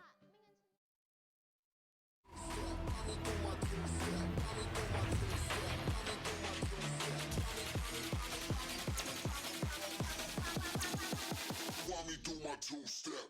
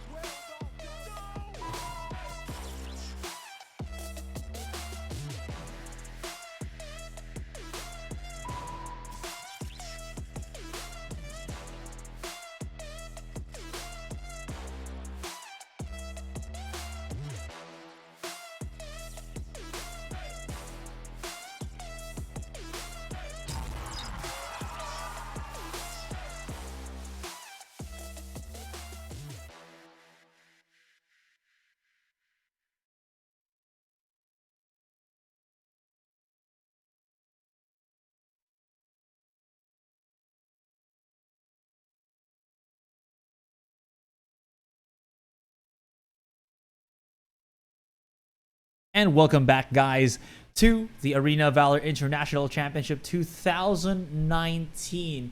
We go away a little bit from the group stage and enter the quarterfinals of the 1 versus 1 for Group B. My name is Asarai, and here with me now is Isaac Plays. What's up, boys and girls? It's time once again for some 1v1 action. Are you ready to not see Brayta? I am. Just as long as we don't see those super long games, man, but we are already getting into the quarter finals. And once again, this won't be possible without Tencent Games Garena, True Online, and True Icon Hall. And so, who was our first match today? It's gonna be actually, I didn't see Soda versus man, why am I so bad at kind of remembering the names? Oh man. We'll see it later. I know it's Soda. I remember it was Soda. I can't remember the second guy because I wasn't paying attention, but I know it's Soda because I was impressed by his performance in the 1v1. This guy has a 2-0 performance. He was not beaten. He nearly could have been beaten, but he outplayed, and that's what it's all about in the 1v1s. You want to be outplaying your opponents to make the plays and make sure that you are the 1v1 king.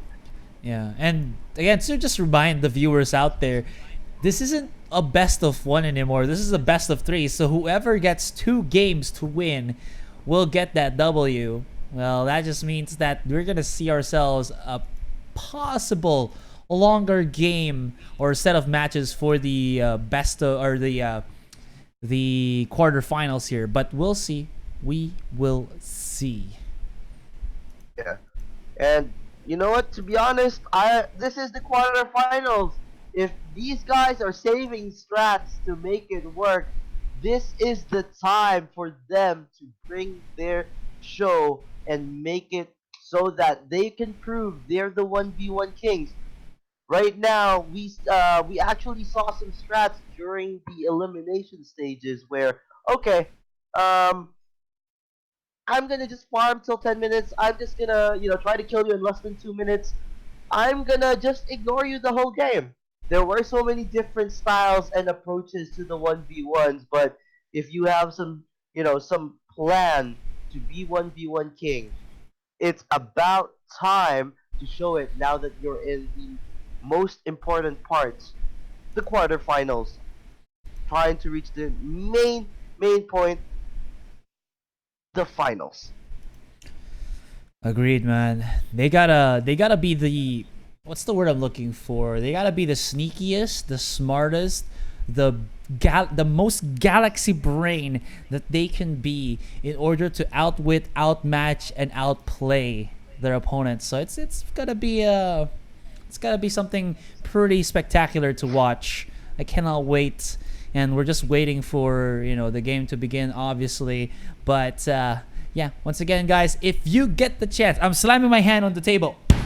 You gotta go to the finals venue, which is True Icon CM Mall, and that is where the entire action will be happening. If you guys live in Thailand, or if you're gonna have a trip to Thailand by November 24th, don't forget to check that out and enjoy. The food's pretty good, Thailand's pretty awesome, and yeah, it's an experience.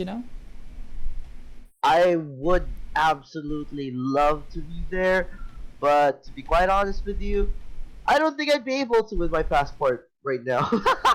But you know what? I will be there in spirit. AOV Action, AIC, it's the best place to be right now. So if you do have the chance, try your best. Get to the venue, watch the games, because we're showing our full support for AOV, and what better than to be there itself? It would be really fun. Yeah. I mean, hey man, if you say you're gonna be there in spirit, I'm pretty sure some people know how to do astral projection, so maybe you can cast with me in spirit literally. But you never know. This is it. Start of our best of 3 here. It's gonna be Tura up against Soda. There you go. That's what I was missing. Tura is here. Oh boy. This is the banning phase. Was on a too. warpath just earlier. What he was doing with his Hayate was absolutely insane. But this time, he's going up against Soda, who is 2-0 in 1v1s right now. So I would love to see whether this guy could match up to Tura's performance, especially since Tura is on a really big momentum coming off that really sick win. Soda, on the other hand, who has actually Soda fought up against up until now? So Soda has went up against Nunu from BRU, and he has also gone up against Miggy. So Soda is a pretty aggressive player, mind you, because Miggy, from what I can remember, and this is kind of like the bad type of remembering, is that he was knocked out twice in the blink of an eye. Once against, I believe that was Nunu, and the second time was up against Soda. And this is gonna be, kind of like, if Soda's gonna go aggressive, or if you're looking for an aggressive player, Soda is the man with the plan. Tura, on the other hand, he has gone up against other players such as AAA as well as ADC, and I feel like he plays the same style as Soda. So we're not gonna see any kind of slow shenanigans here. We're gonna be seeing fast shenanigans, if you think about it. All the action in the world. These two players are very flashy in their own right. Although they are different in terms of their role, I'm pretty sure they're going to show the fire in the quarterfinals now that, something's up for grabs. It's no joke anymore when it comes to the 1v1, so if it's time to pull out the strats, this is no better time right now. Exactly. Man, I want to see the drafting here. What are we? They look so serious right now. Like, Yeah. Soda is actually screaming at someone. Yeah, maybe we're gonna reset the game or something because we're not seeing the draft or anything. So And that's Tura is something. not even with his headset. So I mean, you are doing a 1 versus 1. You're not gonna be telling to your teammate, "Man, go push mid," or you're gonna go for the DS. that's a good point, but you have to think about it. Why is Soda putting on headsets? Maybe nobody told him that he can actually not wear his headset in a 1 versus 1. Oh, look at him right now. There we go. I That mean, man. here's the thing: if you're gonna be a pro esports competitor, you have to always wear your headsets. It's like safety gear for us, but I don't know. It's Soda. Maybe he feels better performing if he has headsets on. Who knows? There has to be a pretty good reason, because right now I don't see why he has to wear it. Yeah. Okay, here's the thing though. I have worn these headsets before. They are incredibly tight. At least the ones I wore back in the day, because they want to remove as much gap from that your ears can listen to, right?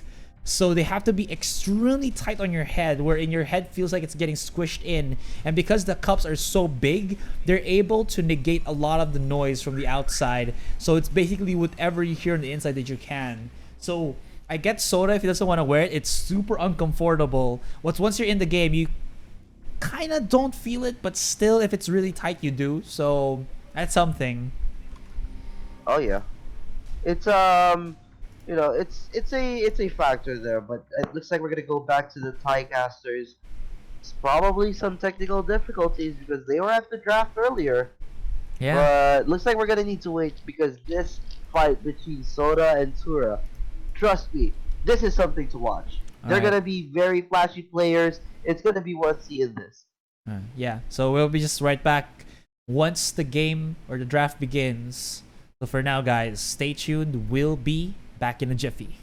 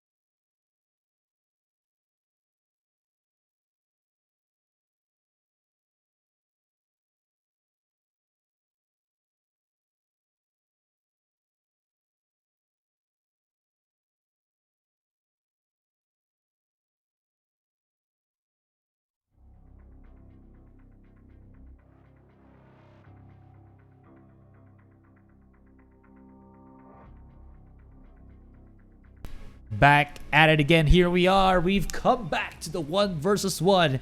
Oh, is it gonna be the Raz versus Raz? But no, I'm just kidding, you guys. I'm just pulling your finger. Don't fart. But yeah, you know. It's the hover over the Raz for the first ban, possibly. Is actually better, you know, if it's gonna be a mirror match. That's, you know, that's the essence of a true 1v1. There's no hero advantage. There's no this or that or this or, you know, whatever crucial facts they may need to worry about. It's all about just you outplaying your hero against another hero who is the exact same hero as you, if you get my idea. Okay, you lost me a little bit there. Perfect. That was the plan. But look, you know what? To put simply, you're using your hero, they're using their hero, they're the same hero as your hero, and you guys are trying to outplay each other's hero. You know, 1v1s. Awesome stuff. Oh, yeah, okay. I don't like the mirror matchup because honestly, it feels weird. Like weird in the sense that because you're fighting the same guy with the same abilities, right? You feel like you can't outplay it.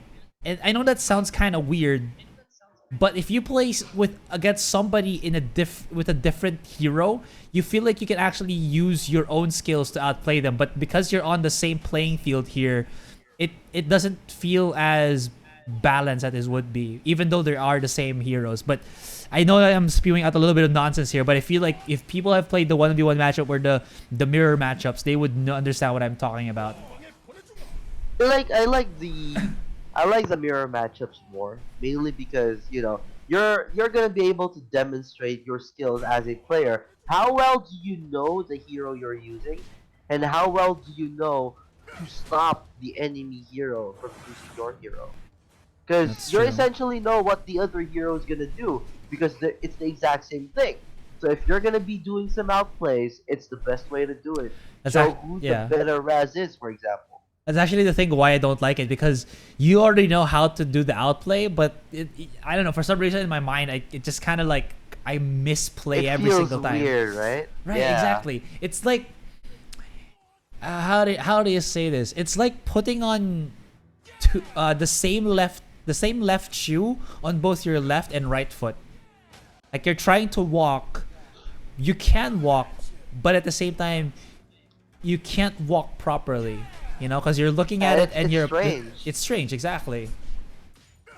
But it seems like they're just gonna go for it. A little bit of a tussle there. Soda coming out slightly on top in terms of the HP, but yeah, this is gonna be a bit of a slugfest, mind you. Tura has already gotten his level 4, and Soda's actually pretty far from it because he hasn't really gotten any of the last hits. Tura, or rather Raz, not known for getting ridiculous amounts of wave clear here, so the ability to get yourself the level is mighty slow. The dive! Oh my gosh, he just gotta go in. One more auto attack. He's gonna be able to get it.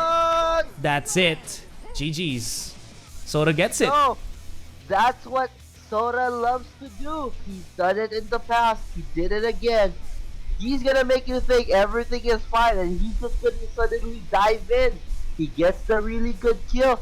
Tura did not see that coming. Never see it coming, man. But that was some really spicy stuff from Soda, and we did kind of anticipate to see him from that. But one team's Tura there. Not sure. It's the mirror matchup, man. Sometimes you feel like you can do it, but you tend to overthink things because it's the same player, it's the same, or rather, it's the same hero. Still, that'll be 1-0 for Tura, or Soda rather, and we still have one more game to go for Soda to advance into the semifinals. And if you look at the movement there, what Soda did, he popped his ult before flickering in so that he could ensure the ult would hit perfectly onto Tura. After that happened, it was just a simple Raz combo, skill 1, skill 2, knock up and dive. And once he got the third basic attack for the lunge, he gets first blood onto Tura before the tower could take him out. Very well played. I just really don't like the mirror matchups, man. Even though that was well executed, are we gonna see another thing like this? Oh, please, for the love of God, don't get Preda on Preda. That's gonna be... I think it's gonna be mirror matches from now on. Imagine Okay. having like Lubu against Lubu or something. I mean, I would accept the Lubu versus Lubu at least. That's a slugfest right there. But, like, Farmer straight up, you basically just kind of last hit. It's gonna be quite difficult. Like, you know, a Valheim against a Valheim would be really, really strange. There's no skill involved, it's just the timing. So it's not exactly fun compared to the Raz where you need to think of the skill shots, you need to have the timing right, you need to think of when you need to auto attack. That was a true 1v1 and that was pretty enjoyable. Let's see who gets it for game number 2 because Soda is up 1 right now. Alright, so for now, we're just gonna take a breather once again. We'll just let that first game sink in, so don't go anywhere. We'll be back in a jiffy. Or maybe they start off already. Actually, no, we're just gonna be back in a jiffy.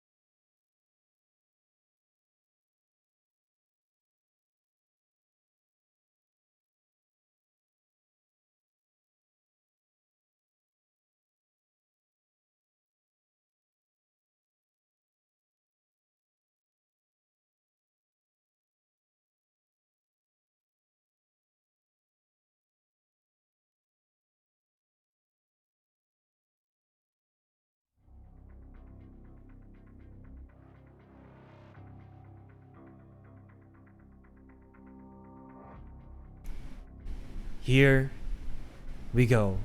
Game number 2. Number 2. Number 2. My god, I am so excited. I am so excited. Yeah. I am so excited. Look at that. It's gonna be a Yena versus Yena matchup. Huh? Yena? Huh? Okay. Fun, you know, if it's gonna be a 1v1 Yena versus Yena, I don't mind. You know, who's gonna move faster? Who's gonna do the dance? Who's gonna play Yena perfectly with the right combos? We're gonna find out. Is Zoda gonna take this series 2-0, or will Tura pull off and take it to a game number 3? We will find out, but right now, this is a very nice mirror match that relies a lot on skill and how you guys are planning to play the hero and how you approach the game in a 1v1. You know what to expect against your opponent, so The only job now is for you to outplay. I'm looking forward to it, man. This is gonna be exciting. If Soda gets this, he's gonna be looking pretty dang strong. You know, going into the semifinals. This is gonna be a bit of a spicy turnaround here, but Tura needs to get for that comeback. Maybe this is the pick that he is gonna be more comfortable in compared to that Raz. You know how Tura does, how Tura is, but Soda, he's bred from a different cloth, USG. One team might be strong as an entire team, but if they're separated, this might not be looking too good. But still, Tura is a man. Is the man. We'll see. Tura takes control of the brush immediately, so that allows him to get the advantage in the fight. And they're already fighting. They're both just level 1 and they're already going for it. Activating the Crescent Blades, man. This is gonna be a bloodbath from the very beginning. They're not gonna hold things back. They have AoEs too, so kind of like it doesn't make sense for them not to kind of hit on each other, just because they basically can just clear out the waves really quickly as well with each other. So having this specific pick for them, it makes sense. Let's see if they're gonna be committing when they're level 2. Soda looking much aggressive and Tura playing a little bit more defensive. You can see that the positioning for him is very much there. Yeah. This is a disadvantage for Tura for both games, to be honest. But this second game would favor Tura even more because, you know, as a sideliner, you're gonna need to learn some melee champions as well. So Soda, on the other hand, it was his game for game number 1. He is a mid laner. So here's the thing that I've also CS kind of. laners, different. Oh yeah, that's true. I mean, here's the thing that I've kind of learned in 1v1 matchups. You know, it's kind of obvious, but it's still something that I have to point out, especially in mirror matches. The cooldown of yours and your opponents is very crucial. Like, being able to throw out a skill shot like this, and then your opponent on saving his own, and you don't get hit by it, means that you have an extra avenue, an extra ability to deal damage. And with that, in a clutch situation, can mean life or death. So especially in a mirror match, these two players will be forced or will have to take note the micromanagement of their entire skill set. If not, one of them can tumble, falling down very quickly if they make that one fatal mistake. And right now, it looks like it's gonna be a farm game. We're not seeing them dive onto each other. Really strange though, because they're both level 4 already. I think they're just looking for the right time to dive. Just looking at it, man. But you gotta also take note. Tura has been playing this very defensively. Like, Soda has been in the front line. You can always see that Tura is way behind his own wave while Soda is advancing. Now, this doesn't really affect Tura in terms of like XP, but still. Oh, he's gonna go for it immediately. And wow, Tura just comes out of the wazoo. I don't even know what happened there, but it seems like we're gonna go for a game 3, man. That was nice. That was nice. What indeed. happened there was that Soda showed that he already popped his ult and changed form, knowing that Tura dove in because it's going to take a couple of seconds for Soda to change form yet again. That means that he is going to lack skills to throw out if ever Tura makes the engage. Tura chose the right time, pops the combo, drops him down to the Reaper's Blessing, and once the last hit was there, Soda flickers away, but Tura times his own flicker for the AoE. And that practically ended Soda right there. Looks like we're going to a game 3. Man, I actually thought that Soda was gonna be able to kind of, you know, force the issue, because he had the placement there. He had the forward positioning, but like I said, one split decision, man. The micromanagement looks like Tura is not gonna bow down just yet. You said it yourself. When you see a skill on cooldown and you did not use it, you already know that you have the advantage. So Soda's mistake there was showing that he would be changing form on Yena. Once he changed form, Tura knew, okay, he will be down at least 3 skills. And that way, he can complete the dive, complete the combo, whereas for Soda, he needs to wait for the cooldown for it to happen. Very, very smart play coming in from Tura there. Man, sometimes you just gotta go all in and it pays out the best for you. It does, and it seems like you know, Tora's gonna be able to prolong this best of 3 and go into the last fight. This is gonna be pretty insane. You know, both of these players knowing their matchups rather.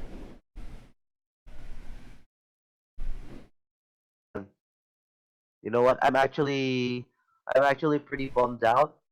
I was thinking that Soda could potentially get this to a 2-0, but he got a very crucial mistake coming into that fight, and Tura capitalized on it. This is what shows that they are really good players. You give them an inch, they will take a mile. That's how pro players are, and that's how they set themselves apart to the regular players. True. And we're just gonna take a quick breather here, guys. When we get back, it's gonna be a bit of a doozy for game number 3 between Tura and Soda.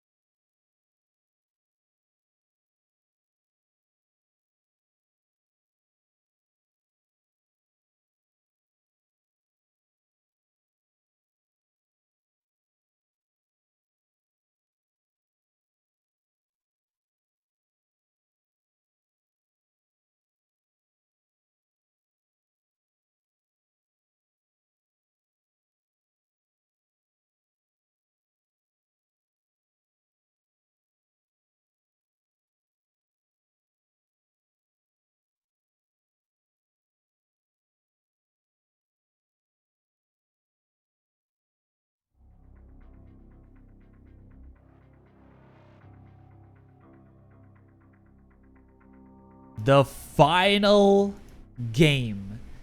Tura coming back from game 2, and Soda not expecting that bombardment. And it seems like if we go for a game 3, you can change the matchup. Looky here, it's Tura with the Florentino and Soda looking at the hang on, Amelie, is this? And that's an Amelie. Yeah. I don't know about this. Soda is playing to lose. You don't want to have an Amelie against a Florentino. But who knows? Maybe Soda is seeing a plan here. The man with the plan, dude. Tura, though, calm and collected, just looking at his phone. Not even holding it. He doesn't even want to hold it just yet. You know, he's maybe resting his hands underneath the table. He's making some magic happen.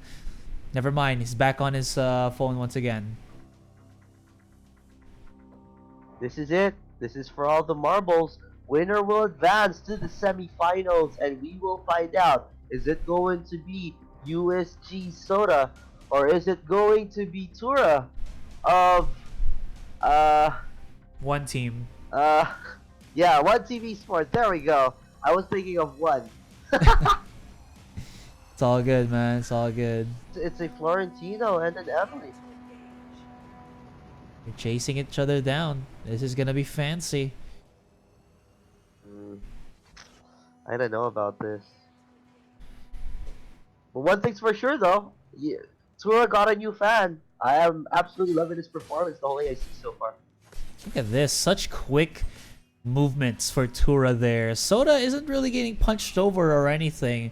But what do you say? The later this goes, the better it is for Tura? Or does it get any better for Soda? No, I don't want to use an Amelie against the Florentino. That's practically suicide. But Soda still has a chance, depends on how you would play the matchup. Tura is using Desperate Duel, where you would need 10 hits to get that heal to pop off. Since he's using a completely different build on the Florentino, this is going to be favorable in a 5v5. But it's not going to be a 1v1 using Desperate Duo, especially when you're playing against an Amelie who is very, very focused on just bursting you down in one combo. And just like that, you make a mistake by moving around with the Florentino, you might dash one step too far and a tower could take big chunks off your health. This is essentially going to give Soda a pretty big lead, and Tura losing practically a big wave of minions. I guess the one CS there, so he mitigated a good chunk of it though, but still something to take note. Actually, Tura will be waiting at the brush. Down. Yeah. Still, one creep can mean life or death. We saw how that was with. Let me double check who we were watching then. That was Sun and Y-Force, I believe. Yeah. Down to the last droplet of gold. That was ridiculous. Oh, there he is. Just poking him out. Oh. If Soda learned something, he would be using the Abyssal Dragon to get healed. I'm not... Can they really do that? I remember when that was being done. The thing, right? Yeah, because his first skill would get a regen. That's true. Who was doing that? Was it the Amelie or the Chi who was doing something like that? It was the Amelie. I think it was ADCs, if I'm not mistaken. Or it was AAA. He would be running towards the AD, throwing out that shuriken from Amelie, and then he would get probably around 500 health back. Yeah. You could do it with the creep at the side, but then you're giving information to your opponent that you throw his skill out. Oof. Keep on moving here. Soda's playing very passive if you look at it. Just coming from the side. But picking up the heals underneath the tower is a little bit risky. But because Tura can't pick those up, he's underneath the tower though. One more hit. He actually survives with the sliver. He does get the heal. And there's the flicker in. And Tura with the W. It seems like the first game was only the thing that hindered his victory. But look at his face. He's flexing his neck because he had to carry his own weight. But the weight has been lifted. And this is Tura winning this best of 3 against Soda. Looks like Tura going to move forward to the semis. That was a pretty big play coming in from Tura, knowing that the Reaper's Blessing was already popped from Soda. There would be no way for Soda to save himself, so he could go for that full-on commitment and dive it for the GG. Look at this highlight. There we go. It would pop. This is not he would it. Throw the flower. The poke would pop the Reaper's Blessing. He throws more flowers, gets the reset, flickers in to get the last hit, where he still has the Reaper's Blessing to save himself from the tower. Very well played, Tura. GG WP for that one. Okay, we're not gonna stop this any longer. We're just gonna wait for our next match to undergo, and here it is. It's gonna be ADC from Team Flash and BRU's own Nunu. Now don't go anywhere. We're just gonna take a quick breather here, and when we get back, it's up against ADC and Nunu, the Titan himself. This is the AIC 2019 1v1 quarterfinals for Group B. My name is Asarai. This is Isaac. Don't go anywhere. We'll be right back.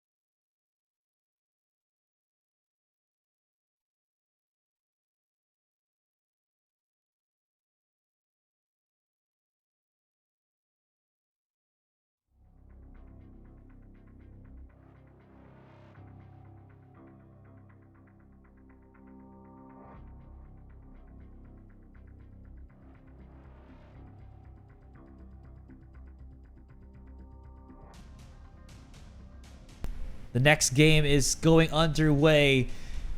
Okay, so it seems like our setup here is that the first match is Raz.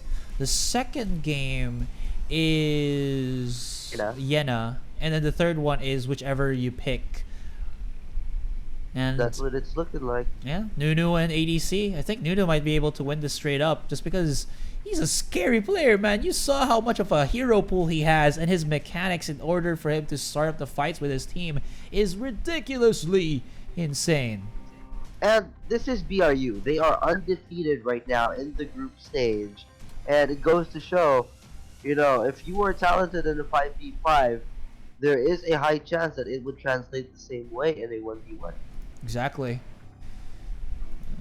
Soda. Or rather, why did I keep... I haven't even moved on from the game a while ago. But anyways, there he is. The man with the plan, Nunu. ADC, you saw he was pretty confident, and Nunu here, dead serious, just watching his phone a little bit. You gotta be careful, man. He's good. He looks pretty insane. You know, like insane in the field. I want to point out, you know, if you look at Nunu, he has one of the fastest games in the 1v1. So ADC, he's probably gonna fight fire with fire because he's also really aggressive in the 1v1 so far. True. Actually, very, very true. They've seen each other. Again, I just gotta point out, you know, the visual update that AOV had compared to the first time I've seen AOV is such a big change. Like, I have this game on the Nintendo Switch. It looks amazing. Like, this is still not as amazing as the Switch version, but it's getting closer there. And I mean, I just wish that it was like cross-platform, you know, because that'll be pretty cool. They're still going to upgrade the visuals right now. This is only part of the upgrade, to be honest. Yeah, I mean, our phones aren't sweating just yet. We're just barely heating up. You want us to heat up even more, you know, just wait for a little bit. Yep, and another thing that would be heating up would be the fireballs that Raz is throwing. ADC is being chunked down to already half. Nunu is playing the aggressor right now. Did he just just like the fastest games? You saw that? Did he just auto-target that fireball, or did he really predicted the ADC would actually go there? That was pretty cool. But the thing is, with Raz's, is that the harass that you want to start with is being able to connect your fireballs. Again, obviously, but it's just showing, right, that ADC isn't connecting any of his fireballs, and now he's actually losing in terms of lane control, and he has to back off already because he's close to dead. And he is going to lose gold because of this. Now that Nunu has control of the waves, he could practically zone out ADC. He's gonna be losing a large chunk of the waves there. He's practically lost 2 already. So that would give a big gold advantage onto Nunu if this ever gets to 10 minutes. Thing is though, I don't think it's gonna get to 10 minutes because Nunu playing very aggressively. Nunu is so good. He's like the, how to say this, the auto skill shot or the aimbot. You know, he's able to kind of just keep connecting these fireballs from the Raz, and ADC has nothing to work around that. He carried over the wave. I like that. So that's going to force ADC to push a little bit more forward, and now he's in the sights of Nunu. Now finally ADC connects a little bit of a blowback, but Nunu has gotten this in the bag. There's going to be a quick wave here, but this means that ADC is susceptible to another fireball being thrown out by Nunu. Big mistake by Nunu though. He did not buy the Windstone immediately compared to ADC. ADC as well, he has the Arctic Orb, so there is a way for him to save himself at least once in a clutch situation. So ADC is playing for the 1v1. Nunu is planning to end this game because right now the gold advantage is with ADC. He's also not level 5 just yet. Well, now he is. These guys are playing pretty patient, you know. If you kind of look at it, they're just holding their breath a little bit, waiting for themselves to take that plunge. It's pretty crucial. It is. The gold right now is not going into Nunu's favor. If this lasts 10 minutes, ADC will win this by gold. I don't think it's gonna last 10 minutes though. We've seen how aggressive these are. These are characters that don't really wanna delay the game. You kind of just want to wait for your items, and then that's when you kind of start to pop off. In terms of items, speaking, they're kind of just the same. There's just a slightly, like you said, on the side of ADC, but Nunu's build path is basically the same as ADC's. Oh. Right now, ADC starting to hit. Oh, this could actually be ADC going at it. He wants to, though. Nice dodges from Nunu. Nice play from Nunu there. He knew that he would get caught out, so he popped that ult, make sure to dodge the uppercut, and threw an uppercut of his own, which also missed because ADC dodged it as well. You can just see here how proficient these guys are with their heroes and their knowledge of the game. Though, if you look at the gold gap right now, it's a 200 gold lead in favor of ADC. Nunu has to finish this game if he wants to win, because there was a big advantage lost when he did not buy that Windstone immediately. Now Nunu is the one playing the safe game here. He actually pushed him back. This could be the opening that he's looking for because he got that one tower hit, but Nunu could, or the ADC could do the same thing. He has to be a little bit worried here, but from the looks of it, he's not at all. He's still pushing his limits at the moment, and like this, he's not afraid to kind of commit to these fights. Yeah. Oh yeah, I'm liking this now. Nunu knows that he is not in the lead, so he's doing what he can to press the issue. He wants to kill ADC, and he's zoning him off the tower. He's not to be careful though, because ADC can actually bring him in. Oh, goes for the uppercut. Still nothing to follow up. But ADC's passive play here is starting to bear fruit a little bit because he hasn't really lost that much in terms of last hitting. He's pretty good, and actually he still has like 200 gold lead, so that's gonna be very worrisome if Nunu actually pushes this into like a second, or sorry, into like the 10 minutes. But here's the thing, Nunu playing it very smart as well. He is trying to make sure that ADC is zoned out from getting gold or experience. So he's still trying to catch up in terms of gold. And look at that. Now he's in the lead by 200. Oh, gets that fadeaway fireball too. Gets a secondary. Oh, this is looking good. There it is. There's the insert. One more auto attack. Nunu. He got to be able to get that flicker in. And he gets it. Both of them were like they pressed their hands together. Nunu was saying like, that's too close. And then ADC, the frustration on this man. Nunu, he's on a whole different micro level here. I think the difference there was the Arctic Orb itself. When you use the Arctic Orb, yes, you are immune from damage, but essentially like League of Legends, you pop that Zhonya's, you're a sitting duck until it's gone. So what happened there was he popped that Arctic Orb. Nunu was able to position himself, and he still had the Reaper's Blessing. So as you see him pop his ult here, there goes the Arctic Orb. He positions himself to be in the advantage. ADC flickers in, pop that ult. But while that Reaper's Blessing is up, you are still allowed to move and attack.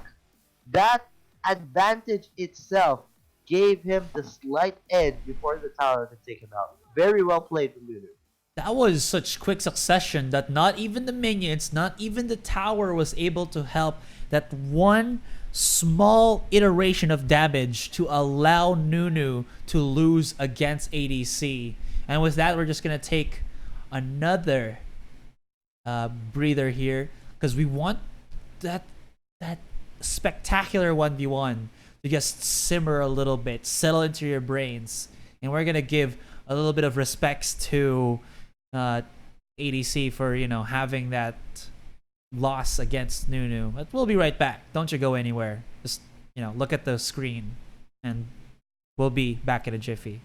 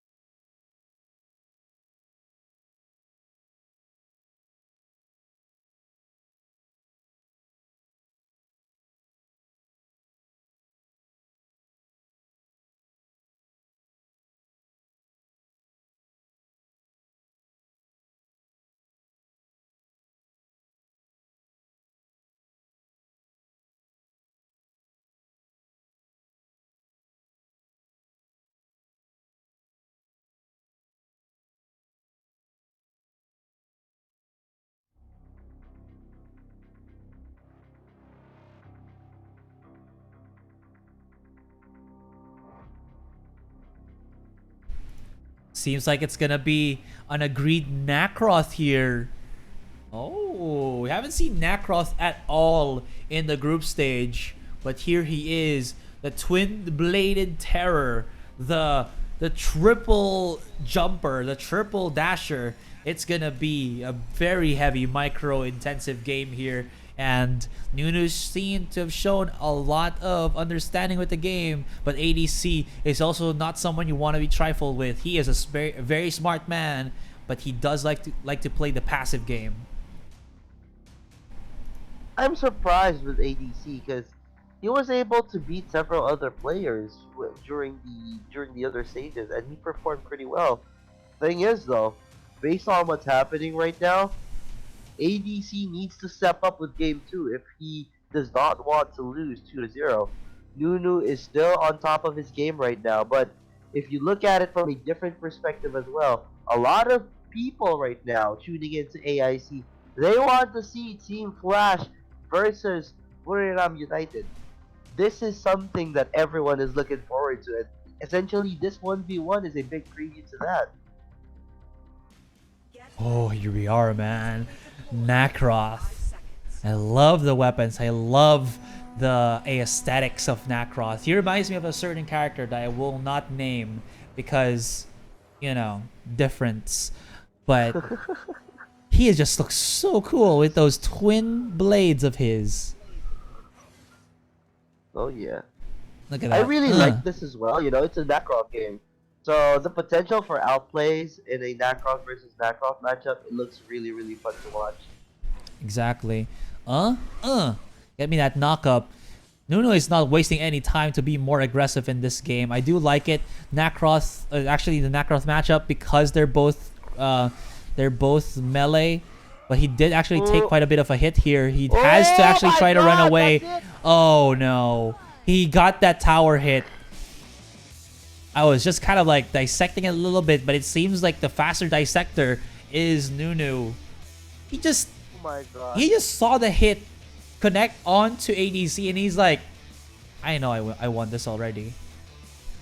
Yeah, he had the execute. He had it planned. The moment he dove in for that, he tried to finish it off with the execute, and it was an easy 2-0 for Nunu. Very well played. They were not even level 4 yet. And I want to point out, Nunu was probably expecting a long game because he took his shoes off. That's a sign in itself. Dude, he beat ADC in less than a minute. Check out the timer aside from this this awesome highlight reel here. Goes in back to dash, spin to win, and 56 seconds on the dot. Not even letting it hit the 1 minute mark. There we go. Nunu. That's a preview, boys and girls. You know what to expect. Nunu playing like a god right now for BRU. It's going to be a sight to see once Team Flash and BRU match against each other. But right now, we are probably going to see the end of the 1v1s. Yeah. End of the 1v1s. That means that we're back on our current schedule of the 5 versus 5 here in our Group B, group stage for Group B. We're going to be following it up with a pretty spicy set of teams. It's USG Unsold Stuff Gaming up against Buriram United Esports. So, yeah. But, of course, we're going to show you the tournament bracket. So this is it already. Ooh. We have the... Wait, again, this is the Group B quarterfinals, and now we have the semifinalists. Now tomorrow... We're gonna see some really hype stuff here. Vex and Turtle against each other. And then we're gonna see Sun and NT. Oh boy. Alright. With that in mind, guys, again, this is the Arena of Valor International Championship 2019. We'll be coming back at you with a regularly scheduled beatdown from USG and BRU after this break. So don't go anywhere. This has been brought to you by Tencent Games, Garena, True Online, True Icon Hall. My name is Asarai. This man with me is Isaac. So don't you go anywhere. We'll be right back in a jiffy.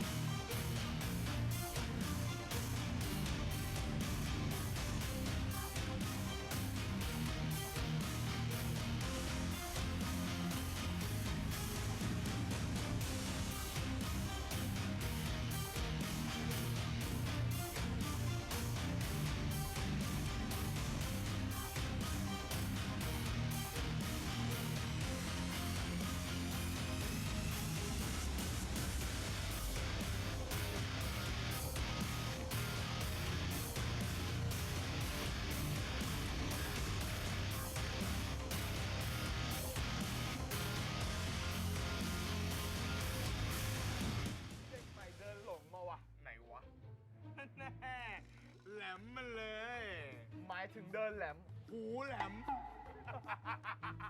ไปจัดการมันดีกว่าวะก็มาดิครับ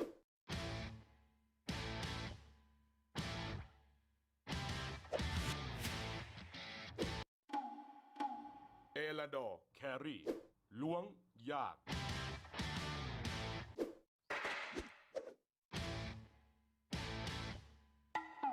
เอลาดอร์แครี่ล้วงยาก ถ้าปากคนหนึ่ง ได้ เอลาดอร์แครี่ล้วง ของตัวเองยังยากเลย พ่อหนุ่มกินน้ำพี่เมย์จ้า ดีเลยขอบคุณมากนะครับ นี่พ่อหนุ่มหนีอะไรมาจ้า ไม่บอก แล้วบ้านอยู่แถวไหนอะจ้า ไม่บอก พี่ไม่ส่งไหมอะ ไม่บอก ฮะ ไม่บอก พ่อชื่ออะไร ไม่บอก เอลาดอร์แครี่ล้วง ความลับก็ยาก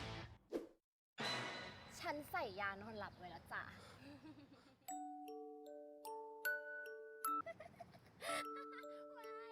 ง่วงแล้ว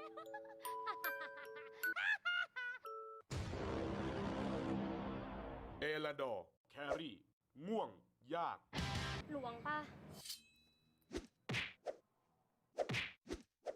เอลาดอร์แครี่ร่วงยาก ไม่ใช่แค่นั้น เอลาดอร์แครี่ม่วงยาก พอไหม พอเนาะ พอก็พอเนาะ ขายเลยแล้วกัน เอรันดอร์แหกทุกกฎของแครี่ ว้าบนี่สกิลหนีก็มีนะครับ แวบแวบพลิ้วมากพลิ้วไหวที่สุดโอ้โห บอกเลยว่าไปลองเองเถอะครับร่วงยากจริงๆ ไม่เชื่อดูนี่มือแล้วยังไม่ร่วงเลย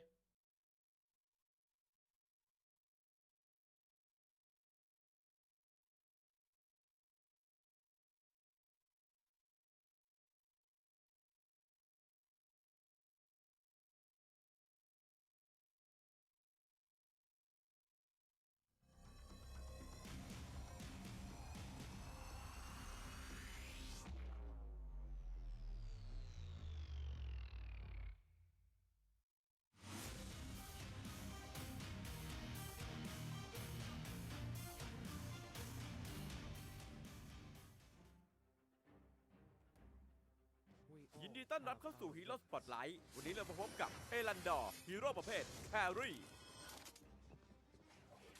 ชีวิตนั้นงดงามเสมอดุจดังบุภายามแรกอรุณสกิลติดตัวโซซิล 1. การโจมตีปกติจะสร้างโซซิลใส่เป้าหมาย เมื่อครบ 3 ครั้งจะสร้างความเสียหายเวทแก่ศัตรูในบริเวณ 2. เมื่อใช้สกิลหรือเก็บโซแลมการโจมตีปกติครั้งต่อไปจะโจมตีเพิ่ม 1 ครั้ง 3. ภายใน 3 วินาทีหลังจากใช้ทุกสกิลของเอรันดอร์เขาจะสามารถกดซ้ำเพื่อย้ายตำแหน่งไปยังโซแลมได้ทันที สกิลบัตเตอร์ไฟวิงเมื่อใช้สกิลจะพุ่งไปยังทิศทางที่เลือกโดยทิ้งโซแลมไว้ณตำแหน่งเดิมตอนเลือกศัตรูโดยการกดสกิลนี้เข้าไปโจมตีแล้วรีบกดกลับอย่างรวดเร็วสกิลบัตเตอร์ไฟแดนซ์เมื่อใช้สกิลจะสั่งให้โซแลมบินรอบบริเวณและสร้างความเสียหายเวทรอบตัวกดสกิลนี้ทิ้งไว้เพื่อใช้เป็นโอกาสหลบหนีศัตรูในยามคับขันอันติเมทสกิลมอฟเมื่อใช้สกิลจะส่งโซแลมพุ่งไปยังทิศที่เลือกสร้างความเสียหายเวทและผลักศัตรูทั้งหมดในระยะหลังจากนั้นโซแลมจะค่อยๆเคลื่อนที่อย่างช้าๆไปเรื่อยๆผลักศัตรูที่ประชิดตัวออกไปเพื่อให้เสียเวลาเข้าประชิดหรือจะใช้สกิลนี้หนีศัตรูเพื่อไปยังทิศตรงข้ามความสำคัญที่สุดสำหรับเอรันดอร์ก็คือความคล่องแคล่วแครี่คนนี้มีสกิลที่ถูกออกแบบมาเพื่อจุกโดยเฉพาะเขาสามารถไปทางซ้ายและไปทางขวาในเวลาที่แทบจะพร้อมเพรียงกันได้หากตัวผู้เล่นเข้าใจขั้นตอนในการใช้สกิลของเขามากดีพอในช่วงต้นเกมการทำดาเมจของเขายังค่อนข้างต่ำแต่เขาก็สามารถใช้บัตเตอร์ไฟวิงช่วยในการกดดันเลนได้โดยการยิงทีเผลอการเคลียร์คลิปของเขาจัดได้ว่าไม่แย่เพราะสกิลติดตัวของเขาสามารถสร้างความเสียหายเป็นบริเวณสำหรับการต่อสู้กับฮีโร่หากเป็นฮีโร่ยิงไกลด้วยกันแล้วเอรันดอร์อาจจะต้องใช้จังหวะยิงฟรีเพื่อสร้างความได้เปรียบในการแลก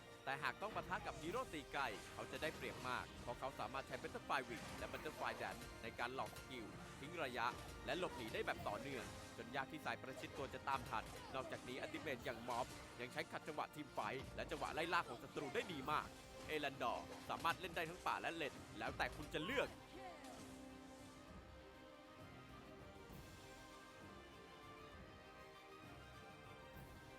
อย่าลืมกดติดตามเพื่อชมวิดีโอใหม่และไลฟ์สดก่อนใคร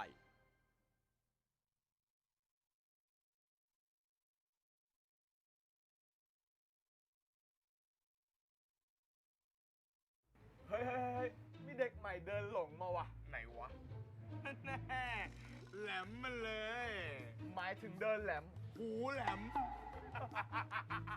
ไปจัดการมันดีกว่าวะก็มาดิครับ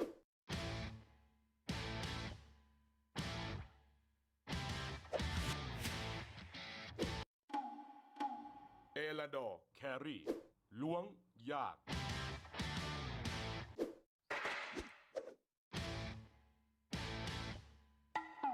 เอลาดอร์แครี่ล้วงยาก ฝากคนหนึ่ง ได้ เอลาดอร์แครี่ล้วง ของตัวเองยังยากเลย พ่อหนุ่มกินน้ำพี่เมษา ดีเลยขอบคุณมากนะครับ นี่พ่อหนุ่มหนีอะไรมาจ๊ะ ไม่บอก แล้วบ้านอยู่แถวไหนอะจ๊ะ ไม่บอก พี่ไม่ส่งไหมอะ ไม่บอก ฮะ ไม่บอก พ่อชื่ออะไร ไม่บอก เอลาดอร์แครี่ล้วง ความลับก็ยาก ฉันใส่ยานอนหลับไว้แล้วจ้ะ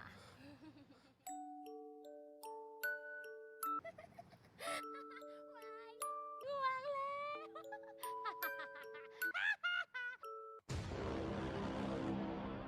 เอลาดอร์แครี่ง่วงยาก หลวงป่ะ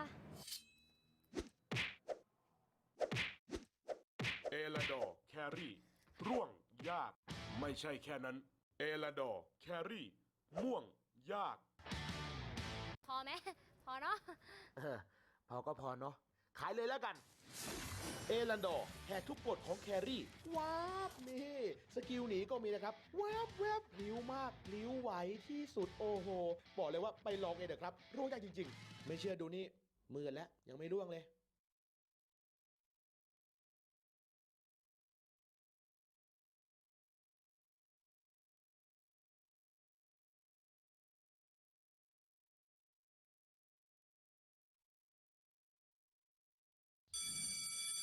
ครั้งนี้ห้องเราต้องชนะ ขอลูกแบงค์หน่อย เฮ้ นี่มันไม่ใช่ลูกแม็กซ์ซะหน่อย ไอเยเท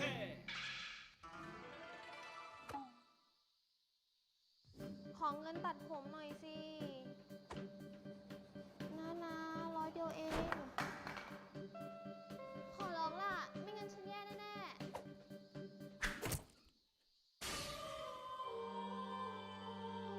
ขอบคุณนะ ไฮยะเท เฮ้ย ขอตังค์กินข้าวหน่อยเด เราใช้ไปหมดแล้ว นั่นไง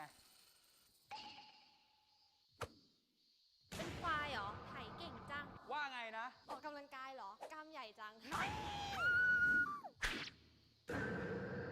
โอเรโอโรซิโอเฮ้ย ใครเตะวะไฮยะเทเท โอ้ยฉีโซนะ โดนจู่โจมแบบสายฟ้าแลบมาชมคนอื่นว่าน่ากินแบบนี้มัน คาราเกะ ขอให้เลี่ยนตาย วาซาเบะ มีของอร่อยไม่แบ่งเลยนะ อะไรก็ไม่รู้ เล่นเกมดีกว่า เฮ้ฮีโร่ตัวใหม่นี่นา ชื่ออะไรกันนะ ไฮยะเท มีคาราเกะด้วย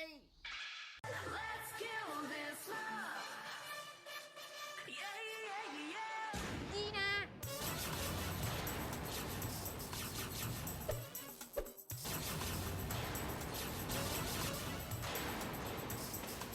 บอกอีกครั้งแล้วว่าห้ามเต้น คนเต้นกินลำกินมันเอาตัวไม่รอด รอดสิ ยังไง หนูรอด เพราะหนูรำ รำอะไร รำ รำ รำ โอ้ยรำ รำใหญ่เหรอ รำคาญด้วย รำสักทีรำดาบ ดีนะ นี่พ่อไง แกไม่ใช่พ่อฉัน เก่งนี่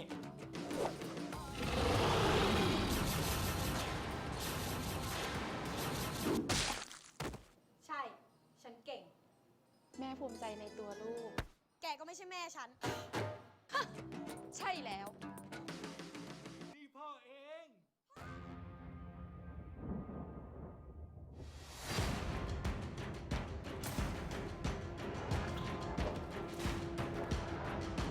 พ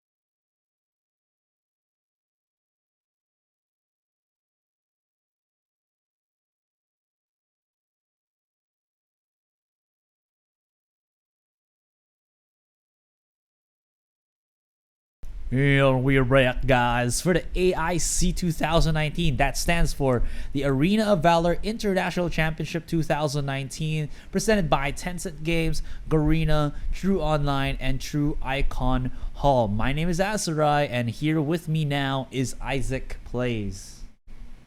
Guys, we are going to see some more 5v5 AOV action. We have just finished with parts of the 1v1 tournament so far. So this time, we're going to head on down to the battlefield with Unsold Stuff Gaming going up against BRU. I like how you just like... What do you think about that matchup? I love how you're just like looking at it and just like, huh, BRU. But I feel this matchup is gonna be an easy one for BRU. They were basically nigh unstoppable in all of their games. They have not dropped a single match. But maybe USG is gonna be the one to break the streak, you know? But something also I kind of want to double check if they've faced with each other in the past, or rather within this tournament. But it seems like, oh yeah, they have actually fought up against each other. Oh no, not yet. This is actually the first time. My bad. I'm double checking. Yeah, this is actually their first time. But here's a fact check for you. Team Flash and One Esports were able both to 2-0 USG.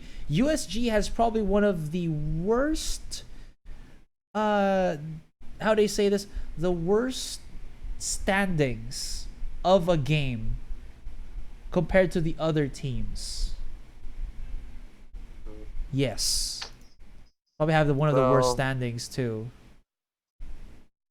Far it's gonna be like that, but you know, this is BRU. Who knows? USG might pull off an upset. They are heavily favored to lose against BRU, especially since BRU showed up, is currently undefeated, and they are still ramping up as we go towards the knockout stage. So if you look at it right now, USG, they haven't exactly been performing at their best. So who knows? They could still perform, but right now it's not looking good against BRU. Only time will tell, man. Only time will tell. This is gonna be pretty spicy because, like, how are you gonna be able to deal with the strength that is BRU? They have had, their lineup is really strong. Like, you can't really break it down. Issa Lindos on the support role is solid. Their ADC Defox always on point wherever he needs to be, especially once he gets the Hayate. And then you have Nunu in the mid lane, who is just able to outwit, outmatch, and outplay his competitor. And these three, not mentioning the other two members, basically the entire roster of BRU is a potent combo waiting to be mixed into the fray. And it's gonna be quite hairy for USG to bring it back. But if they can do it, this is gonna be, well, I've said it before, I'll say it again, a statement game for them. You know, if they really want to make a statement and show that Japan is in line and are capable of matching up with the best AOV teams in the international stage, what better way to do it than to beat what could possibly be the favorites to win the whole AIC right now? Understandable. Very, very understandable. Now, we only just wait for the drafting to begin. After this one, actually, it's also gonna be quite interesting because after this match, it's gonna be Team Flash and Liab. Liab has done well in their match earlier today, which was up against Team AK. That was only for game 1. Game 2, Team AK immediately gave back, you know, the pain that Liab brought out. But still, Liab, if they can beat out Team Flash, which is one of the stronger teams here in the tournament, especially here in our death group, well, that's definitely going to allow them to feel a little bit more loose, a little bit more comfortable, which is, I think, something that they desperately need. And here it is. We're going to be starting it off here, guys, for our first game draft of Buriram United Esports up against Unsold Stuff Gaming. Based on the draft so far, USG have a plan in mind. They are going to ban out the Lindis first, and it goes to show they are the first pick right now, which means they could actually get the Lindis, but instead they're gonna ban it out. For the side of BRU though, they're thinking of banning a Murad first, which is very interesting. If you think about it, that would leave so many potential heroes open depending on the last two bans. Florentino is still open. Zip and Krizix are still open. Darcy is going to be open as well. So out of those four heroes right now, it can dictate what the plan will be for both teams and what heroes are going to be open to dictate the pace of this game. Florentino's band, man. There's a lot of options up and running. They could go for a Darcy first pick here, but USG, do they really love to use that? Because, no. Here we have the Zip. He's gonna get unleashed. I like that. Yeah. I like that. I think we've seen like really Zip like twice. That. Twice maybe in this tournament. Because he's always been banned. Twice or so. Yeah. Yeah, I wouldn't be surprised if you were to ban Zip or something, because Zip is crazy as a hero. The way that he manages the equilibrium, and if you look at it now, oh my god, USG, you are in the driver's seat. You have the Darcy, you have the Zip. What are you gonna follow it up with? This is possibly one of your biggest chances right now to beat BRU. Yeah, they have the Yena, they have the Hayate, but you have three of the biggest meta heroes in this patch. So if you could execute just as intended, they have a pretty solid chance based on their first three against BRU. They're gonna be stopping the bleeding here with the Zenial. Gonna provide more support for Hayate and Yena. This actually opens up maybe even an Omen for the side lane. Actually, no, never mind. It actually is already Yena.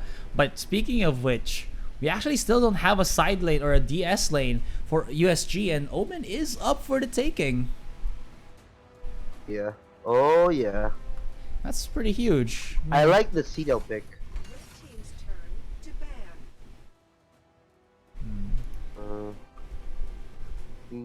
Cito. Cricknack taken away. Cito is good. Elsu taken away. Still is the banning phase here. And Brunhilde. Oh.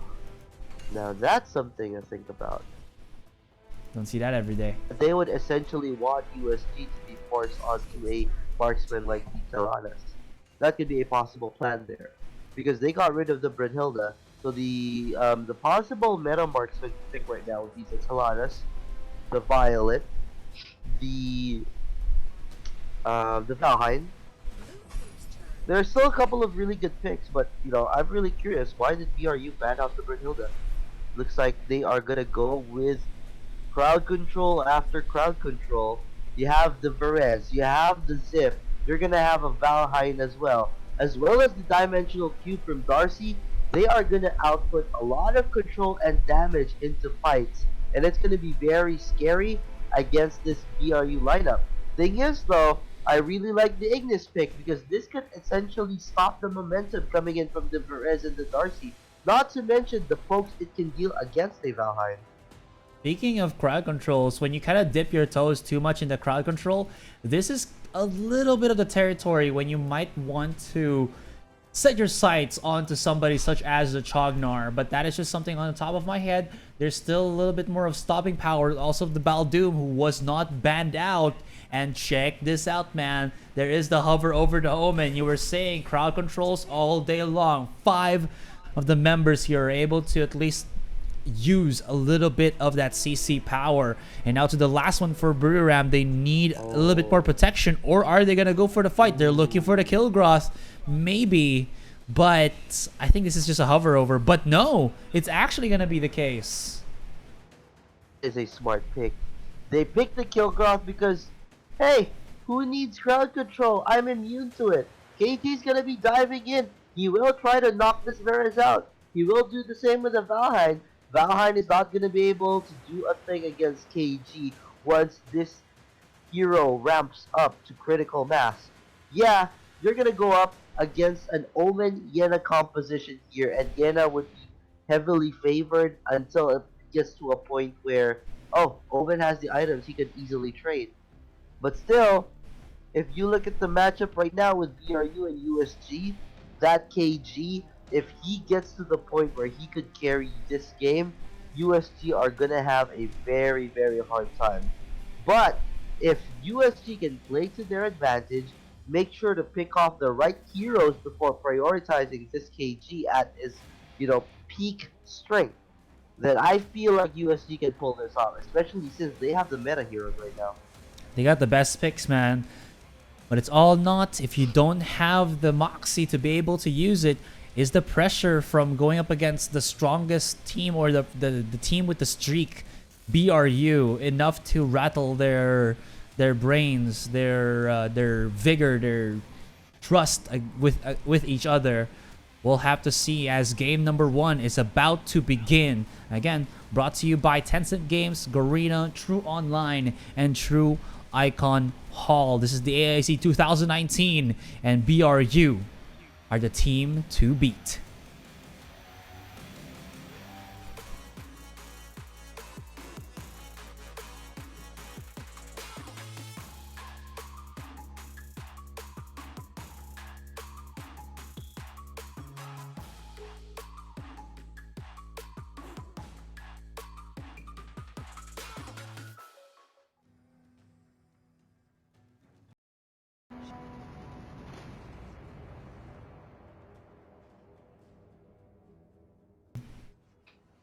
And we're back, guys.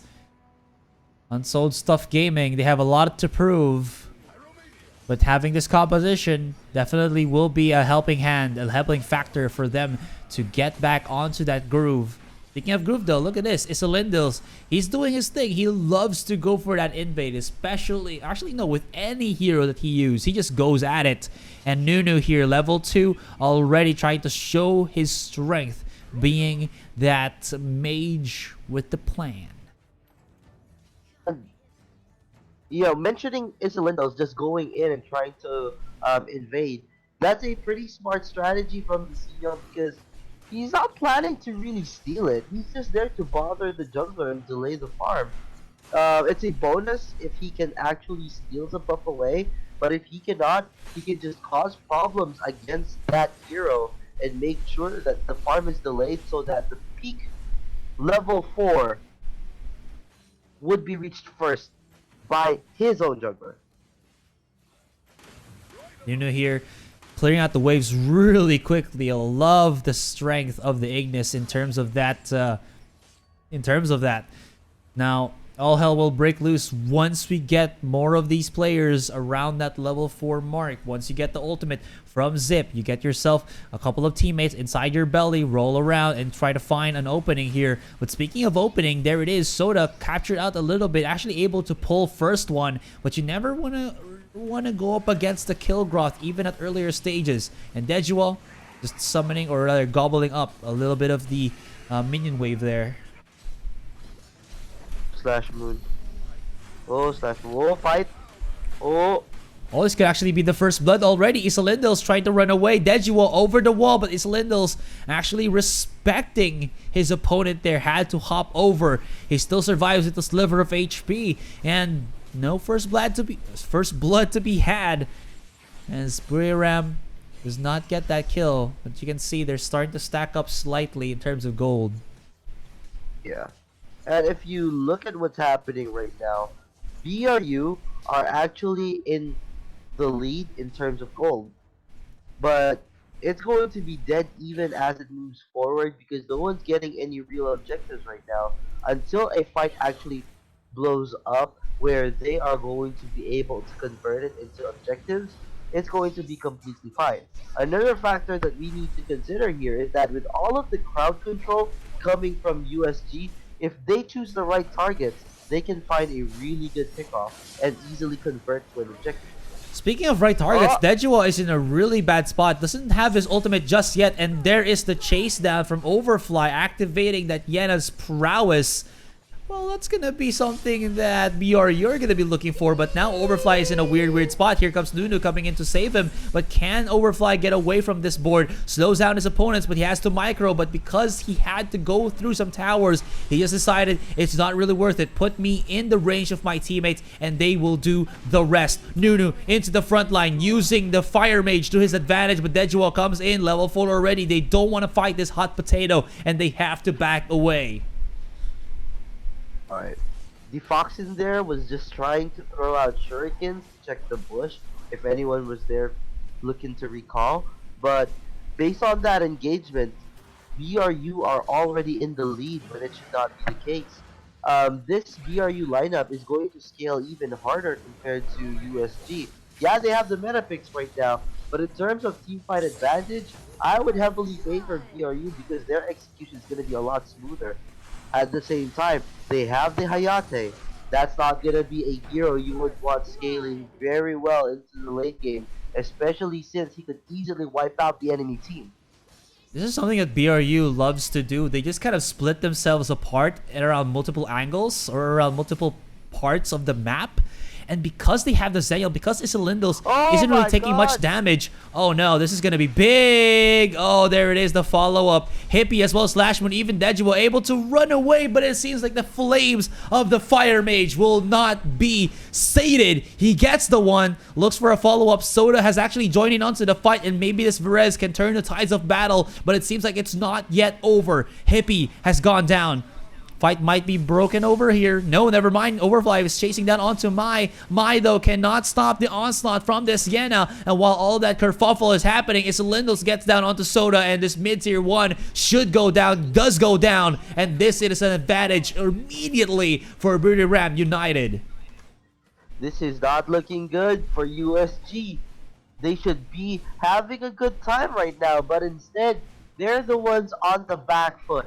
BRU, they are controlling all of the fights. They are making sure they get the favorable trades, and they are positioning themselves in the advantage instead of the other way around, where, oh, BRU, you're melee heroes. Yeah, you're gonna have a hard time. We have a lot of crowd control, but no, crowd control right now, it's not gonna be a problem because USG are not stacking their skills together to make any viable kills. They're just throwing them out against all of the opponents, and with that, it's not gonna do much. You're not gonna be able to lock anyone down. You don't even have the damage to kill anyone. And here comes another fight.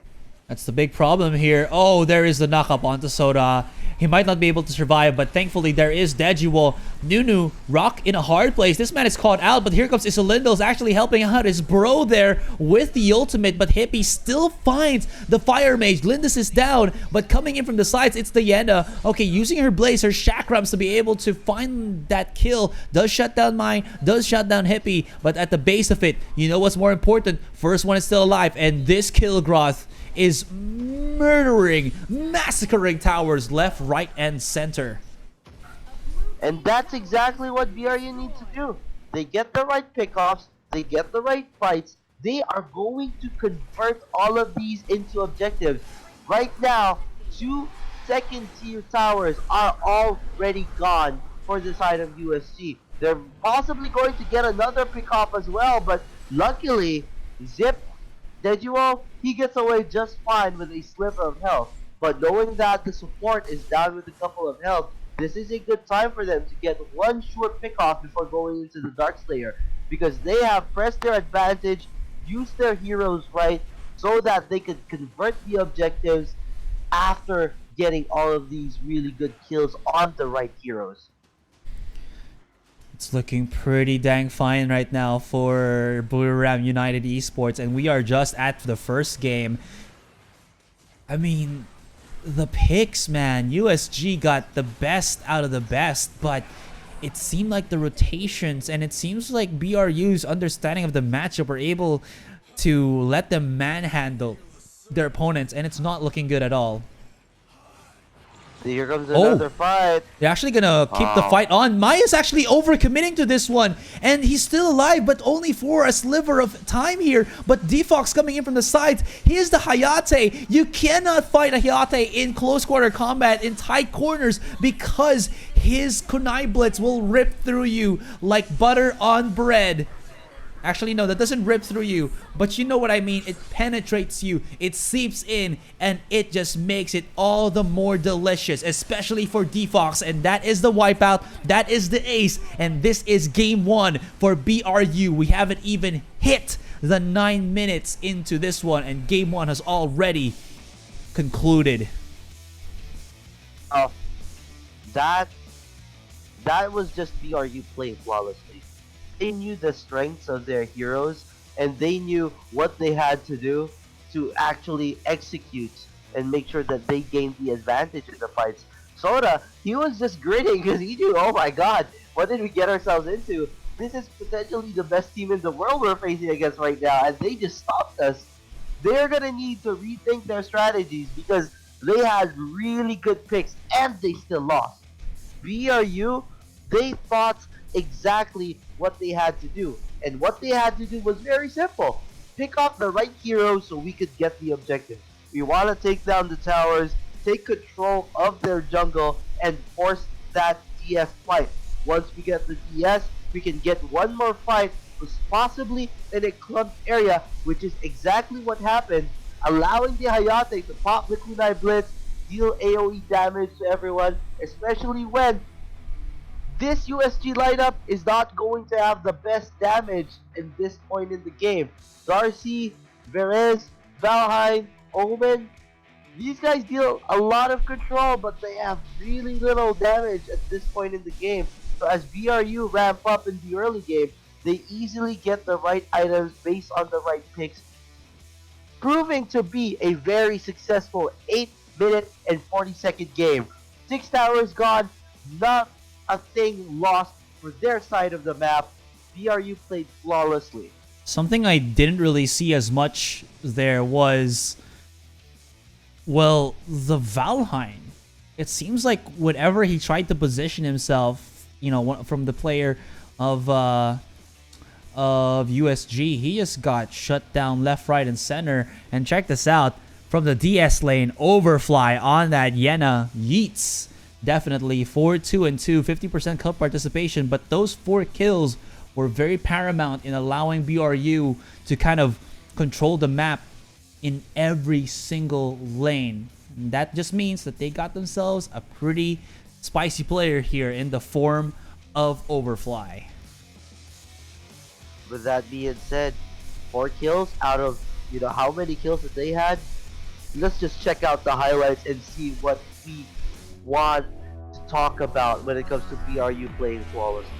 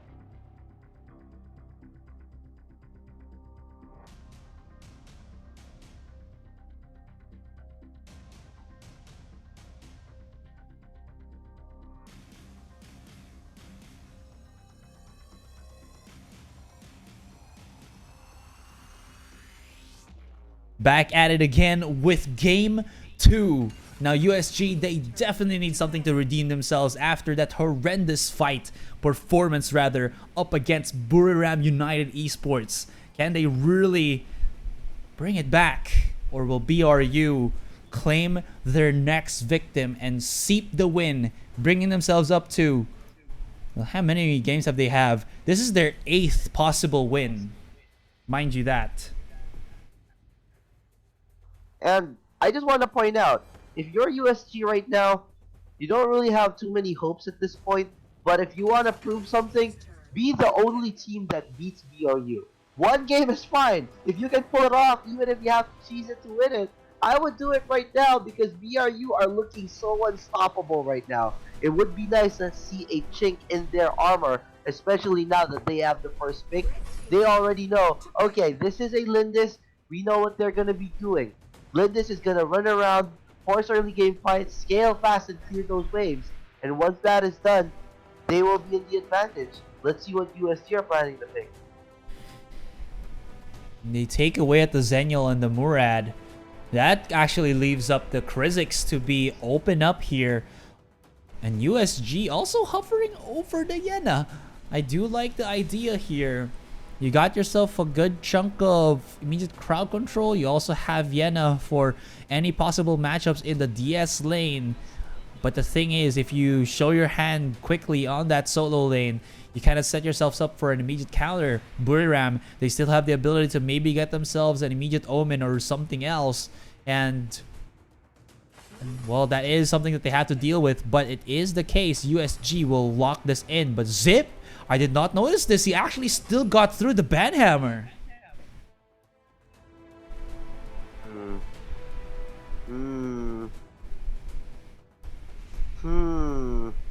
Okay, what do you think about this? You have seen Zip in action. You've seen Kriziks in action. Now that we know what Kriziks is going to be doing, you also know what Zip is going to do. Who do you think fares more if these two supports were to clash?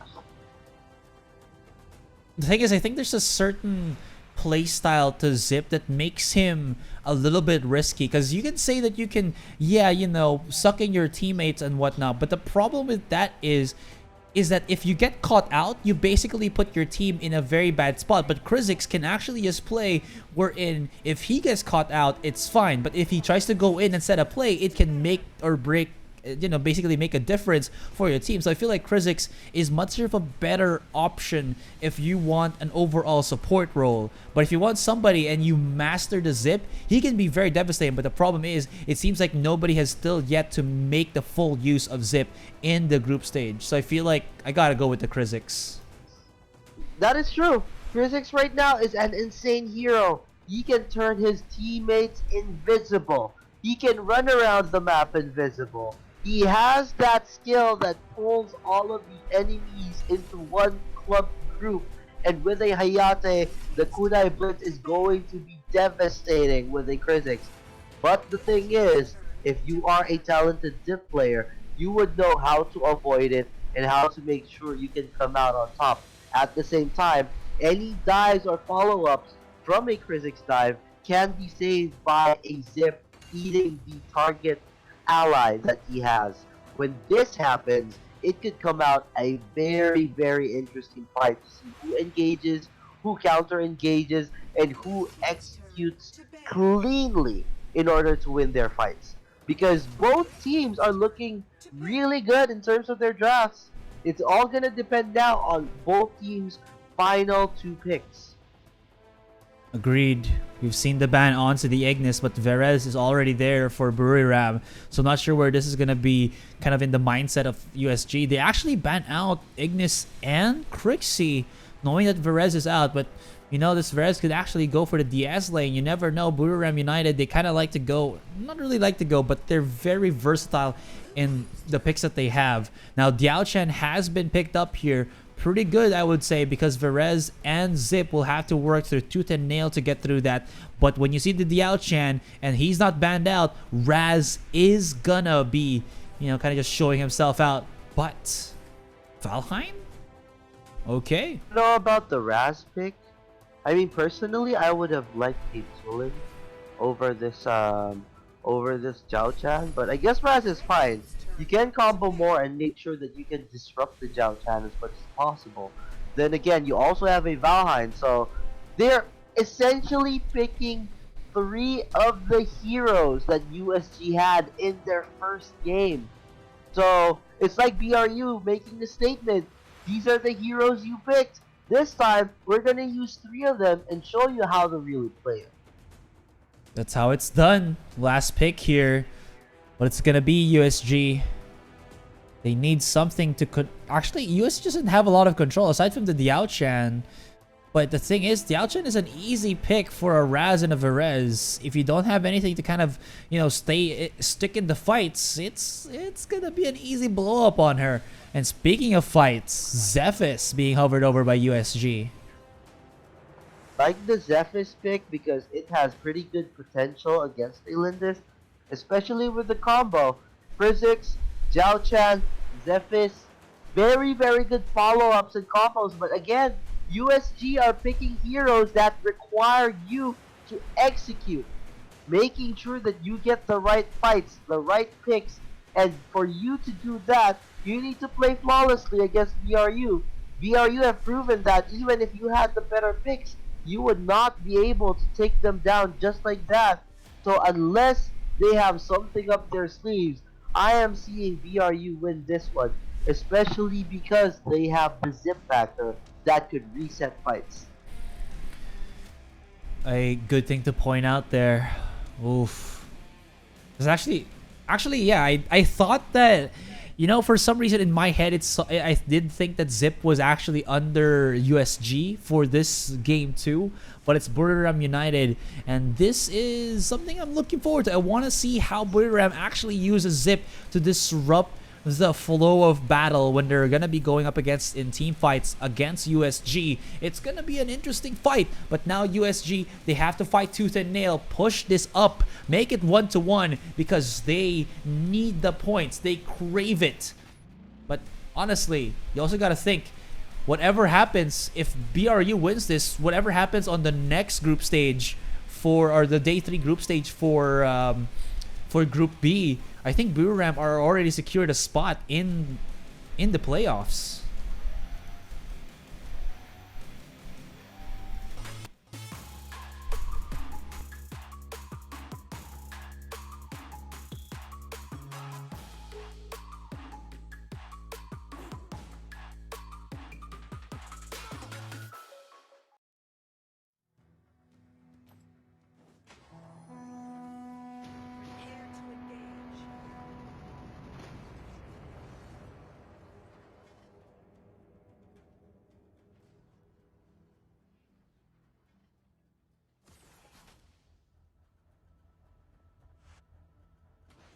Second game. Here we go. USG, what you gotta do?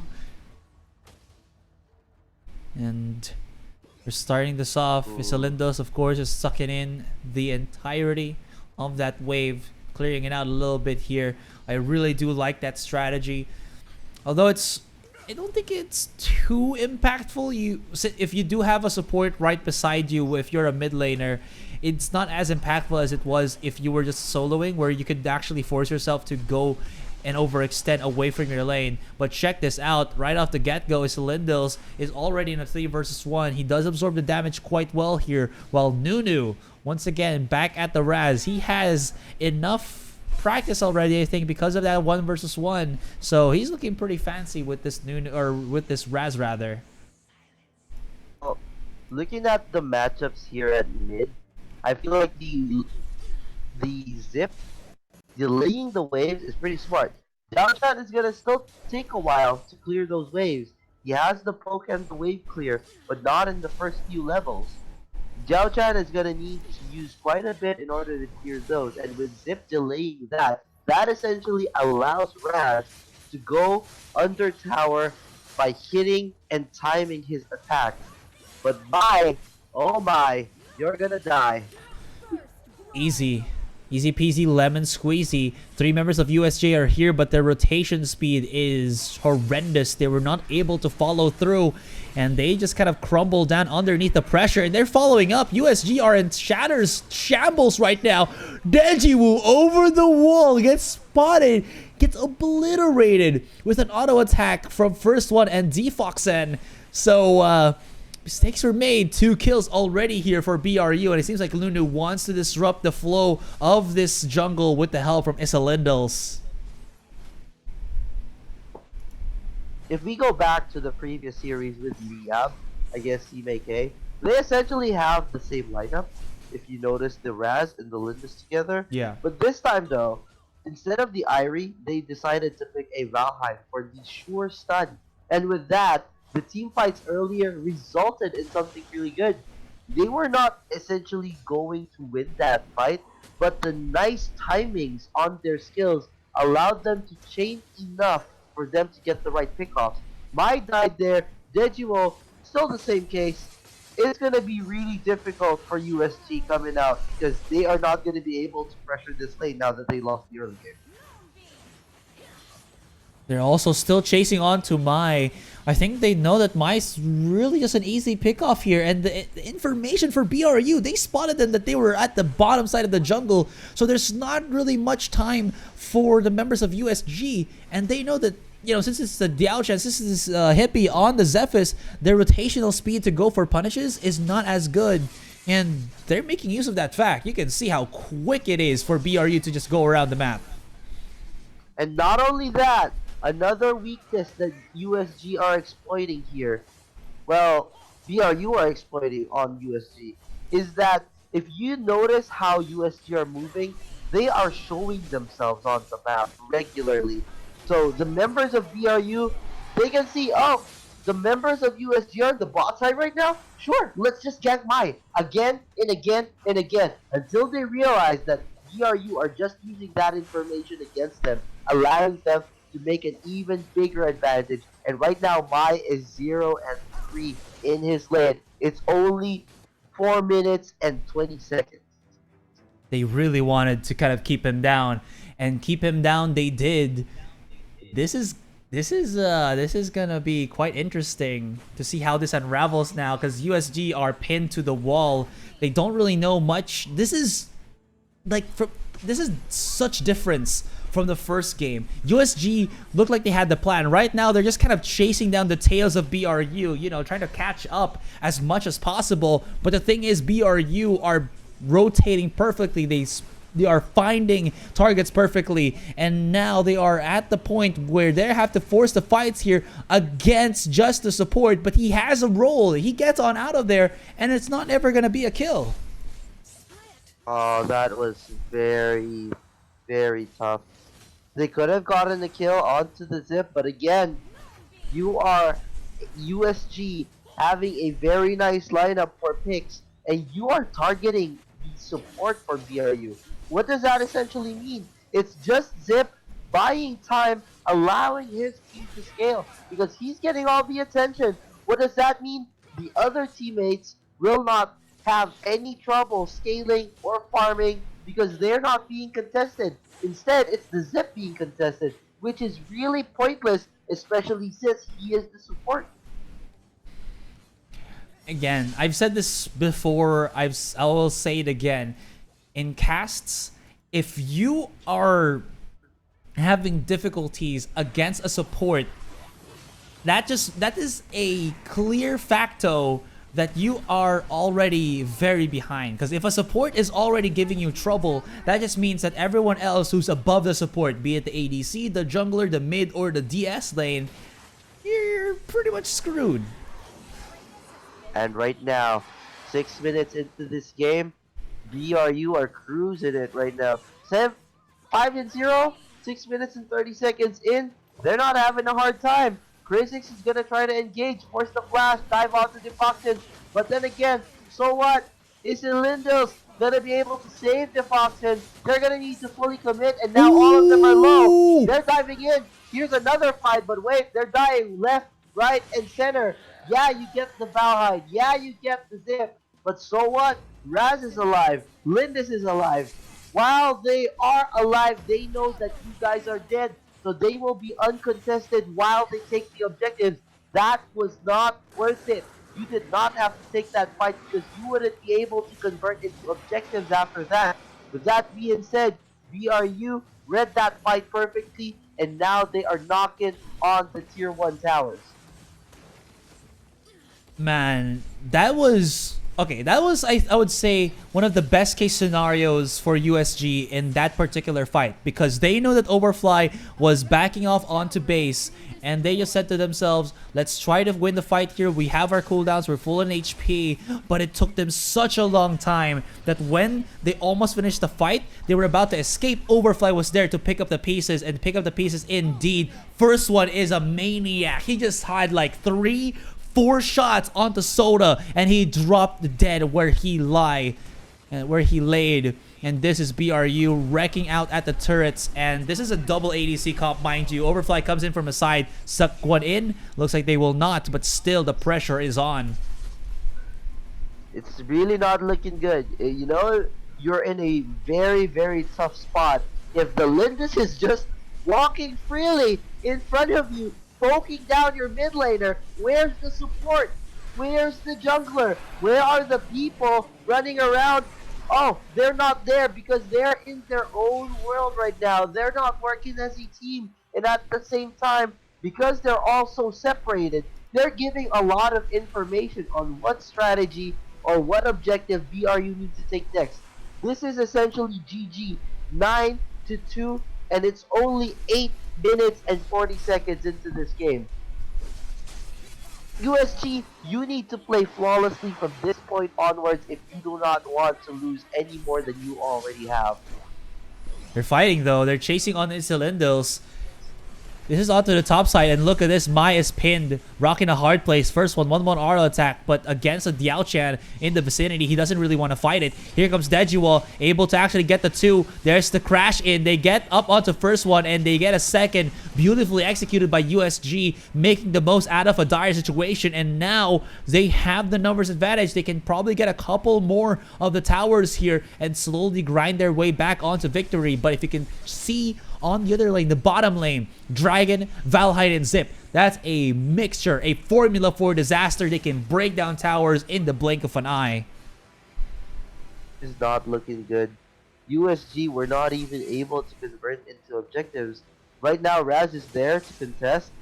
He's probably not going to contest it and just give it away. But you are already seeing the Drake knocking onto the second tier tower. Zip is just going to eat that Drake, move it back even further, and let it just go back to the second tier tower uncontested. This is what they're gonna keep doing. Ooh, here's the fight. They really are pushing for it. They love to do this type of shenanigans, but this is Defox N in the belly of Fizzolindils, and this might be it. Hold that thought though. Mai comes into the fray. He's a little bit tad too late. She was tanky, but not tanky enough to beat out the brunt of the members of BRU. They take out the Defox N, but guess what? This is still first one with the Lindis alive, so they can take out towers if they do so desire. Oy, oy. This is game. You are being outplayed way too much, and you guys, they forced that fight. They wanted to take a pick off. They were targeting one hero, just one. And what did Zip do? Zip stopped them from doing the fight. They still further overcommitted. Zip, all he had to do was eat up his teammates, saves it, pops the ult, knocks them all up, and once the cavalry comes back in to respond, they are all going to get wiped out because they were already being controlled by 2 heroes. At least they only did lose that one tier 3 in the bottom lane, but this dragon or this Dark Slayer is about to pop up. He has spawned, and USG, they know this is the final strike. They're not even hitting the River Spirit right now. They're trying to use this to kind of set up a trap or something, but the positioning from BRU, they have Isolindals in the front. Oh no, they got spotted out. They knew that Lindis actually had the scouting tool there. Oh, this is gonna be huge. Say goodnight, Sweet Prince. Deju is out. Overfly is out for blood. He's chasing them down. And Nunu coming in from the side. They decide otherwise. The Dark Slayer is free. There's no more Krizzix. And this is an objective we can take without any contestation. There we go. They have the second Dark Slayer already. This is essentially going to be the GG push. The bottom lane is already being pressured by Mega Minions. Slash Moon, a little too far there. I don't understand why the marksman is the front line right now. And just like that, it looks like USG have given up. Once Slash Moon goes down, all that's left is Dejuo to defend this lane. Very critical mistake there. They could have possibly defended their last two towers, but Slash Moon decides to be attacked. And finally, this is looking like game. Easy 2-0 for BRU. They're waiting for the wave here. Isalindos is there. There's first one with the auto attack, and GGWP. BRU undefeated, unmatched, unchallenged. And that's gonna be a win for them. Oh.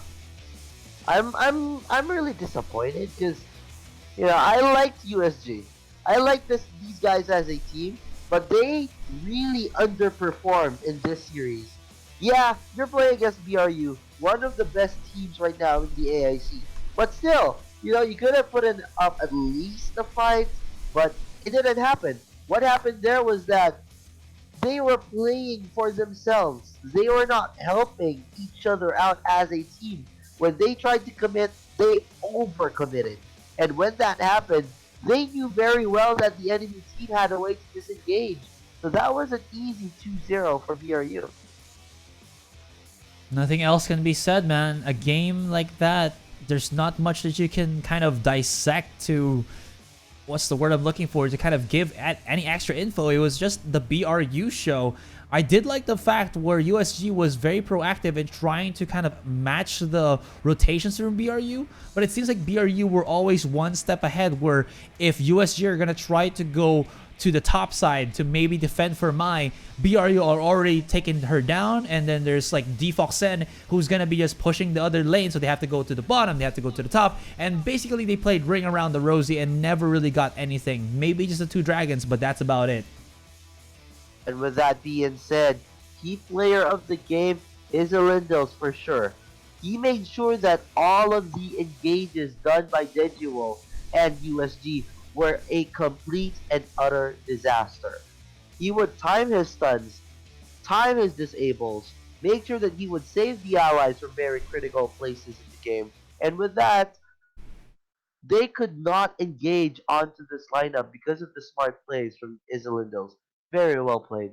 Yeah, so with that, guys, we're just gonna be waiting for the final game of the day. It's Team Flash versus Liab Esports. This is gonna be hyped. Team Flash, another strong team in this group of death, and Team Liab still proving themselves to try to get to the tippy top. For now, we're gonna go for a break, and when we get back, it's that final game. Again, the Arena Valor International Championship 2019 is brought to you by our sponsors, Sensen Game, Garena, True Online, and True Icon Hall. My name is Asarai. Here with me is Isaac Plays. Don't go anywhere. We'll be right back.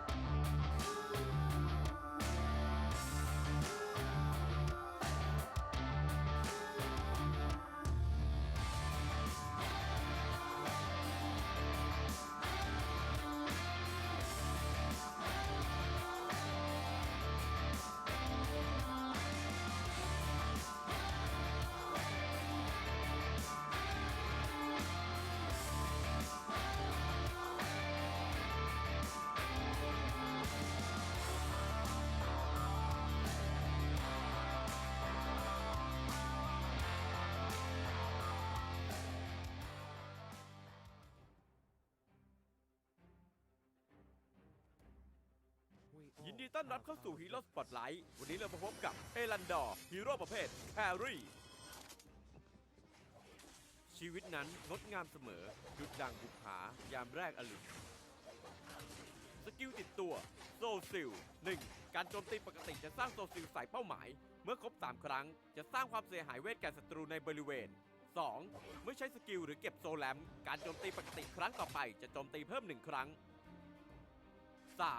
ภายใน3 วินาทีหลังจากใช้ทุกสกิลของเอลันดอร์เขาจะสามารถกดซ้ำเพื่อย้ายตำแหน่งไปยังโซแลมได้ทันทีสกิลบัตเตอร์ไฟวิงเมื่อใช้สกิลจะพุ่งไปยังทิศทางที่เลือกโดยทิ้งโซแลมไว้ณตำแหน่งเดิมตอนเลือกศัตรูโดยการกดสกิลนี้เข้าไปโจมตีแล้วรีบกดกลับอย่างรวดเร็วสกิลบัตเตอร์ไฟแดนซ์เมื่อใช้สกิลจะสั่งให้โซแลมบินรอบบริเวณและสร้างความเสียหายเวทรอบตัวกดสกิลนี้ทิ้งไว้เพื่อใช้เป็นโอกาสหลบหนีศัตรูในยามคับขันอันติเมทสกิลมอฟเมื่อใช้สกิลจะส่งโซแลมพุ่งไปยังทิศที่เลือกสร้างความเสียหายเวทและผลักศัตรูทั้งหมดในระยะหลังจากนั้นโซแลมจะค่อยๆเคลื่อนที่อย่างช้าๆไปเรื่อยๆผลักศัตรูที่ประชิดตัวออกไปเพื่อให้เสียเวลาเข้าประชิดหรือจะใช้สกิลนี้หนีศัตรูเพื่อไปยังทิศตรงข้ามความสำคัญที่สุดสำหรับเอลันดอร์ก็คือความคล่องแคล่วแครี่คนนี้มีสกิลที่ถูกออกแบบมาเพื่อจุกโดยเฉพาะเขาสามารถไปทางซ้ายและไปทางขวาในเวลาที่แทบจะพร้อมเพรียงกันได้หากตัวผู้เล่นเข้าใจขั้นตอนในการใช้สกิลของเขามากดีพอในช่วงต้นเกมการทำดาเมจของเขายังค่อนข้างต่ำแต่เขาก็สามารถใช้บัตเตอร์ไฟวิงช่วยในการกดดันเลนได้โดยการยิงทีเผลอการเคลียร์คลิปของเขาจัดได้ว่าไม่แย่เพราะสกิลติดตัวของเขาสามารถสร้างความเสียหายเป็นบริเวณสำหรับการต่อสู้กับฮีโร่หากเป็นฮีโร่ยิงไกลด้วยกันแล้วเอลันดอร์อาจจะต้องใช้จังหวะยิงฟรีเพื่อสร้างความได้เปรียบในการแลกแต่หากต้องปะทะกับฮีโร่ตีไกลเขาจะได้เปรียบมากเพราะเขาสามารถใช้บัตเตอร์ไฟวิงและบัตเตอร์ไฟแดนในการหลอกสกิลทิ้งระยะและหลบหนีได้แบบต่อเนื่องจนยากที่สายประชิดตัวจะตามทันนอกจากนี้อัลติเมทอย่างม็อบยังใช้ขัดจังหวะทีมไฟและจังหวะไล่ล่าของศัตรูได้ดีมากเอลันดอร์สามารถเล่นได้ทั้งป่าและเลนแล้วแต่คุณจะเลือก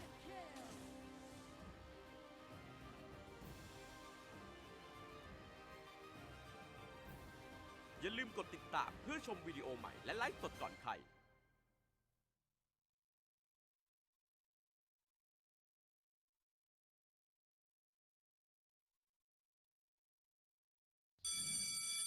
ครั้งนี้ห้องเราต้องชนะขอลูกแบงค์หน่อยเฮ้นี่มันไม่ใช่ลูกแม็กซ์ซะหน่อยไฮเยเท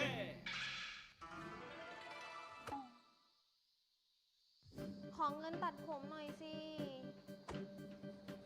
นะ100 เดียวเอง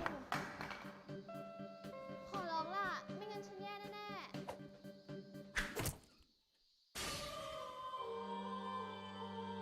ๆขอบคุณนะไฮยาเท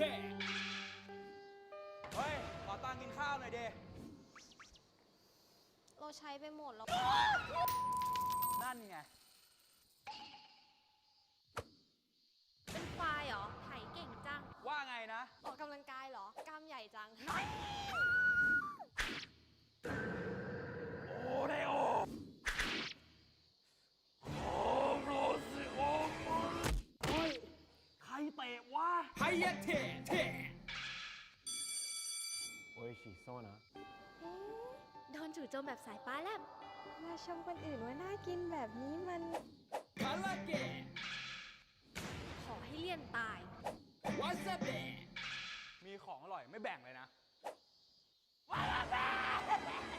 อะไรก็ไม่รู้เล่นเกมดีกว่าเฮ้ฮีโร่ตัวใหม่นี่นาชื่ออะไรกันนะไฮยาเทมีคาราเกะด้วย Let's kill this loveดีนะ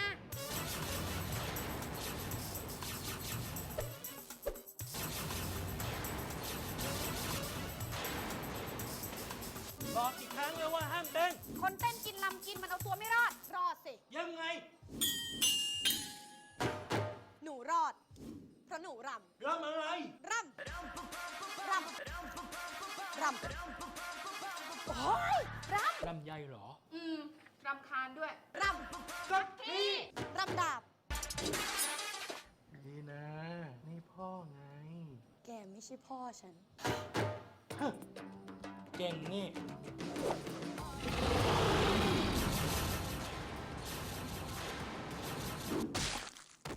ใช่ ฉันเก่ง แม่ภูมิใจในตัวลูก แกก็ไม่ใช่แม่ฉัน ใช่แล้ว นี่พ่อเอง พ่อ ดีนะไฟเตอร์คนเก่งของพ่อ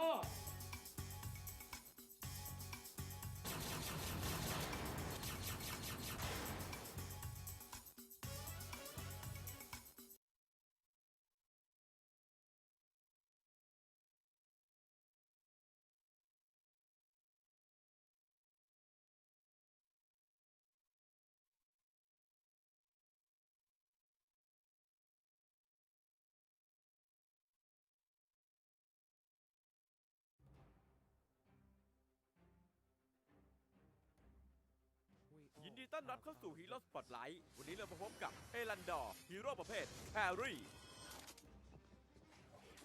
ชีวิตนั้นงดงามเสมอดุจดังบุปผายามแรกอรุณสกิลติดตัวโซซิล 1. การโจมตีปกติจะสร้างโซซิลใส่เป้าหมาย เมื่อครบ 3 ครั้งจะสร้างความเสียหายเวทแก่ศัตรูในบริเวณ 2. เมื่อใช้สกิลหรือเก็บโซแลมการโจมตีปกติครั้งต่อไปจะโจมตีเพิ่ม 1 ครั้ง 3. ภายใน 3 วินาทีหลังจากใช้ทุกสกิลของเอลันดอร์เขาจะสามารถกดซ้ำเพื่อย้ายตำแหน่งไปยังโซแลมได้ทันที สกิลบัตเตอร์ไฟวิงเมื่อใช้สกิลจะพุ่งไปยังทิศทางที่เลือกโดยทิ้งโซแลมไว้ณตำแหน่งเดิม ตอนเลือกศัตรูโดยการกดสกิลนี้เข้าไปโจมตีแล้วรีบกดกลับอย่างรวดเร็ว สกิลบัตเตอร์ไฟแดนซ์เมื่อใช้สกิลจะสั่งให้โซแลมบินรอบบริเวณและสร้างความเสียหายเวทรอบตัว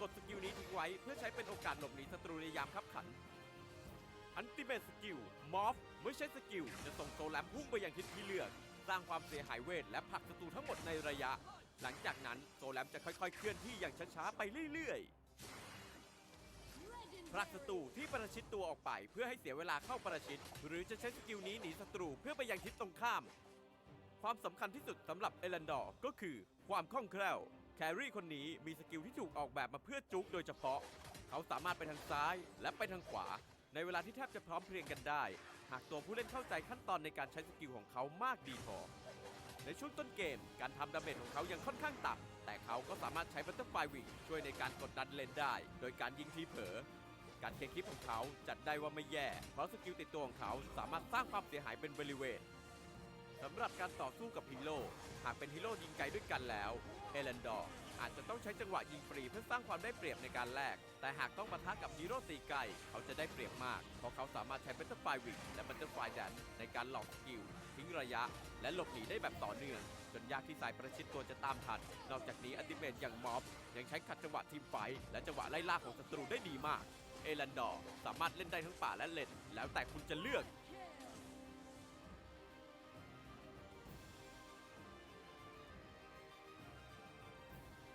อย่าลืมกดติดตามเพื่อชมวิดีโอใหม่และไลฟ์สดก่อนใคร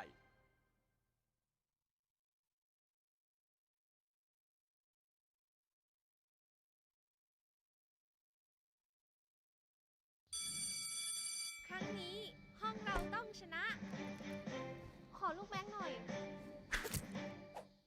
เฮ้ นี่มันไม่ใช่ลูกแม็กซ์ซะหน่อย ไฮเยเท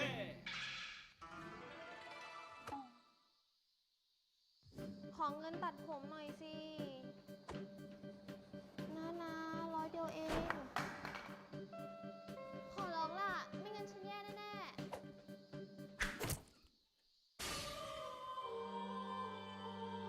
ๆ ขอบคุณนะ ไฮยะเท เฮ้ย ขอตังค์กินข้าวหน่อยเด เราใช้ไปหมดแล้ว นั่นไง เป็นไฟล์เหรอ ไถเก่งจัง ว่าไงนะ ออกกำลังกายเหรอ กล้ามใหญ่จัง โอเดโอโรซิโอ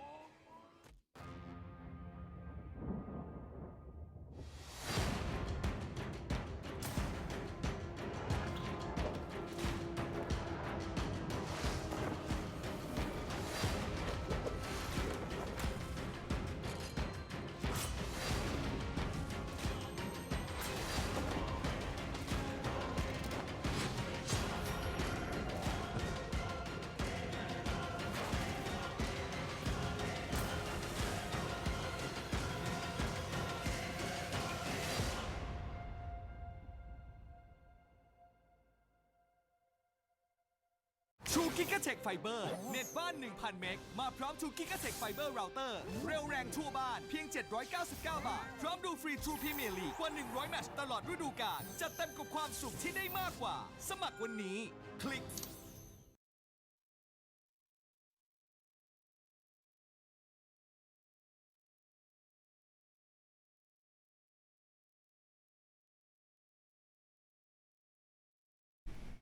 Ladies and gentlemen, once again, this is the Arena of Valor International Championship 2019, presented by Tencent Games, Garena, True Online, and True Icon Hall. We are at the group stage for Group B, and now the final game is about to go underway. But before that, my name is Asarai, and here with me now is Isaac Plays. Hey, what's up? It's the last game of the night. Are you ready for the last two games? Because I sure am. We're gonna see Liab Esports go against Team Flash. So, Team Flash, really good team. Liab Esports, they are in for a very, very tough matchup. If they can play like they did in Game 1 of their previous series, I am very sure that they would actually have a chance. What is this? Oh, okay. I was looking at our community here, and there's a lot of chickens in the chat. Maybe they like their poultry, man. But oh god, who knows? Why? I don't know. In any case, just to reiterate, Liab has done a couple of matches today, or yeah, they actually did 2 matches in the entirety of the group stage. They went 1-1 against Team AK, and they lost 0-2 against Buriram United Esports. Now, up against Team Flash, they have a tall order or a tall wall to climb, but if they can at least get out of their rut, because in terms of the standings, they are -2 in the points, but not as bad as the other team from Japan, which is Unsold Stuff Gaming, who is now at -6. That's a pretty deep grave, 6 feet under. Alright. Well, to be quite honest here, I need to see Liab show up for this series. If they want to reach the top 8, this is the point where, okay, I think it's time for us to really show our stuff. They're not gonna make it to the top 8 if they don't at least steal a game from Team Flash. They have the big potential to do it, but it's not gonna be easy. So hopefully they make all the stops, they make sure that they take note of what they have to do, and they pay close attention to where the enemies are, and they should be completely fine. Agreed. And now it seems like we're about to begin. I'm a little bit excited here. I can feel my body tingling because this is a huge match for, well, Liab. Actually, something also to take note is the performance for Team Flash, wherein Team Flash has had 2 games till today. Those were from November 6 matches. They went up against one Team Esports, which is a team from Vietnam, I think. Wait, no, Taiwan. And they went 1-1 against each other. And then they also went up against USG, where they got that 2-0 against USG. So it looks like they're a very strong team up alongside BRU and one team, and Liab definitely have their work cut out for them. I'm having fun with the chat right now. While we wait for Liab and Team Flash, I'm gonna have fun in the chat because I see everyone spamming different kinds of animals and I don't know why. Basically, it's Noah's Ark, man. Yeah, but to give you further analysis, here's one thing. When it comes to Liam, personally, I've played with them. I know some of those people. I've talked to them on several occasions. I know how much work they've put in. They know how important it is to get into the AIC, so it's not gonna be easy. They are going to need to do a lot to get to a certain point. But these guys in particular, they have done their homework, they have done their stuff. They are just really going to challenge themselves because they're playing against, the top teams in the international stage. You're not going to expect them to play kind of flawless level that you would usually see in the regionals or the nationals. This is a completely different stage and it's completely understandable. But you saw it yourself. They were able to get a game going and they were able to win a game. So it just goes to show you want a game, you can actually match up with the best of them. So it's time to really show your stuff against Team Flash. And that is something they need to do indeed. Scary stuff here will be done. And all we can do is wait. I'm actually pretty well, I did also say this already, excited. And here we go. Game 1. Draft stage or drafting phase is beginning. Let the ball roll. Let it rip. Liab Esports will have the first pick of the match. Alright. So now, Liab Esports, they are going to ban out AKG. So, what does this signal? In their previous series, what they did before, okay, let's pick Omen. Now that we banned KG, it's probably a signal. Okay, we're gonna pick an Omen, but who knows? Right now, this is not a usual ban that would come out in most standard drafts. Banning out a KG is completely fine though. So let's see what they plan to do. You already see Team Flash giggling here, but we'll have to wait and see. Ooh, interesting bans. Very Lord. interesting bans. This shows that Liab have a plan. They're not banning things that people usually ban. They're banning things that are going to stop their composition.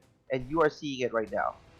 Either going to stop their composition or are able to kind of bypass the composition. Because if you're looking at it, Rourke and Kilgross look to be picks that actually should do well with a CC heavy type of lineup or something kind of to set up, And Team Flash kind of knowing this immediately ban away at the Krizzix and Zip. And, to add to the fact that these are really strong supports that no one ever wants to give out as a first pick. Florentino will be had by 1717, not getting the Omen, so that's pretty interesting to boot. But now here comes Team Flash, hover over to Hayate, get the Ninja Man up and rolling. This is interesting because Team Flash prioritized banning supports like Krizzix and Zip. So they don't want any of the chaos that these two heroes can cause in a fight. They're going to get rid of that, pick up the Hayate and the Yena to answer this Florentino pick. So the next two picks for Liab are going to dictate what their plan is initially going to be. And if what they plan to do is to not reveal too much just yet, it would be a pretty smart play on their behalf because Team Flash are already very talented. They could possibly go toe-to-toe with whatever plan Liam would be throwing at them, but it goes to show it's not just the draft, it's going beyond that, and it all comes down to the execution. And there we go, Liab answer with the Sephira Perez combo. I was hyping this up previously because of how good it is and how well they work together, and it looks like Liab are going to just go up into their faces and try to pick fights. True, and removing the Kilgross, man, you don't have yourself that anti-CC anymore. But does this also merit maybe the hover over a Chognar for Team Flash, or they could just get already somebody for their mid lane and then set up the side characters, quote unquote, for later. But the thing is, the ban hammer is there. There's a total maximum of 4 bans on the second phase, and it's gonna be very tricky. You can already see they're putting that timer to the limit, and okay, they look at the Baldoom, so it's all up in your face. Why not get the Baldoom, having that prison to kind of keep everybody in check? And right now, I'm liking the picks. Baldoom is a really good pick in particular. But then again, if you pop that Sephara ult, Baldoon's Wild Prison will not work on Sephara. So Sephara can still time it right and apply a lot of pressure onto the Team Flash lineup. But what's a Sephara ult going to do if the Sephara is going to be the support? The main problem here is that whoever gets caught by the Wild Prison can be very, very, how do I say, destroyed. Yeah. It's a Baldoon into a Hayate's Kunai Blitz, maybe a Yana's dive. Who knows what else Team Flash has in store for the last two picks. These two heroes are already really scary in itself, so it's gonna be hard going into team fights based on the first three. Very agreed with there to you, man. And now what else can be brought out here?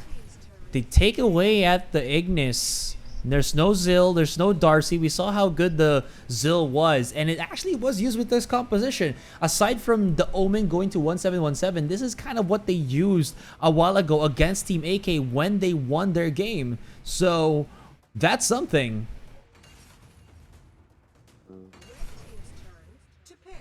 Darcy, Zill, Murad, and then an Ignis. I would like the Ignis ban. Caused problems already. I mean, you know, Verez wasn't exactly a nice pick against Ignis based on the previous series that he watched. So I wouldn't mind banning that. So now it's all up to Team Flash on what their fourth pick is gonna be, going on to Liab's final composition.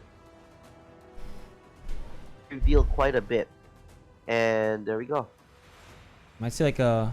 Oh, Cricknack. Okay. Knack pick. I like that. Else to hover. So that is a nice pick. Then again, and Rubik's are going to pick up for themselves. This is essentially going to complete their full lineup and what their game plan is going to be, how they're going to approach this game, and we are just about to see it come in the last 30 seconds of their picking phase. So Honest is gonna be good to kind of follow up with his composition, but I do also like the idea of the Violet just because you have somebody to attack from a range, but attack from a range and has fast mobility. Honest is alright, but you can get caught by the Baldoon. But still, when you have the Sephara, I guess that's something else that you gotta point out. But immediately, they go back to their first choice, Elsu. We still haven't locked it in. It's not 100% yet. They go back to TA, and there it is. Chi for the side lane, or the Darkslayer lane rather. And last pick for Team Flash, it's gonna be crucial. Iggy is going to play Chi. That is interesting. I like that. I want to see that in action. That's going to be a lot of crowd control, going around the map, causing fights and gangs. It's going to be really nice, especially since you're going to be assisted by the Verez and the Sephara. It could be a very potent matchup when you dive and try to take fights to get those objectives. Then again, you are looking at XB on the Raz, ADC on a Cricknack. They're going to try to stop that from happening and engage on their own terms. Yena especially is going to have an easier time against this Florentino. So when you look at that in particular, it practically goes 50-50. If Liab can execute this really well, I am really favoring this team to win this one. But if Team Flash can negate that pressure from the Verez, Sephara, and Chi diving and counter-engage for themselves to get the advantage, then Team Flash could seal their victory in this game number 1.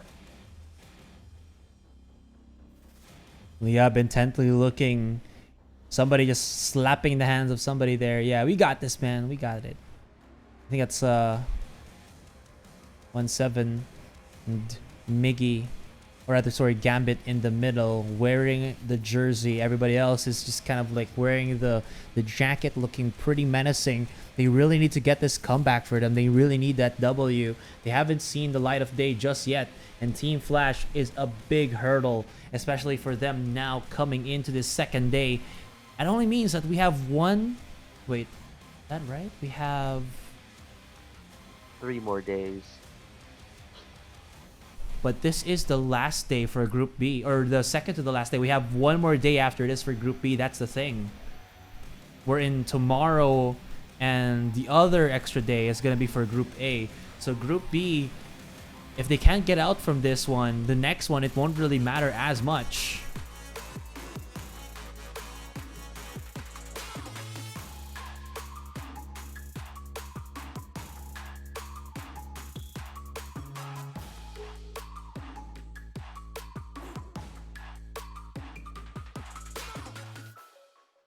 Get ready. Minions will be deployed in 5 seconds. Here it is, game number 1, last series of the night. Liab Esports up against Team Flash. And let's see. Liab has drafted a composition or a roster that is basically almost the same as what they had a while ago. They also really love to do this tree Rio in the jungle, or rather in the mid lane, and then the ADC just goes in and helps out the jungle there. This will actually just at least give a little bit of XP for the Tilanas. I like the Sephira and the Veriz at mid in this early phase because they could get information on where the opponents are. Like right now, Chi is already farming up, trying to get his buffs ready, trying to make sure that he's going to be fine, and if Baldoon tries to engage, he's not going to have a difficult time, to be honest.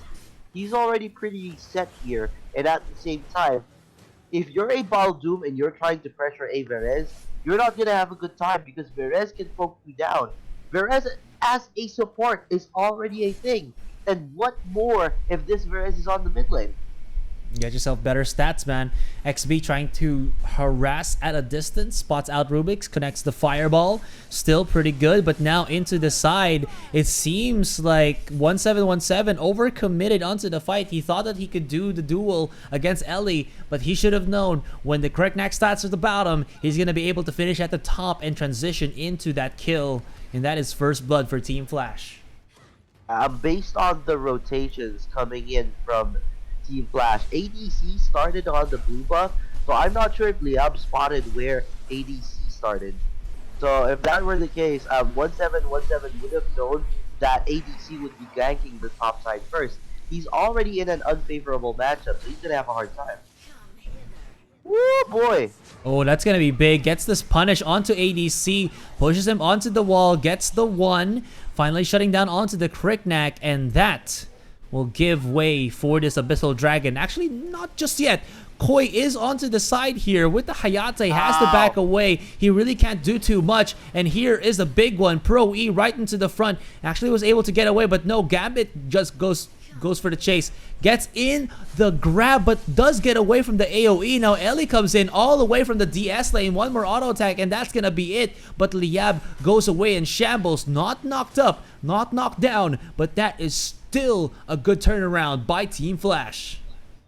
Team Flash played really smart there. They knew that Kriknak was down for a couple of seconds, so the open objectives for Liab at that point were to either steal the blue buff or get the Abyssal Dragon. Liab decided to pressure and get the blue buff to keep ADC behind in terms of farm. But then what happened there was that they recognized Liab's movements, decided to contest the blue buff, forcing Liab to go back. And now 1717 most likely being pressured even more in the top lane. And now that they know that, this will allow Liab to go into more fights in a different lane because they know where the opponents are. The thing is, even if you don't get a kill, the impact of forcing someone to keep backing continuously will still show. They get ever so little XP, they get very less gold because they're not in the vicinity to get the gold, the aura gold or the last hit gold. And it's not really going to look too good for 1717, who's in dire need of itemizations. But for now, it seems like they're fighting for dominance on this dragon. And we still see that it's going to be Team Flash to actually start it up. Yeah, uncontested indeed. They already pressured 1717 in the top lane really, really hard. And this Florentino is not going to have a good time against the Hyena. And there's still a constant gank from his Kriknak. So it's going to be very difficult, especially because if this continues to happen, Florentino will need to scale first before doing anything else. This is allowing Ellie to clear the wave, pressure Florentino, and then rotate for a 5-man fight into the mid lane. So as they continue doing this, essentially, they're forcing Liab to take these 4v5 fights. Siege minions are already up here. Forcing the fights might not be the best idea for Liab right now because it seems like they're in shambles. Miggy is having a very difficult time kind of finding opponents left, right, and center. And actually, this is Chi on the jungle. I just noticed that. In any case, there's going to be a big fight. Oh my goodness, they got scooped in, ladies and gentlemen. XB right here onto the side actually was not able to survive. And Liab flushed them out. ADC, one more auto attack, and that's going to be it. But he seems to be able to say, no, I cannot do it. Hops over the wall, and that is a kill. Much deserved, much needed by Liab Esports. Based on that fight alone, you would notice that they caught out XP, pulled him in because of the Veriz hook. Right after that, XP decided to auto attack for some weird reason. He gets caught out even further, especially because as he tried to get away, there was a Chi follow-up, so he could not dash away in time, resulting in a kill, allowing Liab to disengage right after that. 15 seconds onto the Dragon. Liab are setting a trap here. They're looking at RZ, or rather XB. Rubix does go for the water wall, but it's not really going to help at all with this Sephora. But still, or rather, now the Dragon is already up. This is going to look pretty fancy. And here we have it. Just a quick highlight of what happened. That was some really good stuff. Now, Team Flash, they are going to need to pressure these lanes even more. They are in no position to try to force these fights unless they have the advantage. Right now, they were actually previously they had the advantage going into fights because 1717 was playing catch up. But now that he is pretty much okay in his lane again, they're just gonna keep forcing that because they know that 1717 is where the gold is. So as they continue doing that, this is allowing Liab to figure out their positioning and counter engage. And just like that, they are going to kill XP yet again. They're hiding in the bush, waiting for them to rotate back in because Team Flash revealed, oh, there are 3 of us in the top lane. As they rotate back in, XB needs to defend his lane. Let's wait here for him to come back. And now that the mid laner's dead, we can dive onto the DS lane, give 1717 the help that he needs, take out this Yena, and apply the pressure onto the tower, hopefully getting a trade. But the thing is, that wasn't exactly the best possible trade because they might not get any objectives done. XB is already headed to the top tier tower. Meanwhile, the bot side, Team Flash, they got the first tier tower bot, they got the Abyssal Dragon. So, in terms of the long-term objectives, Flash is coming out on top. Yeah, and actually looked at the gold worth for XB up against Gambit. Even though XB got caught out twice already and Gambit has an extra kill, there was still around 300 gold difference between XB being in the lead against Gambit, and that just goes to show how the global net worth or the global accumulation of currency for Team Flash is showing its stride. Now, that Koi, I'm not sure if he actually has his spider sense tingling, but he is in a weird spot right now. There is a good chunk of members from Liab here, but they have stayed their welcome for too long. There's XP, finds it onto Miggy, but look at the position. Here comes ADC, and oh no. Goes for the one, goes for the second. Nice flank, done and done. And Rubix is running away from Pro E, but that's not the target they wanted. They wanted Bence, and that is the one kill. Make that into a 4, and Liab have been shattered once again. That was a bad fight. Liab forced that. They tried to get XB yet again, but what they did there was that XB timed his ult right, so that when he would be hit by the knockback from Chi, he would just dash back in. So they won that fight mainly because of that engagement between XB and Miggy. This attention allowed ADC to come in unnoticed, get the drone drop, and steal a lot of damage off the members of Liab. They managed to pick several heroes up along the way, and right after that, they get the Dark Slayer. Liab had an opportunity there to make something happen. They did try, but it wasn't gonna be effective. And speaking of effective, ADC, did he just hit Bents 3 times and Bents conceded to him? That is huge. There's going to be Hayate activating the Kunai Blitz, but I think that's just a cherry on top because the true MVP is ADC. I haven't seen a Kriknak as strong as this in a while, and this is just looking good at all for Team Flash. They're already looking to finish off this game 10 minutes in as these tier 3 towers are already exposed, and there's a dragon onto the top lane. Here comes onto the mid lane. They're going to be aggressing onto 1717. Gets a 3-man knockup. Here comes Mickey from the sides. Cannot go through because he was actually slowed down, and this is Team Flash finally breaking the top tier 3. But while Ellie was going for the bottom lane, looking for some more up against 1717, I don't think he can actually do this with the Florentino. But now this is 3 members. Where are his teammates? Baldoom onto the side, but he doesn't need them because Ellie is on the warpath, able to actually get the CC or the heals that he needs. Bents or Rubik's is caught in the middle. Here comes Miggy, catches them off. Oh, he got submitted. And here are the other members of Team Flash. All the way through, they just come in. That Koi with the Kunai Blitz just decimating, letting it rip onto the members of Liab. And with all of that kerfuffle, 1, 2 tier 3 towers are down, and the third one is the last to remain, the next target for Team Flash. That was bad. That was really bad. This is looking like the end. Gambit is being attacked. 1717 is going for the Hail Mary, but it's not going to be enough. He is way too underfarmed to fight this 4-man right now, and Rubik's is having a hard time controlling the game. ADC has been playing like a god. He just dives in and he will kill even the Perez. And look at that Kunai Blitz. They will get 4, and they are just waiting for Gambit to go out, get that kill, and end the game. 1-0 Team Flash. Say goodnight, sweet prince. And with that, Liab Esports gets 0-1 by Team Flash. What a victory from this team. Very aggressive, very strong. Undeniable that they are bred from a different cloth. Understandably. It's really hard for them to actually, win that fight. Based on the composition, Team Flash played it really smart. They pressured the DS lane. This was the first pick Florentino, so you would expect that 1717 would be countered in that lane and he would be having a hard time. But what we didn't expect was that ADC, he's just gonna keep diving and diving and diving onto that Florentino.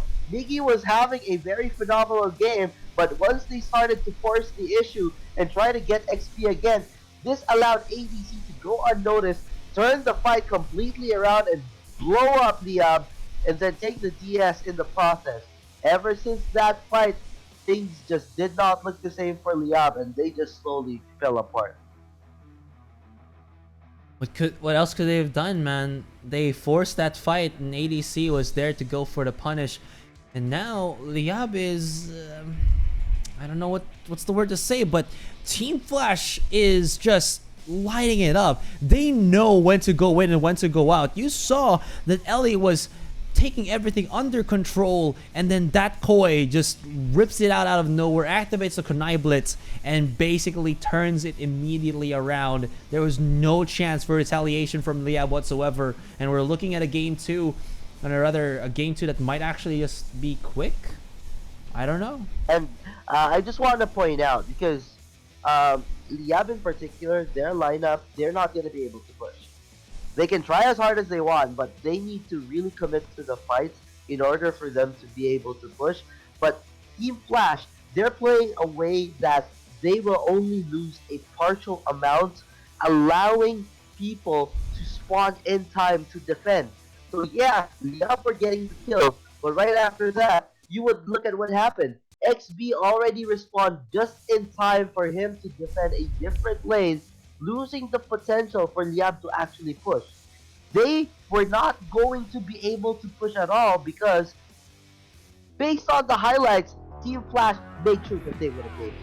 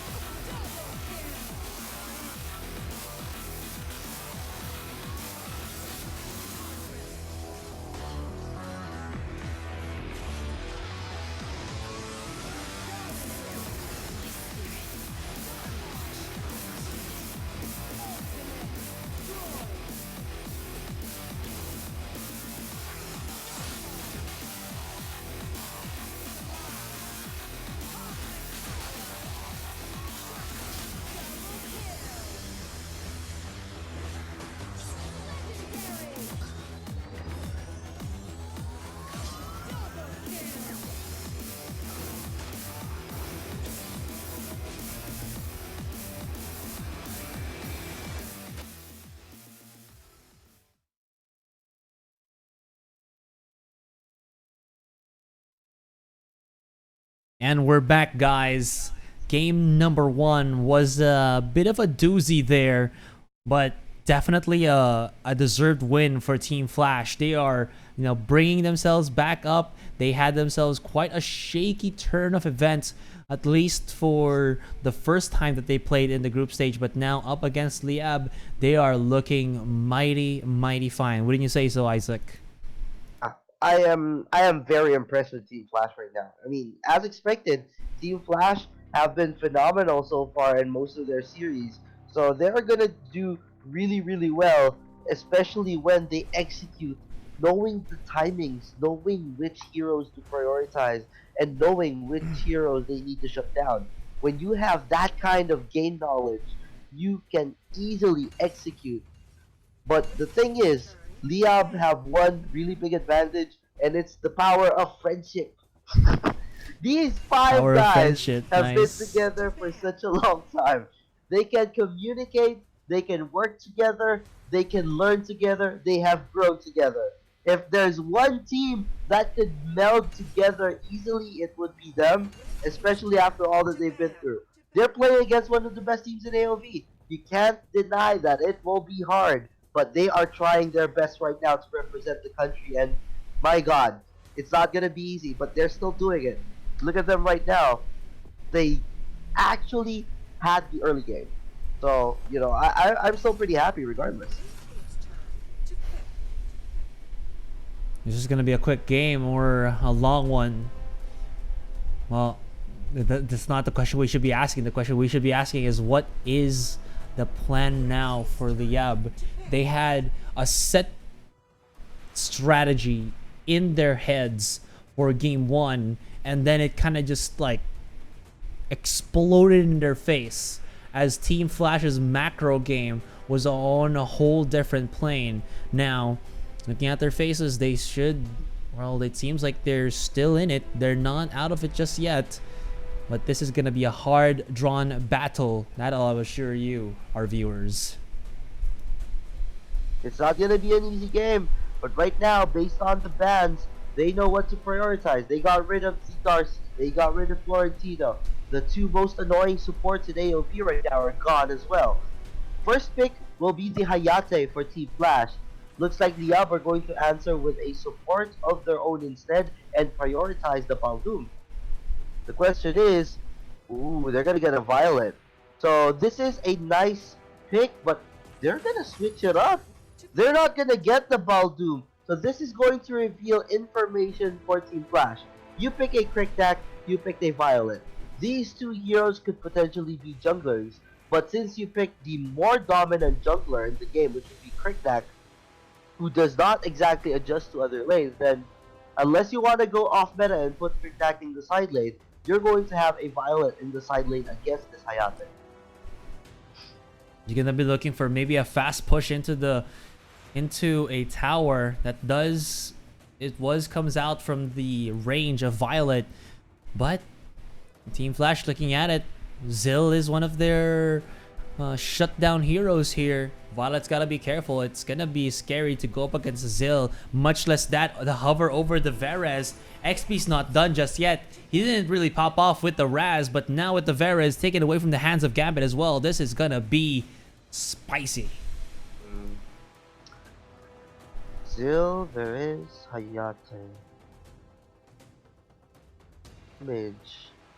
Lots of potential to dive and dodge. So if Cricktack dives in with a drone drop, Zill could essentially pop his ult, get away, or dodge it. That is a very good plan coming from Team Flash. Not to mention, they have a Varez. This could be flexed. It could either be in the side lane, it could be a mid lane. Team Flash is not yet revealing what their initial plans are going to be. Liab, on the other hand, you are already getting a clear vision of what is going to happen in their lanes. They have shown the Cricktack, most likely the jungle, 99%. There's the Violet, possibly moving into the side lane. You can see the graphics right now looking really good. And of course, we have the Ignis. If this is picked, then that essentially means you already know 2 out of their lanes and the jungle. Now, Team Flash, they're going to need to think about what to do next with the other two setups. Based on the picks that they have, they should pretty much know, should we counter or should we just try to complete our own drafts? Now, they're going to ban out the Sinyo. Baldoom is going to be banned. Pretty smart ban as well, because both teams right now, they don't have supports yet. Unless Team Flash want to go off meta and put Perez in the support role, which is completely possible. The thing about Perez is that when you pick her, she does not reveal way too much. And it's going to be very key in outsmarting your opponents in the drafts. I like the idea of the open-ended picks here for Team Flash. That just means that they have a lot more options to kind of use in this scenario. So, yeah, like you said, man, it possibly we might see support Verez, which isn't really a bad deal because she has also a good chunk of crowd control that they can definitely use to, you know, spot out at this Violet and Cricknack. Zilla, on the other hand, love this pick. Take it away from Miggy and give it to ADC, who's also very proficient with these assassins. This is gonna be a long drawn battle, and with the Omen being locked out, what is left for Miggy, or rather 1717 onto that DS lane? Could be the Yena, maybe something else even, but at least for now they don't have his Omen to use. Now looking at the picks, ooh, if they actually pull that off, I would absolutely love it. Are they going to pick Wiro? Are they seriously considering Wiro? That's how you pronounce it? I thought it was pronounced as Pena. That's a Pura now. It's Pina in our server, but then in other servers it's a Pura. And now they're going to go ahead with the Alice instead. I really like that Alice pick. Hissifit is going to stop 3 heroes from Team Flash. It's going to give Verez a hard time. It's going to give Zill a hard time. It's also going to give Hayate a hard time. That Hissifit could stop the Kunai Blitz completely before it even starts. With that happening, this Alice could be key in controlling what happens in the game before Violet, Cricknack, or Ignis come online. It's all going to be eyes on Gambit here on how he is going to control the pace along with Rubik's so that Miggy can scale into the late game and carry them home. Yeah. Here's an interesting tidbit. Rubik's has been playing Alice for a heck of a long time, and he has done to go further and beyond, especially in the earlier days of AOV when we were around. I think that was like AWC and AIC 2018, and even Valor Cup Season 1 to 3. Rubik's has been a feared Alice player, just being able to drop down the most of insanes of those Hissifits, and that's something that, well, can definitely help them in maybe overcoming this beast that is Team Flash. But there it is, Chi and Zafera taking it up. And last one to remain is the DS lane for Liab, who will be going up against this Chi in the DS lane. Liab has first pick 1717 time and time again during the group stage. This is going to be the first time that they will last pick 1717 and they are going to put him on a Roxy. Now Roxy is the best DS lane when it comes to delaying the game and just making sure the meta picks have a hard time. Roxy does well against Verez. Roxy does well against Florentino. Roxy does well against Yena. Roxy does well against Omen. Roxy does well nearly all the time. So this pick is very stable. It's also going to allow 1717 to pressure the Zill's jungle even more. This is going to buy a lot of time for Violet to really scale and improve. So last game of the night, I am going with Liab Esports this time. I am hoping our brothers from the Philippines can take this one home and get a second win on the board. Oh man, that's a pretty big statement to drop, but I have to agree with you. I am looking forward to what Liab's composition is gonna be able to bring to the table. But We just had to see if it's gonna be enough up against these heavyweights that is Team Flash.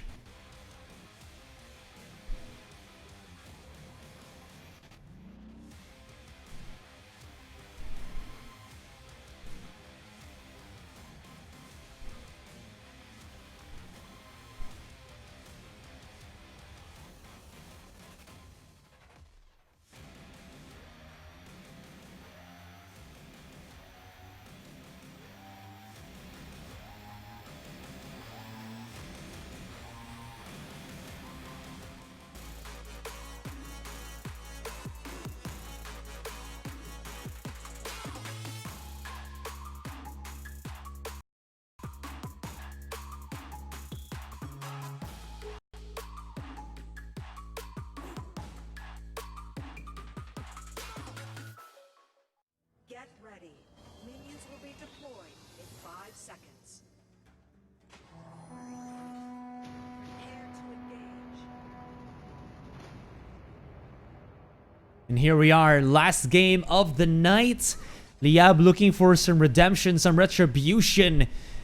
And you said it already, Isaac. The Rubik's Gambit connection. If it can work now, it will give Liab an edge. And I do like how Benz is pushing out Pro E from trying to bully out Migs here. We've seen Violet, because of her mobility and range, really do give an edge to the team who uses her. But up against this composition that can stick to you like glue, such as ADC Zill, it's going to be hard fought, but it is manageable. And you're already seeing a rotation coming in from Ellie here. They are trying to pressure this Crick-Tac as much as possible. They will steal a cab and hopefully delay the Crick-Tac's farm. And that's what they all usually do against a Crick-Tac. Delay the farm, make sure the Crick-Tac becomes a dog factor. Oh. Should be fine though. He's not going to be in a bad spot. Don't you worry.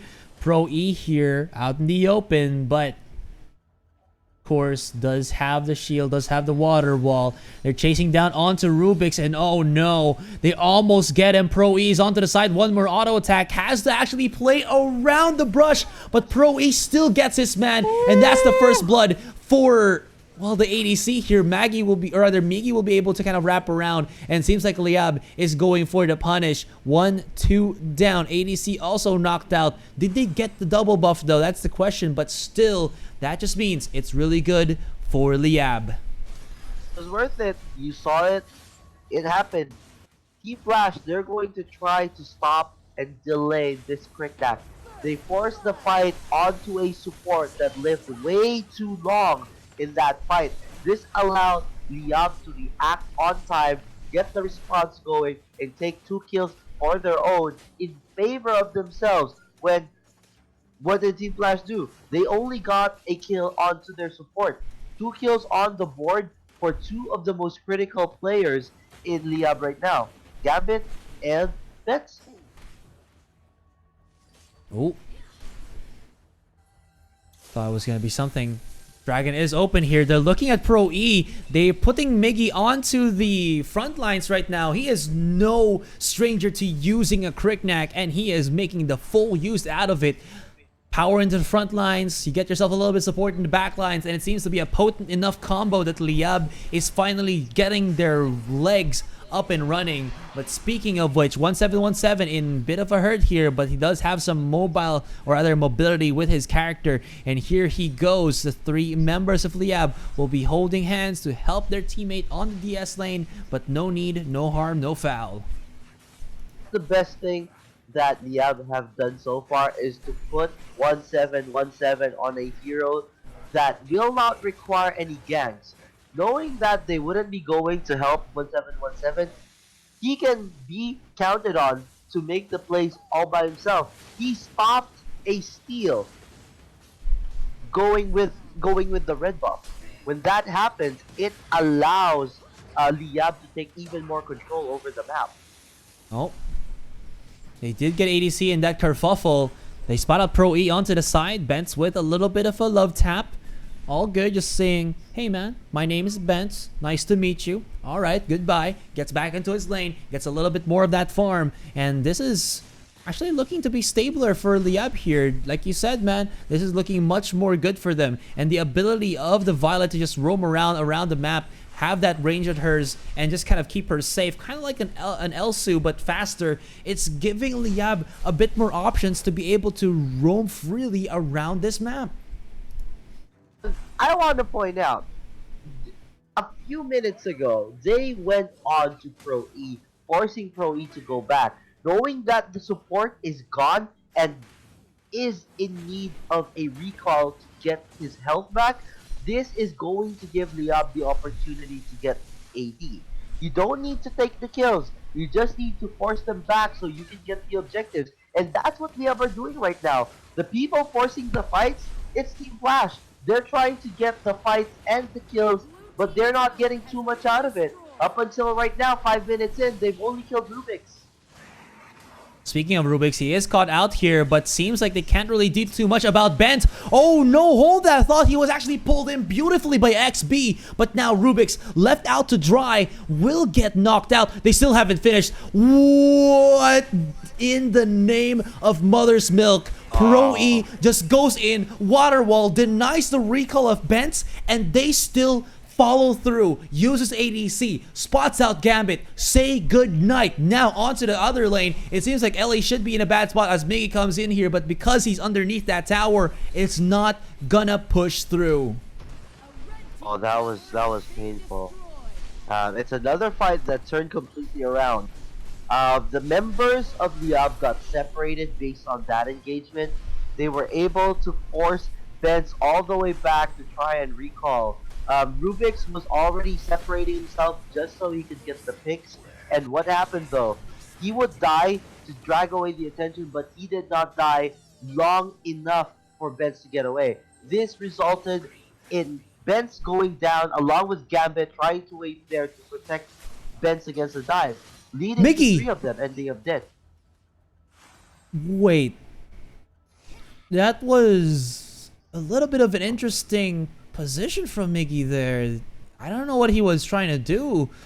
He didn't even have any teammates with him. He paid the price with his life. And, well, that just means that there's less firepower for Liab to use to try to defend this mid-tier one of them. But, of course, they do have Ignis, so he should be able to clear out the waves easy peasy. But still, misposition for Miggy. This is getting really, really tough right now.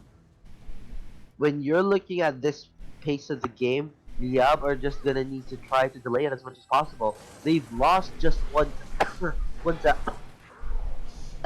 They've lost just one tower so far, so they're doing pretty good. 7 minutes in, it's getting to the point where it reaches 10 minutes and they would be coming online and hitting critical mass. Speaking of hitting that critical mass, man, here it is. They're going to be following up. They don't even need to think about that tower anymore. All they have to do is activate ADC's Tempest, and that is all that she wrote. XB spawning out Gambit here, just kind of forced him out, and Rubik's way out of position. Benz has the flicker over the wall. They chase him out. Does he have enough HP to get over the safety of his own tower? And it seems like that's going to be a yes, but still, Flash is, while saying into their namesake, really flashing things up, and now they have themselves a 4,000 lead, and it's going to be increasing even more as that tower breaks in the top lane. It's 2 towers down. Yup, they have to delay the game for now. Rubik's, Gambit, and Miggy are not in the position to fight back, and ADC is going to go ADC! in. Look at this, if it... He almost got the second kill. That was nice. He almost got it. That was close. It was worth it though. He forced a kill onto Rubik's, tried to get a second one, but overcommitted. Now he's dead for quite a bit, and this is going to delay the game even further, allowing Violet and Cricktack to get more time to farm and scale.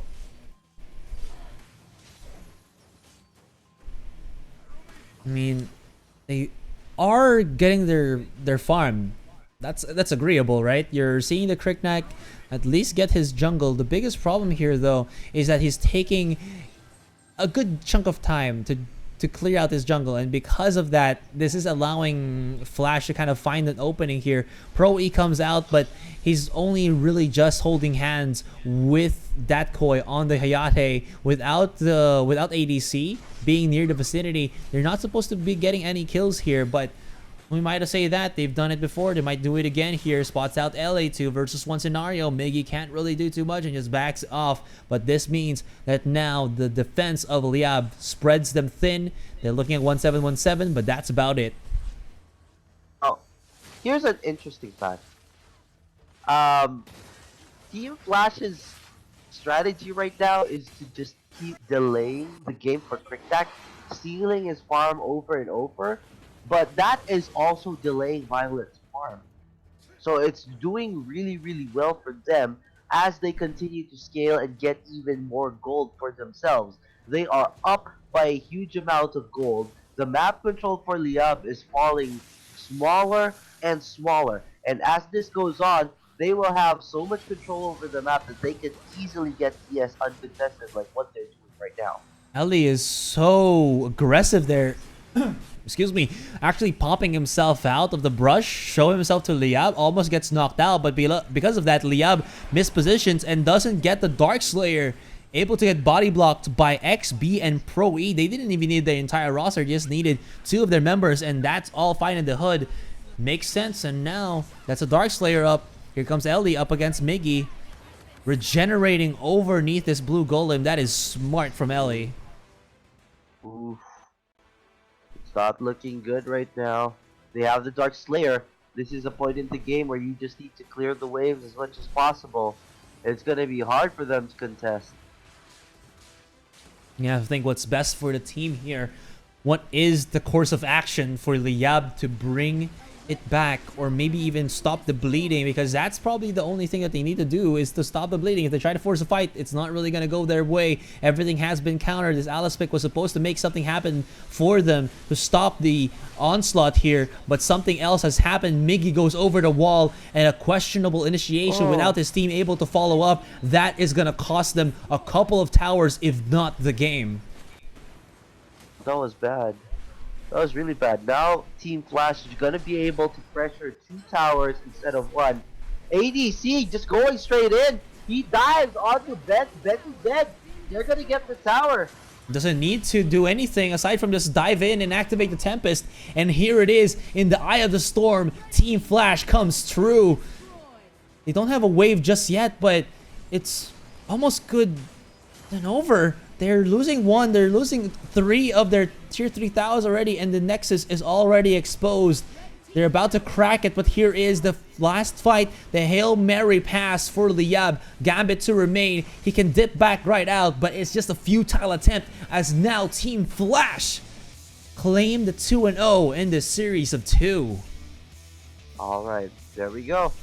So, the game plan was clear. Team Flash stealing the jungle, stealing the objectives, making sure that they would just keep forcing the fight, and eventually Liab are going to crack, and that's exactly what happened.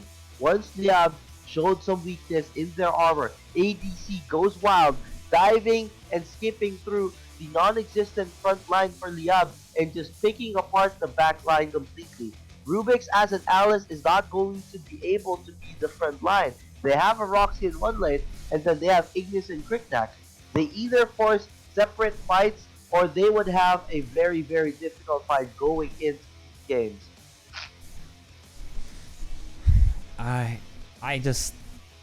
was just something out of a storybook, a horror storybook, where you thought that the heroes would be able to, you know, knock out, get themselves that victory, come back from behind, but it seems like Team Flash were the victors. I'm not saying that they're the villains, but you know what I mean. Team Flash is playing from a whole different level, and Liab definitely have to do their homework and try to beat out Team Flash, or better yet, if I'm not mistaken, they're not looking too hot in terms of the points. They are right beneath Team AK. They have to at least beat Team AK or something to have a chance to get into the playoffs. They still have 1 day left, and that is the last chance for Liab to get back into this game. for the key player of the game. It was ADC yet again. He did not win in the 1v1s. He was outplayed completely. But in terms of the 5v5s, this is what's more important. 75% kill participation, and he was flawless on this Zill. Picking up the right fights, choosing the right targets, and he was able to just decimate that backline. And now, with that, we actually end our stream for today. Hooray, guys! Much love to everybody who showed their support for this stream. As of the moment, we still have about 3 days of action left here in our Arena of Valor International Championship 2019 group stage. Tomorrow it's going to be another group stage for Group A, where you're going to be seeing teams such as Evo's Nova Esports. Esports. That's true. Nova Esports, AHK Esports Club, IGP, Team Olympus, and Hong Kong Attitude. And for now, we're going to be cutting the stream. Once again, we would like to thank Tencent Games, Garena, True Online, and True Icon Hall for making everything possible. My name is Asarai. This man is Isaac. We're going to be going, guys. See you tomorrow, bright and early. We're going to be resting our eyes, and so should you, because tomorrow is going to be even more frenetic. Bye, guys, and see you on the next one. Bye.